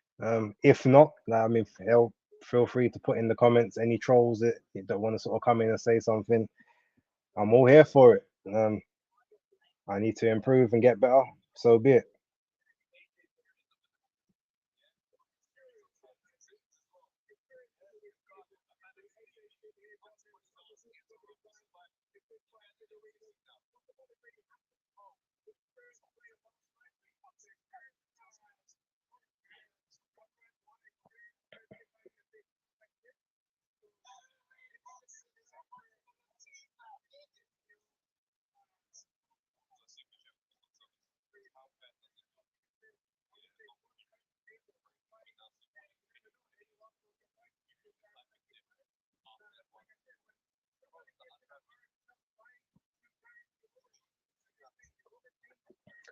Papoose 361 with the 199. Hold tight base while there's a pussy hole. I mean, I've been saying it for years. Finally, we had someone in the top 10 to expose it. But he's only, and my thing is still held true. In the top 10 prior to this fight, he had a 40% um, punch accuracy, no, a 40% knockout rate against top 10 opponents. Now, that was with 5 people. So this is his sixth top 10, and he also hasn't knocked out the guy. What's the maths on that? So if it was 40 before, we're looking at like 32 and a half, roughly.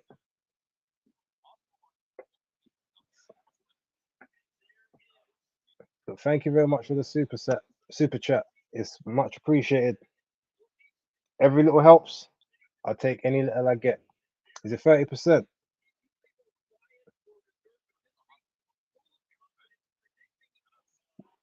It's 2 out of 6. No, that's like 17 and a half, ain't it?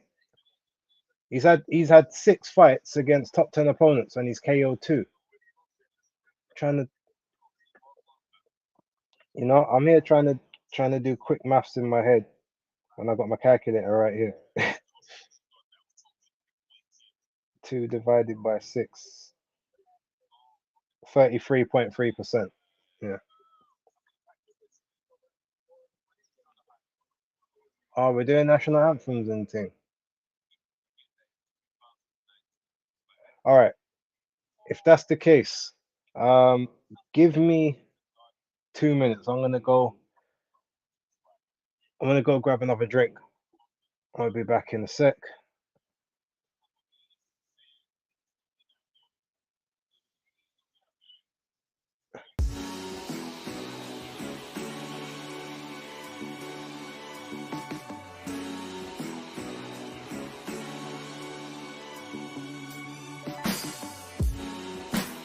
Yeah, I picked Parker to win. You saw my video. But I picked him to win by a knockout in the ninth, and he wasn't far off it. By the way, it wasn't a laugh. It was like a smirk. It was like one of those little, you know, gratification smirks.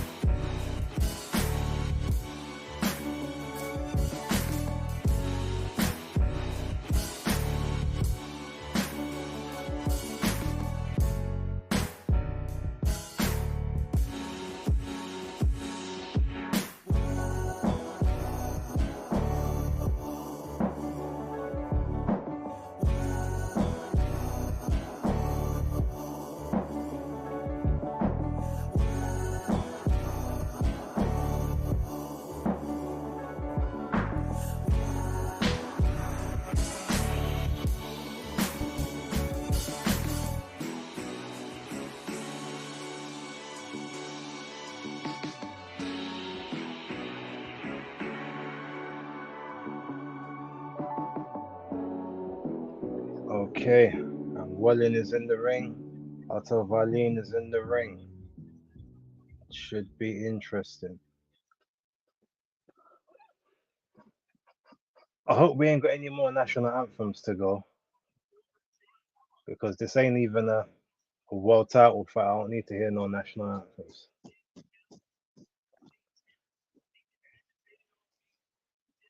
But whenever Joshua's got on the white shorts and the white gloves, he normally does the business, apart from one fight. So, no, two fights. Andy Ruiz was the same one, innit?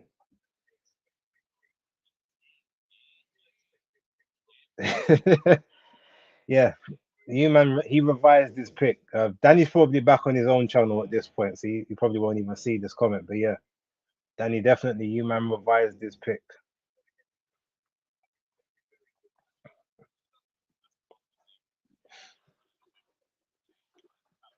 All right, what's AJ's ring walk music gonna be?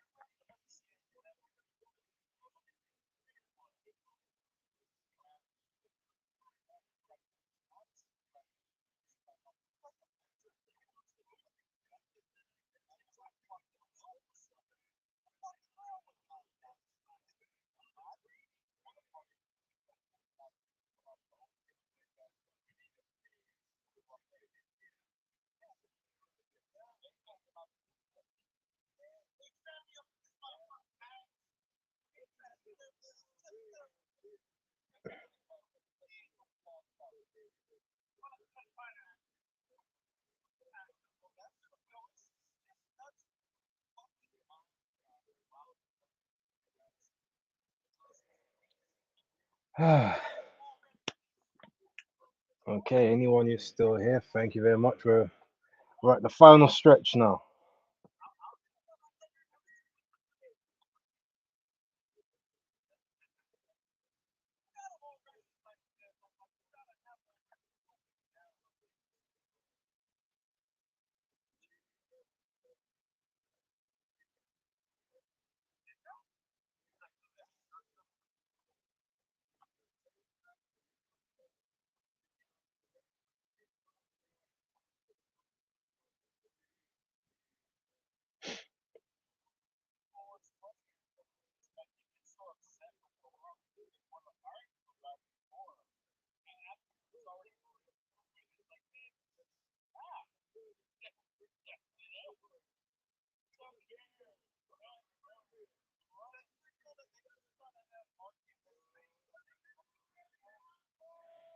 Okay,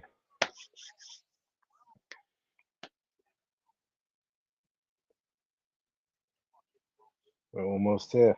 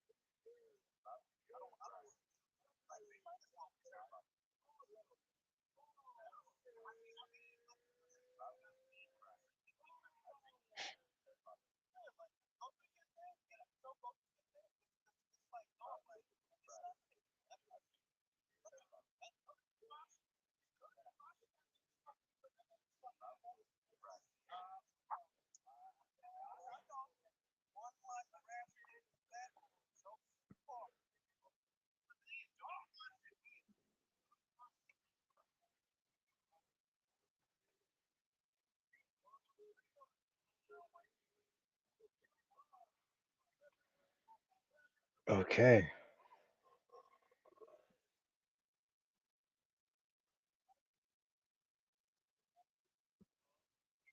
happened to my sound.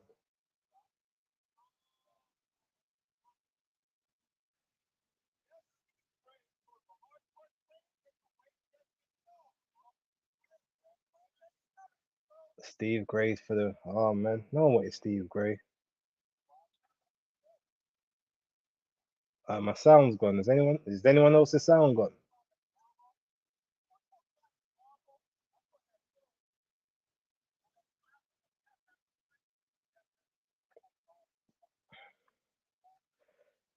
Okay.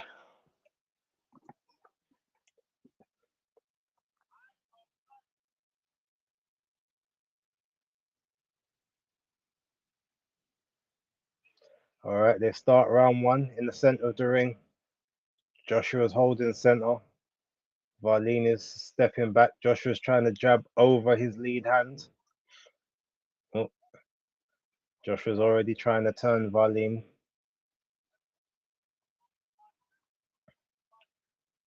He's trying to level change with him. Varlene's eyes are they're glued on Joshua at the moment. He tried for a right hand to the stomach. Didn't really connect. Tried with a jab over the top. Another straight right to the stomach. Varlene fencing with the lead hand. Stepping back. Joshua with a jab. Tries with the right hand. Varlene skip past it. Tries for the jab again. And again, Valine hasn't thrown anything yet. He's just pouring with his lead hand. Joshua's trying to swipe it away. Valine with the jab misses. Hard punch to the stomach by Joshua. Valine felt that. Now he's circling the ropes. Joshua looks like he's in seeking the stray. He's on the front foot. He's not trying to box. He's pouring with the jab. Double jab. Valine steps off balance.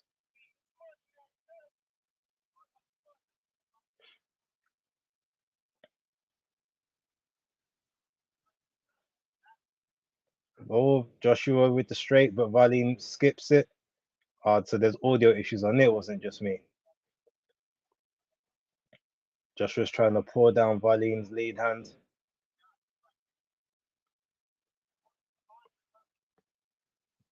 Joshua's keeping the right hand close to the chin.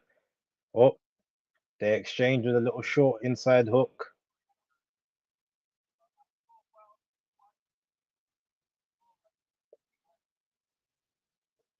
Joshua's going for the body again. Valine skipped out. Joshua on the front foot, pushing Valine back.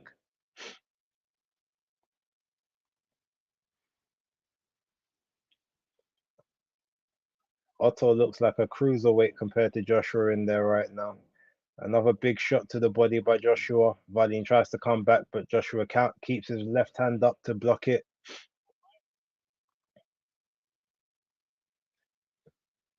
Valine with the double jab, neither one lands.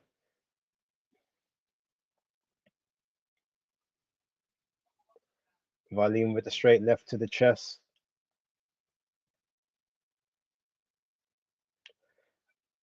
Joshua throws the straight right up top, but Valine blocks it. Now he's circling around the ropes.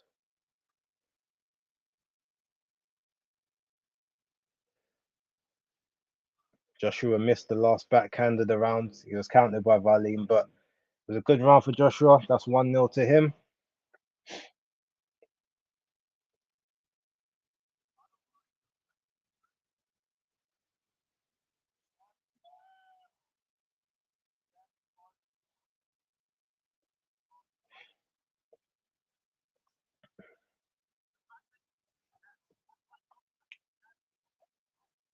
I'm not even going to bother scoring these rounds.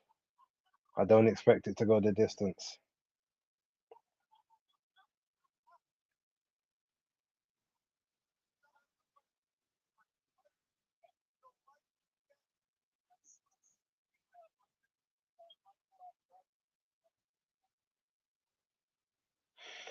Okay.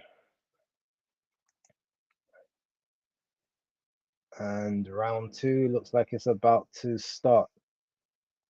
Okay, so Valine's coming forward, trying to fence with the jab now. Joshua's turning with him. Trying to whoop, trying to turn to his right. Joshua eats a front hand from Valine. Tried to lunge in with the right, and again. But Valine's catching those leanings. Joshua can't throw from out of range. He's got to get closer. There you go. Pop the jab into the face on the outside. Lead leg on the outside, popping the jab. Valine still just feinting with his jab. He's not really throwing anything as of yet.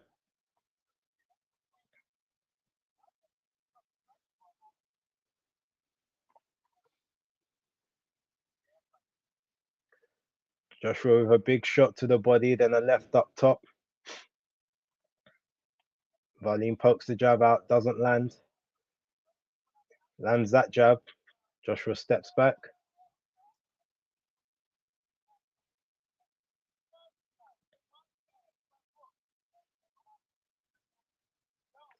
Okay, Valine tried with the backhand, but Joshua skipped out. Oh, Joshua with the big shot to the body. Valine stumbled over Joshua's leg. Joshua with the jab up top. Shoots the big right hand off to the side. Misses, and then Valine comes back with the counter.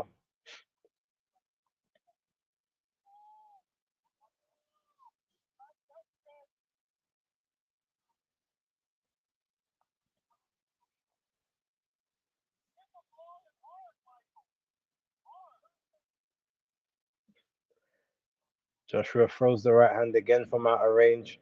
He needs to step into that southpaw jab if he wants to land that backhand.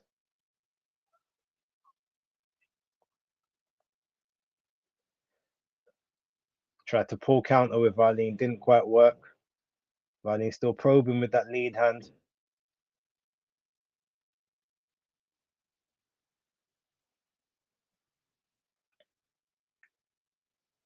Wallin moving around the target, trying to find angles. Joshua still keeping his leg on the outside. Wallin tries to counter, misses with the jab. Pushes Joshua back, but Joshua walks back to the center of the ring. Now Wallin's backing up. 20 seconds of the round 2 to go. Joshua throws a big wild right hand, but misses.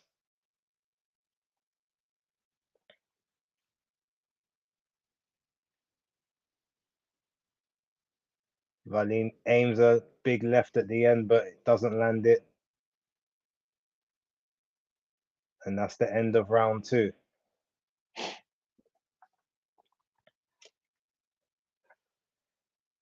Wallin's nose is gone already. That used to be a Joshua trait, but it looks like it's Wallin whose nose is there now. We'll see what happens moving forward.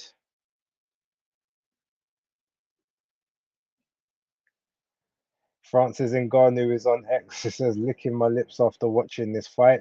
Riyadh season, battle of the baddest. So I think he's referring to Wilder and Parker. I wonder if that means he wants Wilder next or if he wants Parker. But he says he's licking his lips at the prospect.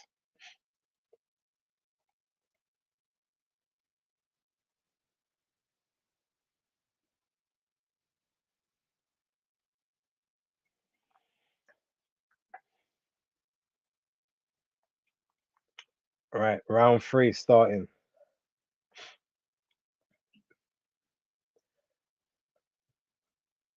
Wallin's touching with the jab, pouring with the jab. Joshua got through with the backhand again, straight right to the body.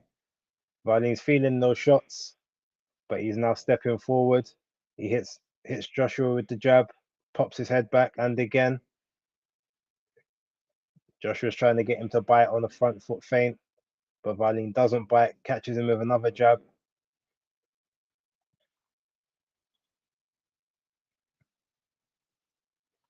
Joshua with another solid right hand to the body. Wallin's trying to work around the target.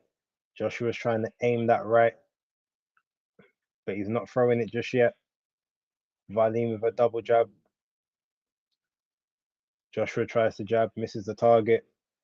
And again.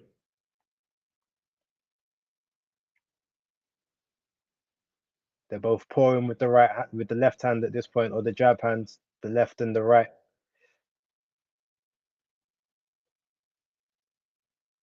Joshua with another strong shot to the body and a shot through the guard of Wallin. Wallin's got the high guard. Joshua with a straight right, looks like it just grazed Wallin. Wallin with the left, not sure if it connected, couldn't see.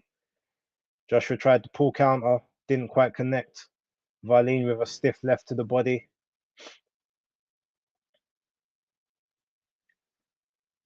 Anthony Joshua steps into the jab on the inside. Oh, Joshua with a big left hook sends Wallin spiraling, but Wallin's back in the shape now.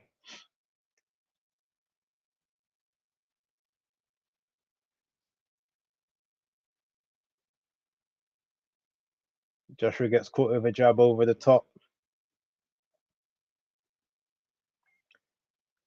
Caught with a left to the body again. But he's just standing in front of Wallin at this point. Throws the backhand. Doesn't connect, so it doesn't look like it did.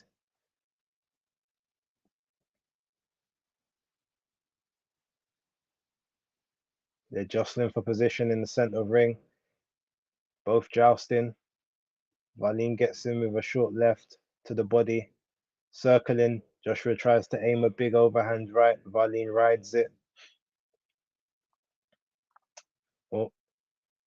Wallin caught Joshua with the jab, tried to counter punch, didn't connect, and Wallin caught him with a jab again, caught him with another jab when Joshua tried to go to the body.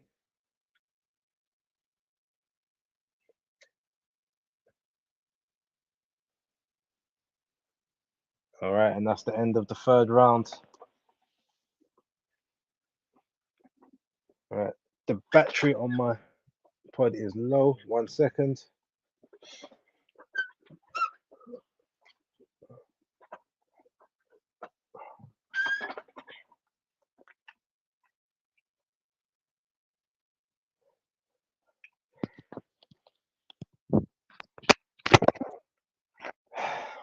Okay. What's your thoughts so far? Anyone in the chat? You, man, what are you thinking? Say Josh. I'm assuming that's Joshua's looking good. It looks like the sounds come back on the DAZN broadcast.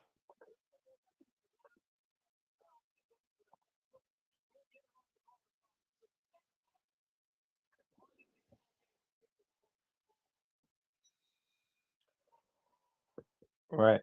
Round 4. Valine comes out. Trying to jab over the top of AJ's jab.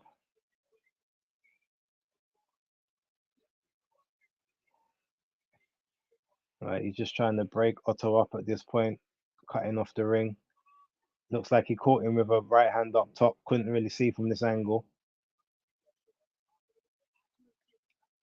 Valine with a left to the chest.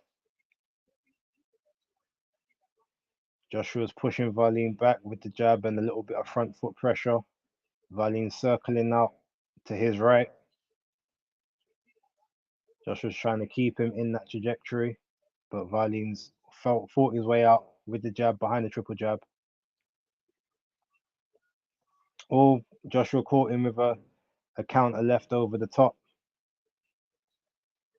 Then they ended up in a clinch. Referee broke it. Joshua with the strong straight right hand caught Valine up top.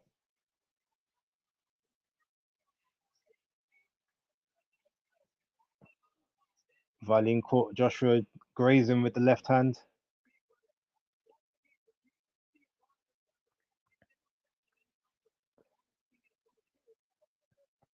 All right, Joshua tried to frame Valine with the left. Referee admonishes him a little bit.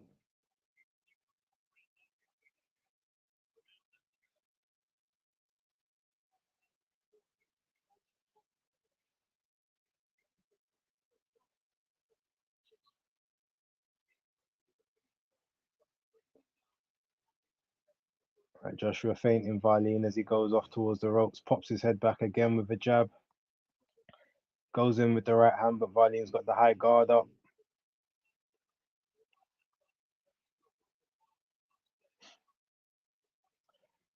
Joshua looked like he caught another straight right.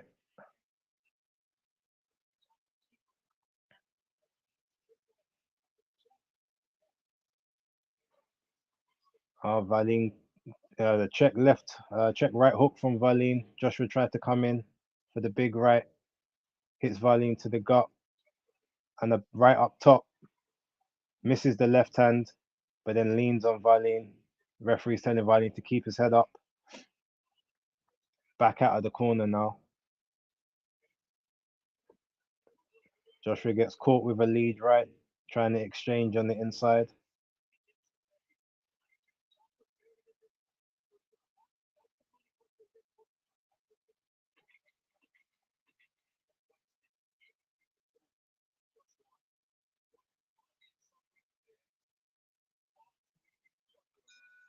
Okay.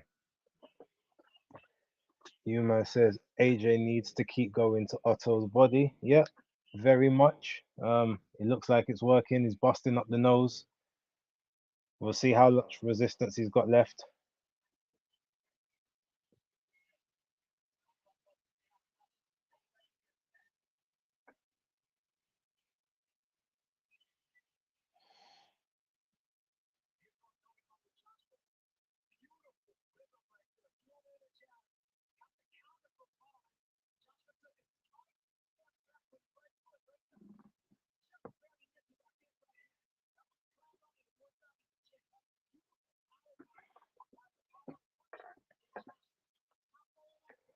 Joshua definitely looking mean and spiteful.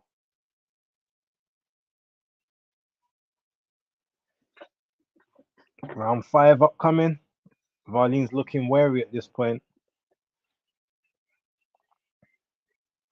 Another big shot to the right, to the stomach for Joshua. They're fencing with the lead hands.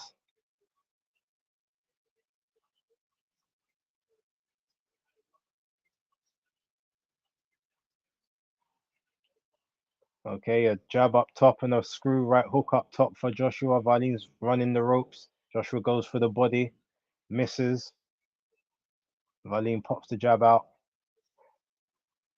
They're on the inside, grappling with each other. Joshua pushes him back to the ropes. Steve Gray splits them. A nod of acknowledgement by Joshua. Oh, and he catches Varleen with a straight right. Jab to the body as well.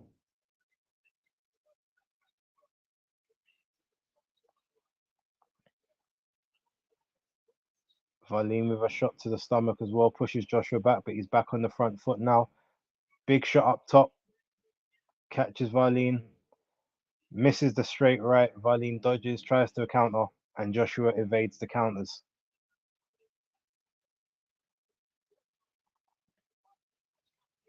Varleen throws a left to the chest. Joshua still in range. Big right hand, which hits the guard, but possibly gets through a little bit as well. Another big shot to the stomach by Joshua. Varleen's not liking this body work.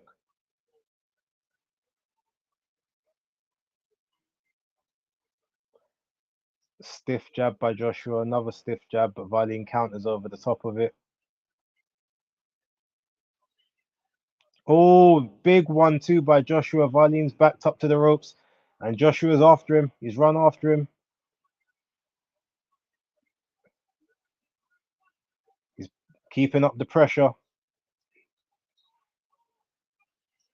He's not exchanging super combinations. I think he's conserving the gas tank just in case Varleen's not ready to go just yet. But Varleen's hurt. He's on the ropes. Joshua stabs to the body. He's back in another corner.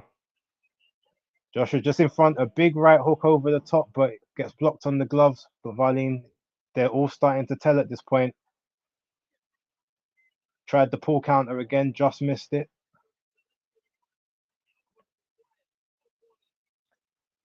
Another stab jab to the body by Joshua.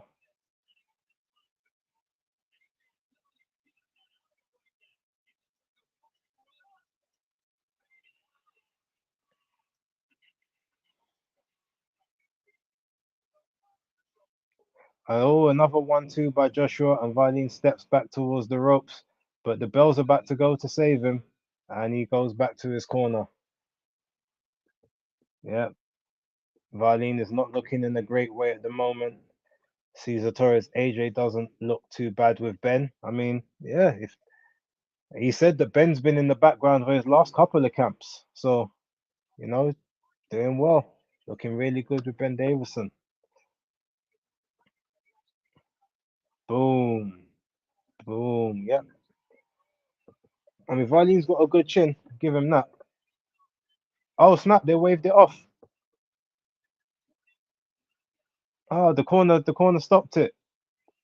Okay.